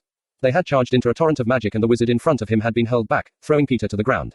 This was certainly the only reason Peter was still alive, but that wouldn't last for long if he didn't get out of here. There was now more than one body pinning him to the ground. This may have ruled out apparition, but Peter had another trick up his sleeve to help him escape. The rat was able to squeeze his way free and now just needed to find a quiet spot to transform back, then get the hell out of here. His transformation didn't go unnoticed though, he had attracted some attention from keen eyes. The rat's much smaller mass had caused some of the bodies lying on Peter to shift, something the dead shouldn't really do. Wormtail was scampering along when a fireball exploded close enough to singe his whiskers, the next one was right in front of him. The fireballs were deadly and became relentless, with Peter soon losing all sense of direction. The rat's only thought was survival, and that certainly meant avoiding being incinerated. He had no idea Wormtail was being shepherded to a specific location. As he just barely managed to dodge another deadly fireball, the trap was sprung. A scaly claw clamped around Wormtail, crushing ribs and snapping his spine. The rat became Peter, a Peter who couldn't move a muscle and had Avila in her avian form screeching her victory above him. This was the sight that greeted the panting dog. Thad bounded into the house, stopping Padfoot in his tracks. A gentle hand was soon scratching behind his right ear. See, Sirius, this is why you should never piss your mother-in-law off. How is everyone else? He transformed back into Sirius to regain the ability of hugging his pregnant wife. Everyone's fine, love. I saw one warrior needing treatment and that was about it for our side. Having heard his name mentioned, there were anxious parents calling for his attention from the ballroom. The mystery of why Henrika and Moa were the only ones out here was soon explained. There were at least 8 dead Death Eaters lying blocking the destroyed doorway. Sirius, how are they? They're fine, Emma. When I left the 4 were all standing holding onto each other. Augusta, remember the curse Harry used on one of your garden walls? He did the same to Voldemort, blasted him right out of the fight before the Dark Lord could even get a curse off. He was currently holding his crying wife, Emma's tears being mostly of the relief variety, but Dan needed to hear the words. Quote ellipsis. And you're sure Hermione's fine? She was wrapped around my godson and kissing him for all she was worth, Dan. If Hermione had any injuries then I didn't see them. The goblin warriors charged with a solid wall of shields. That wall opened and swallowed Hermione as she ran. We've already seen evidence that more than one goblin loves your girl, tonight was another. They weren't letting anything or anyone get near her, she was firing off spells from behind their shields. He then turned his attention to the Longbottoms and Pattles. Moody knows their abilities better than I do. He kept a close eye on Neville and Padma, but they fought as well as anyone out there. They were determined to fight their way through to their friends and they did. Frank, Alice, those 2 are going to be as good as you were, if not better. They never got to say any more before an enhanced voice let them know they had company. Hello the house, ministry auras and were coming in. Amelia cast the same charm on herself before answering. Director Bones on site, situation under control, stand down and enter. They entered and two immediately gravitated toward guarding Pettigrew, their leader heading straight for their boss. He'd never had to give a report standing over dead bodies before, he'd never actually seen someone killed in battle before tonight but pressed on. The other site is under control, Director, but Aurora Tonks asked me to report a problem. All the dead and injured are marked, she doesn't know what to do with them. Oh, our new facility won't be ready for a few days yet. Do you know if Ambassador Barchoke was returning here or to Gringotts? I'm sorry, Director, there were lots of goblins present, I really can't tell one from the other. Amelia didn't like that answer, or the disparaging tone used to give it, and she was in no mood to be gentle. The ambassador was wearing a suit while I'm sure the warriors would have been dressed in goblin armor. If you can't tell the difference between them, then it's time you considered another occupation. It shouldn't have escaped your notice either that those goblins got here before you did, something we will be working on when I get back to the ministry. Let's see how many of these bodies you can recognize, get this filth out of my house and dump them on the front lawn. But Director, the evidence. Quote ellipsis. Is right in front of your nose. They are in full Death Eater regalia and physically broke into my house, we killed them. You can list cause of death as attacking my guests, the Chief Warlock and I will sign them. Now get them out of here so I don't have to wade through them to leave my own ballroom. The bodies were soon being levitated out the front door and Dobby assisted the Bones Elf with the cleanup that quickly followed. News that everyone in the other group was okay lifted the tension in the ballroom. Augusta though was still faced with the sad fact that there would be a lot more students able to see the Thestrals when they returned to Hogwarts on Sunday. She was currently going around her students and seeing how they were coping with tonight, while dreading hearing how many of those Death Eaters had children at Hogwarts. The Hogwarts High Inquisitor then spotted a crying Parvati being comforted by her mother. The Patels staying with the Longbottoms over the holidays had certainly brought the two families closer together. While she certainly liked Parvati, Augusta was delighted her grandson had chosen her twin to be his mate. While Parvati had stood her ground and fired curses at the attackers, Padma had destroyed her beautiful dress and raced out of here at Neville's side. Padma had a core of iron running through her that acted like a magnet and attracted the same iron in Neville. Hearing Sirius compare the young couple to Frank and Alice was praise indeed. Augusta was also delighted to hear Parvati's tears were not for herself. Why does it always have to be them, Mum? There were even auras here tonight but they still went. Augusta had watched her only child and his wife put their lives on the line every time they put their aural robes on. It was no coincidence Voldemort wanted them dead. Frank and Alice were a real thorn in their side, just like the four who left here tonight. It's always hard to watch the ones you love put themselves in danger. That feeling won't go away just because those four will get older. All we can do is help them be the best they can and hope that's enough. They trained for this and had plenty of support tonight, that's why none of the fathers objected. Those auras are Amelia's and Amos' protection detail, they couldn't leave, only Tonks could. Smeeta had known all that and appreciated Augusta was trying to comfort Parvati. There was something she wanted to ask though. Do you really think Harry can defeat Voldemort? I think tonight is a massive step in that direction. Voldemort was hurt tonight, and not just by Harry's spell. This is a hammer blow to his followers and his prestige. He set out to kill the head of the DMLE and instead got well and truly beaten. That's never happened to him before. With the entrance now clear and clean, Amelia started moving her guests into a different part of the house. When the four returned with Bill and Barchoke, there was no jingoistic cheering from anyone. Neither was there any mention of claiming a victory tonight. Every single person invited to the party had graphically witnessed this was not a game. The four of them just wanted to find their families and ensure everyone was all right. Emma had both her children in her arms and was holding on like she never meant to let go. Her hug was being returned with equal ferocity by Harry and Hermione. Dan was removing his jacket to wrap around Hermione when Betsy appeared, her mistress fur slippers and warm housecoat at the ready. Watching as the little elf berated his daughter for not taking better care of herself gave Dan a moment to reflect on how much their lives had changed, how much he had changed. The Dan Granger who dragged Hermione out of Gringotts that night would never have allowed his daughter to fight by Harry's side. That Dan Granger though no longer existed, this version knew that in any fight, the safest place for Hermione was with Harry. Her mate would put his own life on the line to protect her, that there were troops of goblin warriors all willing to do the same was a really humbling experience for her father. He'd fired both barrels into their attackers tonight, something else that the old Dan would have never considered himself capable of. The reason Dan fired only twice was, by the time he'd swapped guns, there were no more targets left standing. Dan was certain he'd hit what he'd aimed at but had no idea of the final result. He was also certain that's why Amelia had the bodies moved quickly. She wouldn't want any of the teens thinking theirs was the curse that finished someone off. A lot of people had died tonight, the only thing being quietly celebrated here was the fact that it wasn't any of them. Once the little elf had finished berating Hermione, Betsy then threw her arms around her mistress' legs. Mistress needs be more careful, Betsy needs her mistress. With a sob, the little elf was gone, leaving Hermione free for Dan to hug. With his daughter safely wrapped in his arms, he then noticed Emma still hadn't let Harry go. I asked you to keep her safe, Harry, and you did. Thank you. This earned him a genuine smile from the serious young man. No thanks needed, Dan, you held up your side of the bargain. This had Emma chuckling though drew a groan from Hermione. I swear that Padma's a bad influence on him. Barchoke was meanwhile having a conversation with Amos and Amelia on what to do with the dead and injured Death Eaters. They'd hit a sticking point though. Goblins do not administer healing to those condemned to die. Keeping someone alive long enough so you can then kill them is pointless. I am of course assuming that will be the fate of those captured tonight. Yes, it bloody will be. This coming from the moderate Amos somewhat shocked the other two. The Chief Warlock though was unrepentant regarding his change of attitude. Every one of them would have been marked by Voldemort in the last war. Had the problem been dealt with then, my wife and son would not have been faced with what happened here tonight. Amelia's opinion was never in any doubt. The fate that awaits Death Eaters caught supporting Voldemort has been well publicized. Only the fact that we're waiting on completion of our new facilities has held us back a few days. We also thought it would help if the children were back at Hogwarts before we started bursting into homes, just in case some don't want to come quietly. There's no danger of children being hit by any stray spells if they're safely back in the castle. We want these prisoners kept alive only until we can extract all the information they possess from them, especially Pettigrew. I will of course need to consult with the director on this matter. Meanwhile our warriors will remain here until new wards can be erected. That will happen tomorrow. The large grandfather clock beginning to strike midnight saw Barchok smile and change his mind. Make that today. I shall leave at once and see if we can't get these bodies off your grass. Amelia held out her hand. Thanks Barchok, and Happy New Year. She then did something unthinkable and kissed Barchok on the cheek, discovering that goblins could actually blush. Amelia knew exactly what she owed this goblin. Without having those wards, warriors and their extended family here tonight, it could have easily been hers and Susan's bodies lying out on the grass. Amelia didn't even want to think about what state those bodies would have been in. In the last war, Voldemort appeared to know every move they were going to make while the Ministry was flying blind for most of the time. The positions were now reversed with the Death Eaters reduced to reading the Prophet to gather any intelligence. Since tonight's party had been for their extended family and a few close and trusted friends, Voldemort and his Death Eaters had found themselves facing forces far greater than they would ever have expected. That Harry had been able to hit the Dark Lord with a spell was also something no one had accomplished in the last war, not even Dumbledore. In any war Amelia knew that luck could play a large part in the outcome. They had just been handed a massive slice of luck tonight and she intended to capitalize on it. She needed to find Rita and wish her a happy new year too. Midnight reminded everyone why they had come here in the first place and the traditional greeting was soon being offered to family and friends. It was then Harry spotted Pauline trying to hide away in a corner. He was soon beside the young girl. Sorry your first party was ruined, are you all right? I shouldn't be here, Harry. Do you want me to see Draco about taking you home? This seemed to start the tears she'd obviously been fighting back. I shouldn't be here and you shouldn't even be talking to me. Only because my father's locked up in Azkaban stopped him being one of those who attacked us tonight. How can you bear to be anywhere near me? Harry's arm was soon around the crying 11-year-old, drawing her into a comforting hug and letting her cry onto Dan's borrowed jacket. His own was somewhere in the ballroom but no one wanted to go back in there just yet. That's exactly why you're here. You can see it's wrong to attack people like that. Of course it's wrong. Those people tonight didn't think so. Your father didn't think so. Why should we treat you the same as them when you're clearly different? The little girl was now clinging to Harry and breaking her heart, her sobs clearly racking her body. Look at Draco and Pansy, they made their own decision on what they want to do. Pauline not will be given the same chance. Through her sobs, Pauline began to tell Harry of her fears. I thought I would have lost all my friends after tonight, it just hit me what my father is. How was I supposed to face Natalie again? Harry held her and let Pauline cry it out. There will be people lying dead out there who will have sons and daughters at Hogwarts.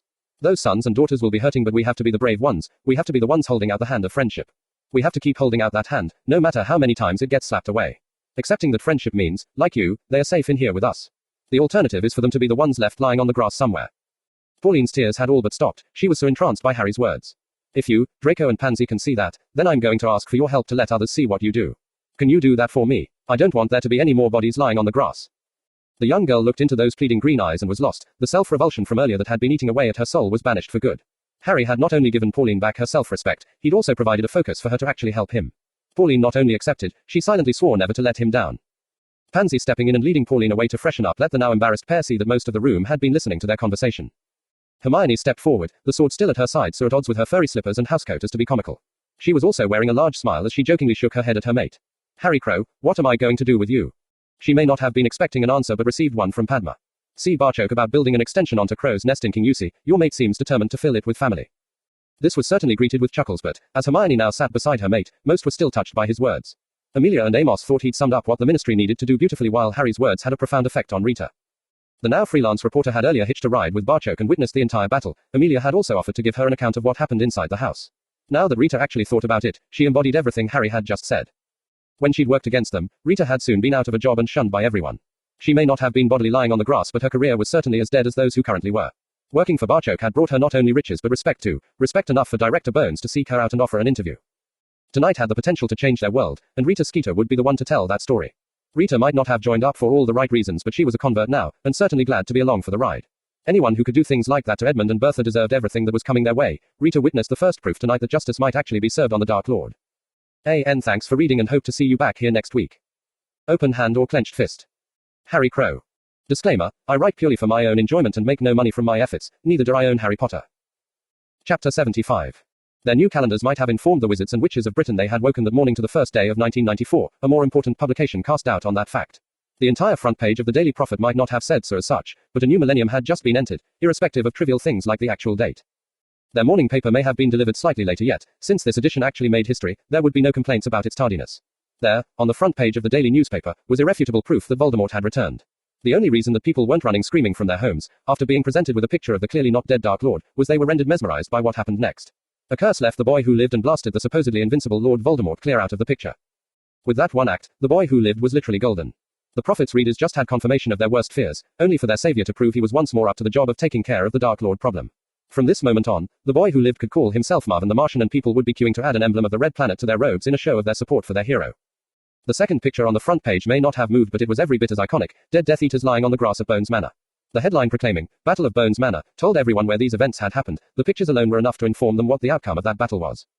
Rita's detailed accounts of both battles drew the readers right into the conflict, having them live every spell cast on this most momentous of nights. Her interview with the head of the DMLE though proved almost as iconic as those two pictures. Amelia didn't mince her words. This was an assassination attempt against me by this self-styled Dark Lord and his masked terrorists. It took over 24 of them, including Voldemort, to bring my wards down. Even then, a squad of goblin warriors arrived on my property before these attackers could take advantage of the situation. Centurion Crow was a guest in my house and reacted immediately as the alarm was sounded. He, his mate, Miss Hermione Granger, and the Ministry Auror assigned as his protection detail, Auror Tonks, led a few more of my guests against the group of Death Eaters deliberately left behind to stop reinforcements reaching the house. Harry taking out Voldemort at the start of the battle certainly swung it heavily in our favor. I led the defense of our home myself and offer no apologies for the bodies on the grass. There were approximately 20 current Hogwarts students attending this party, including my niece. We did what we needed to do to protect them. Amelia's words saw every parent reaching the exact same conclusion as the defenders. Had they been lucky enough to gain an invitation to Madame Bones' party, they wouldn't have held back with their spells either.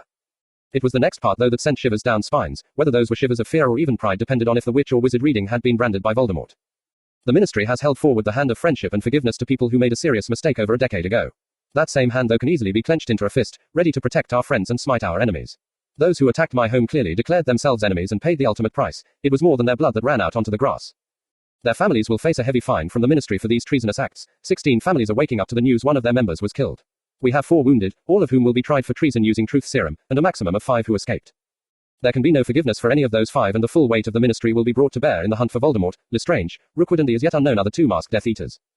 There it was in black and white, what the future held for Death Eaters in Britain. This had a profound effect in homes the length and breadth of the country. Thomas Avery had barely escaped last night with his life. It would appear his father wasn't as lucky. He would be heading to Gringotts, not to ask for forgiveness but to empty his vault. He hoped to be in France by the time the Ministry came knocking on the door. John Gibbon was the other Death Eater the Ministry were looking for. He though had been badly injured in the fight, and it was nothing short of a miracle that he managed to apparate home. That was the last miracle for John. Despite his family's frantic efforts, he slipped away just before the dawn. They would now have to rush and cremate the body, denying the Ministry any evidence and hopefully saving what little wealth the family had. Every other marked Death Eater who hadn't already done so headed for Gringotts to throw themselves on the mercy of the Ministry. A competent Ministry of Magic and the Dark Lord being defeated again by the boy who lived made it look increasingly likely that they had picked the wrong side. It was time to change sides before it became too late. It was later than he'd hoped when an exhausted Bill reached the burrow. His family all knew he was attending the Bones party last night and he'd planned on arriving there before the story broke. His work in Gringotts though had kept him busy all night. He was almost attacked by Ginny as she threw herself at her eldest brother. Molly wasn't far behind her daughter. Only when she'd confirmed for herself that her son was indeed fine did the lecture begin. Since when did your new job include battling you-know-who? I almost had a heart attack when Skeeter mentioned you'd taken part in that charge against the Death Eaters. Mum, my job is to train Harry so that one day he'll be able to face Voldemort. Doing a hell of a job there, brother. Sure is, Fred. Our Bill should be in line for a bonus after last night's efforts. It was a tired Bill who sat down at the table and helped himself to a cup of tea from the pot. Ginny was as close as she could get to her favorite brother, reassuring herself that he was okay while still desperate for news. We got lucky. The Death Eaters thought they would heavily outnumber those in the house. They didn't know Amelia was holding a party. When Harry took Voldemort out of the fight, they didn't know what to do next. Percy was still studying today's paper in disbelief. Did Harry really do that? I was there, Percy. I understand where you're coming from, but I saw it for myself. Harry is an extremely powerful young man. I think he might even rival Dumbledore by the time he's ready to leave Hogwarts. Molly felt her question was being ignored, not something she was used to, so Bill found himself being interrupted. I still don't see why that meant you had to be there too. The 4 students I tutor raced into battle. What was I supposed to do? Hide? Trying to change the subject, Ginny asked the question she really needed to know the answer to. Are they really all okay? Hermione and Padma had some cuts and scratches on their feet. The shoes that would have been fine for dancing the night away weren't suitable for running across the grass. Both girls charged the Death Eaters in the bare feet. Harry might have a few bruises but nothing more serious than that. Once the warriors got close enough to use their weapons, the battle was over seconds later. I don't know how I feel about goblins attacking wizards.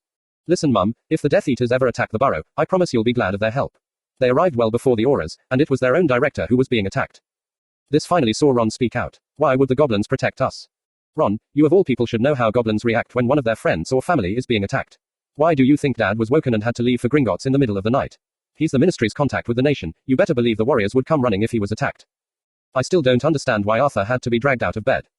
His exhaustion was shortening Bill's temper. Mum, the Ministry can't take any marked Death Eaters past their wards, even dead ones. All the bodies and the injured are currently inside Gringotts. Of course the Ministry is going to need its own contact with the nation's ambassador for that.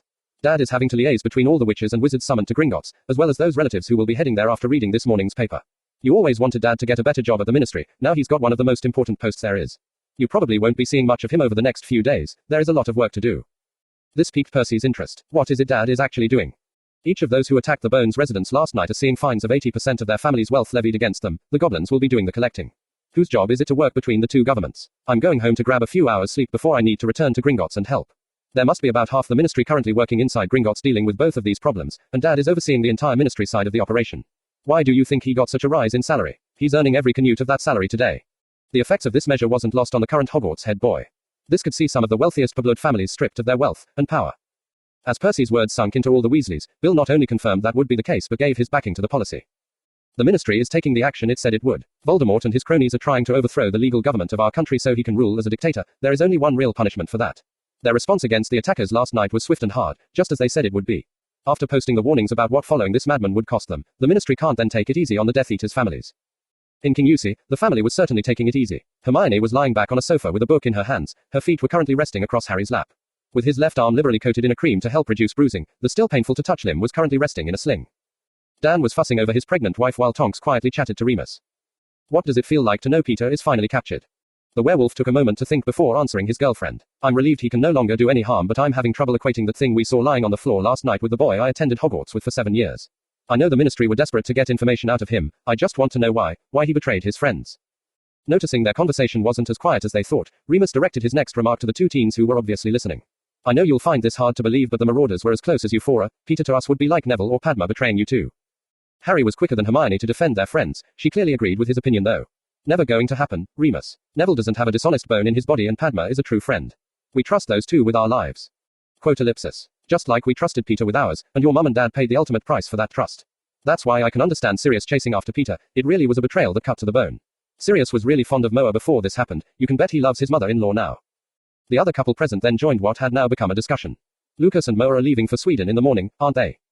Tonks was nodding her agreement to Emma as she answered. Yeah, they'll be returning to Britain though as Henrika gets closer to her due date. This was something Harry hadn't thought of. Will Henrika be able to teach until the end of term? It was her fellow professor who answered that one. No, the baby's due right at the start of the holidays. I know she's hoping to make it up until the exams, but the baby might have something to say about that. Hermione then turned to her parents, asking the question the couple really wanted to know the answer to. Mum, Dad, have you decided what you're going to do yet? Your mum and I spoke about it last night before we went to sleep. Today it still seems like the right thing to do. After we see the pair of you onto the express tomorrow, we'll both be heading for the island. It was only their injuries that stopped both teens springing right over there. The wide smiles of relief now worn was almost as good as a hug to Dan and Emma. She then picked up where her husband had left off. We plan to take Harry's book of properties with us and sit studying it in the sunshine. Barchoke has promised to get us portkeys to wherever we want to go, and Dobby will of course be looking after us. We'll keep in touch through Barchoke, so send any letters to us there. Dobby will be collecting and passing on any mail from us.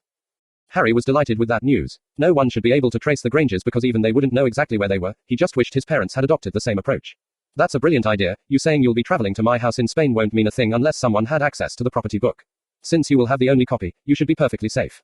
Father will know how to reach you in case of any emergencies. That was picked up at once by a concerned Dan. Are you expecting there to be any emergencies? If so, I vote you both come with us. I'm not expecting any. To be honest, Dan, I don't think Gringotts or the ministry know what to expect next. Remus was quick to agree with that. In the last war, getting a few families out before the Death Eaters attacked was about the best we could have hoped for. Winning a major battle, never mind hitting Voldemort with a spell, is unprecedented. What happens next is anyone's guess. I do know that Tonks and I, the Blacks and Augusta will all be keeping an eye on them at Hogwarts. With Bill and Mad Eye regularly popping in and out too, there should be enough of us there to deal with any so-called emergencies that come along. While not completely happy with that answer, Dan and Emma thought it was the best they were going to get. No one likes to think their children could be in danger, but they also had to take into account that the 14s had proven once more that they could look after themselves when they needed to. Talk drifted onto this year's summer holidays, but there really was little enthusiasm for making any plans. Harry was going to become a godfather and a brother this summer. Any plans made would have to work around those two massive events. Henrika and Emma would be the important ones this year, all other arrangements would revolve around them. Harry floated the idea of having a good-sized swimming pool attached to the property, rather than a tiny one at the end of their new training room. Enclosing it in some kind of weatherproof structure was also cited as a must, as a few other amendments were added to enhance the original idea. The six spent a pleasant afternoon just chatting as friends and family do, trying to put the horrors of last night behind them by looking forward to more pleasant things. Rookwood and Bella didn't have that luxury, they didn't have any luxuries at all. They only had time last night to grab the biggest tent and a few supplies before fleeing to another part of the country. They were also exhausted by having to transport and care for their master, his familiar and everything else they could take with them to Dartmoor. Peter's pet didn't count as an essential, she didn't count at all. They left her sitting on the grass. Bertha might even live if the ministry got to her before she froze to death. They were currently sitting in their one remaining tent. The heat from the flat stones Bella had placed a warming charm on, keeping more than the snake warm. Their master was still unconscious and they had tended to his leg as best they could. Bella though had been on a constant rant ever since they had settled down with nothing to do but wait. They had protective wards up. A summoned and then prepared rabbit was now gently simmering away in a pot while the tent and a few warming charms protected them from the elements. Bella though was still stuck in a revenge groove, where everyone was soon going to suffer when their master returned to power. Augustus had been listening to this for hours before finally reaching his breaking point. It was time his mate started living in the real world. Bella, we're going to have to spend the next few months struggling just to survive. I keep saying things have changed and last night showed that. I would guess that we are the only two Death Eaters left in Britain, the only two that support our master anyway. We all made mistakes last night, and now we're paying the price. Are you saying our master made a mistake? We would normally have known exactly who was inside that house. We would probably have been able to get a few of our supporters in there too. I understood what our master was attempting last night, but committing all his followers to attacking while blind to what we were facing was a desperate play we didn't need to make at that moment. Then the error was compounded. What did I do wrong? The edge now on Bella's voice was unmistakable. Augustus knew though that he had to get his point across. Otherwise, they would all soon be dead anyway. They couldn't afford any more mistakes. When Potter attacked our master, we were left facing less than 10 witches and wizards with about 20 goblins. Those were certainly not insurmountable odds. Even when you left to check on our master, we still had a chance. Pressing ahead with the attack on the house doomed us all. That cowardly bastard Peter couldn't wait to get away from the fight. If they could spare that many people to attack us, did the fool think he was going to face better odds inside the house? You had rightly chosen all our best fighters to attack the Bones residence. When they left though, so did our chances of winning the battle. Quote ellipsis. And what mistakes did you make, Augustus? His master's voice may be weak, but Rookwood still felt the menace it contained. He hadn't noticed their master regaining consciousness. Augustus had hoped to work on convincing Bella first. Both at the same time meant his life was in real danger here.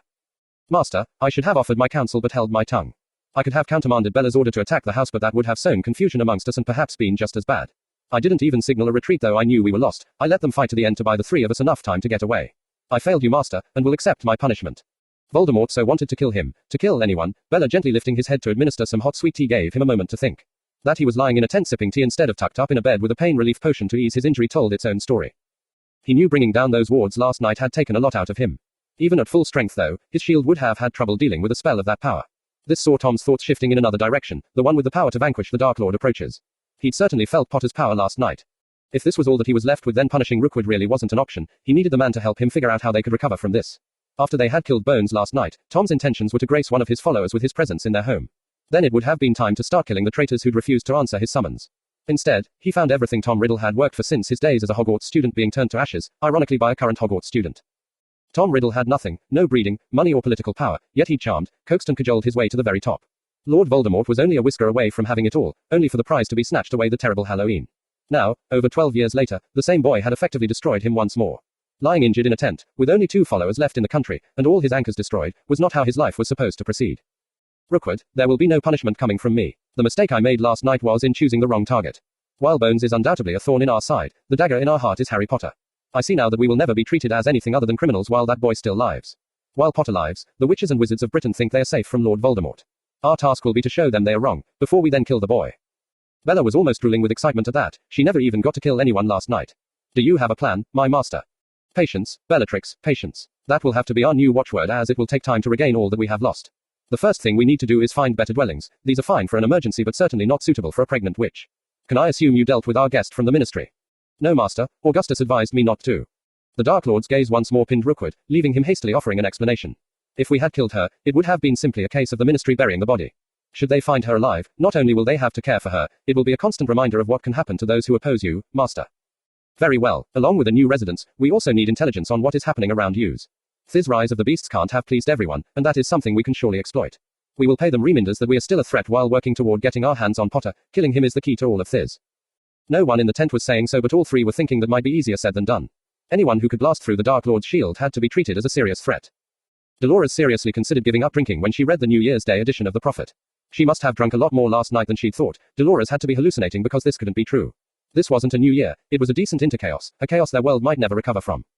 Goblin warriors were featured on the front page, graphically depicted by Skeeter hacking for blood witches and wizards with their swords and axes. Instead of announcing a call to arms, getting ready to wipe out these bloodthirsty creatures and all their kin, those very same murdering creatures were publicly being thanked for the courageous and heroic efforts by the ministry. Dolores had never been a Death Eater, but that was mainly because she had never been asked to join. She certainly could be classed as sympathetic to their cause, this latest atrocity making her even more committed to restoring the magical community back to its former glory. Their entire society appeared caught in a race to declare their proud and ancient heritage of blood purity as worthless. She was now going to have to use the successes this new year would bring to see herself elevated to at least the position of a departmental head. Only then would she have the power to start applying pressure in order to start reversing some of these changes. There were a lot more witches and wizards out there though who thought the same as she did. Dolores Umbridge was going to be quietly courting their support and building a platform for herself so she could attain her ultimate goal. Dolores Umbridge, Minister of Magic, had such a nice ring to it. Dumbledore had rung in the new year the day before he got that historic issue of the Prophet. Unlike Dolores, Albus found himself in need of a drink. Unlike the majority of the British magical community, the sight of Harry blasting Tom right out the picture was not a cause for celebration, far from it. How the hell was he supposed to make a triumphant return to a Britain controlled by Harry and his goblin masters? Albus was now certain Godric's sword had taken on the properties of the Elder Wand, giving considerably more power to that teenage boy and making his blade an even more formidable weapon in those skilled hands. He had also seen the evidence that the goblins could destroy Horcruxes with his own eyes. Harry had marched proudly up to Phileas and handed over Rona's diadem right in front of him. If they had destroyed all Tom's Horcruxes and Harry was able to vanquish the Dark Lord, what was there left for Albus to do? Since his timetable for returning home was already set, Albus would just have to keep a careful eye on the Prophet for further developments. It was rather ironic that both Dumbledore and Voldemort were reduced to reading the Prophet to discover news on the country that each had thought they controlled.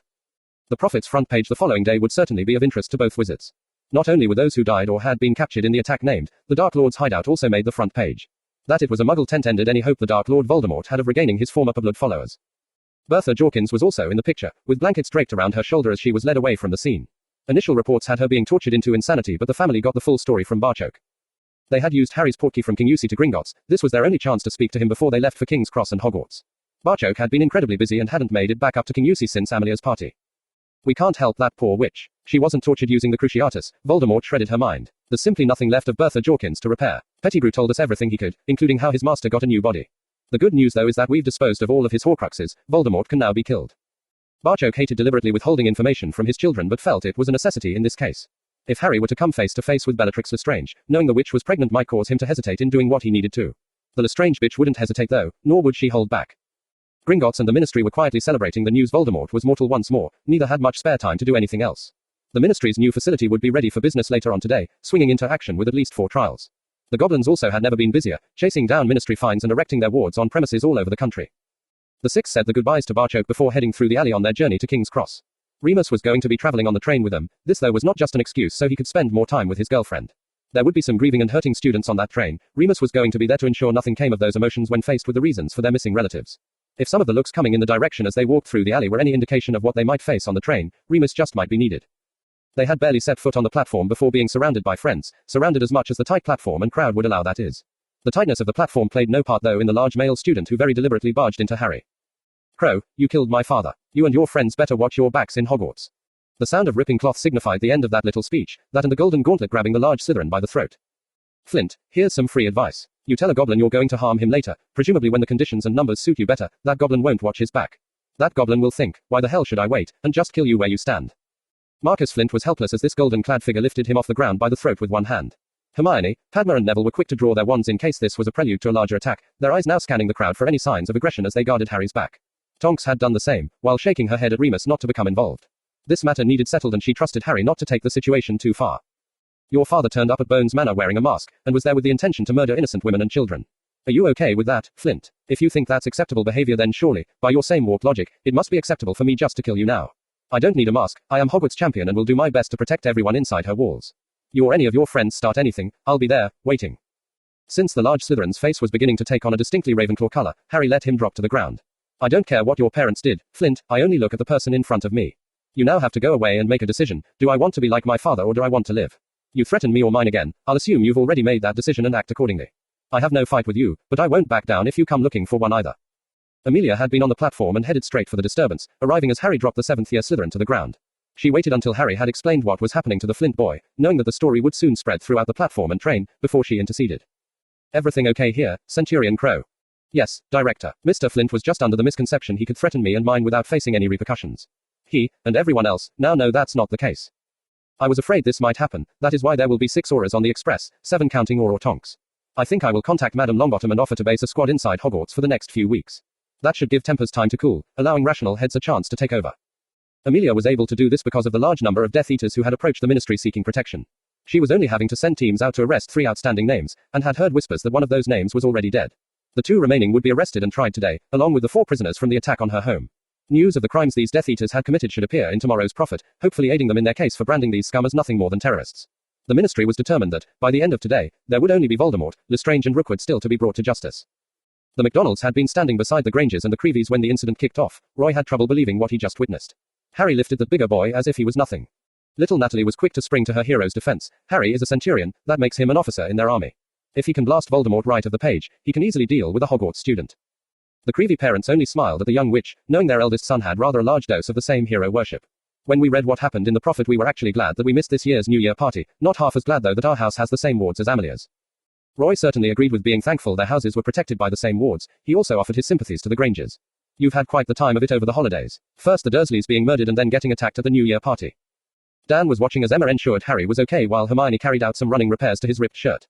Harry maintains the Dursleys were not his family, he only met them once and that was by accident. As for the party, the whole thing was over in seconds. Harry's team had the harder task. Trained troops against unorganized terrorists was only going to see one winner from that battle. The Ministry, the Hogwarts staff and of course Harry will make sure your children remain safe inside the castle. This drew a sigh of resignation from Roy. I know, Natalie spent most of yesterday saying the same things. She was terrified we would stop her returning to Hogwarts. Children just don't realize how hard it is for a parent to let them go, especially to a world they know nothing about. This is the hardest decision we've ever had to make in our lives. As Hermione raced over to give him a hug and a kiss on the cheek, before taking Natalie by the hand toward the train, Dan knew exactly how the McDonalds felt. The Creevies would also see their second son, Dennis, making the same journey come September. It suddenly hit Dan that one day he and Emma would have to go through all this again with their own son. As that revelation hit, an even bigger one followed right behind it. While Emma fussed over Harry and Hermione as they climbed aboard the train, Dan suddenly realized that he wouldn't change a thing. Even after the horrors they'd faced recently, Hermione still smiled more than she'd ever done. Then there was the fact that he was about to head off to a tropical island with his pregnant wife, and Dobby would be there to take care of them. Magic had certainly brought some bad things into their lives, but, as a pregnant Emma returned to his arms, Dan couldn't help but think the good far outweighed the bad. They, like the rest of the parents on the platform, waved to their children as the steam engine pulled them on their long journey to the Scottish Highlands. He held his wife close and Dan was sure of only one thing. Whatever challenges 1994 brought, they would face them as a family, an ever-expanding family. Thanks for reading.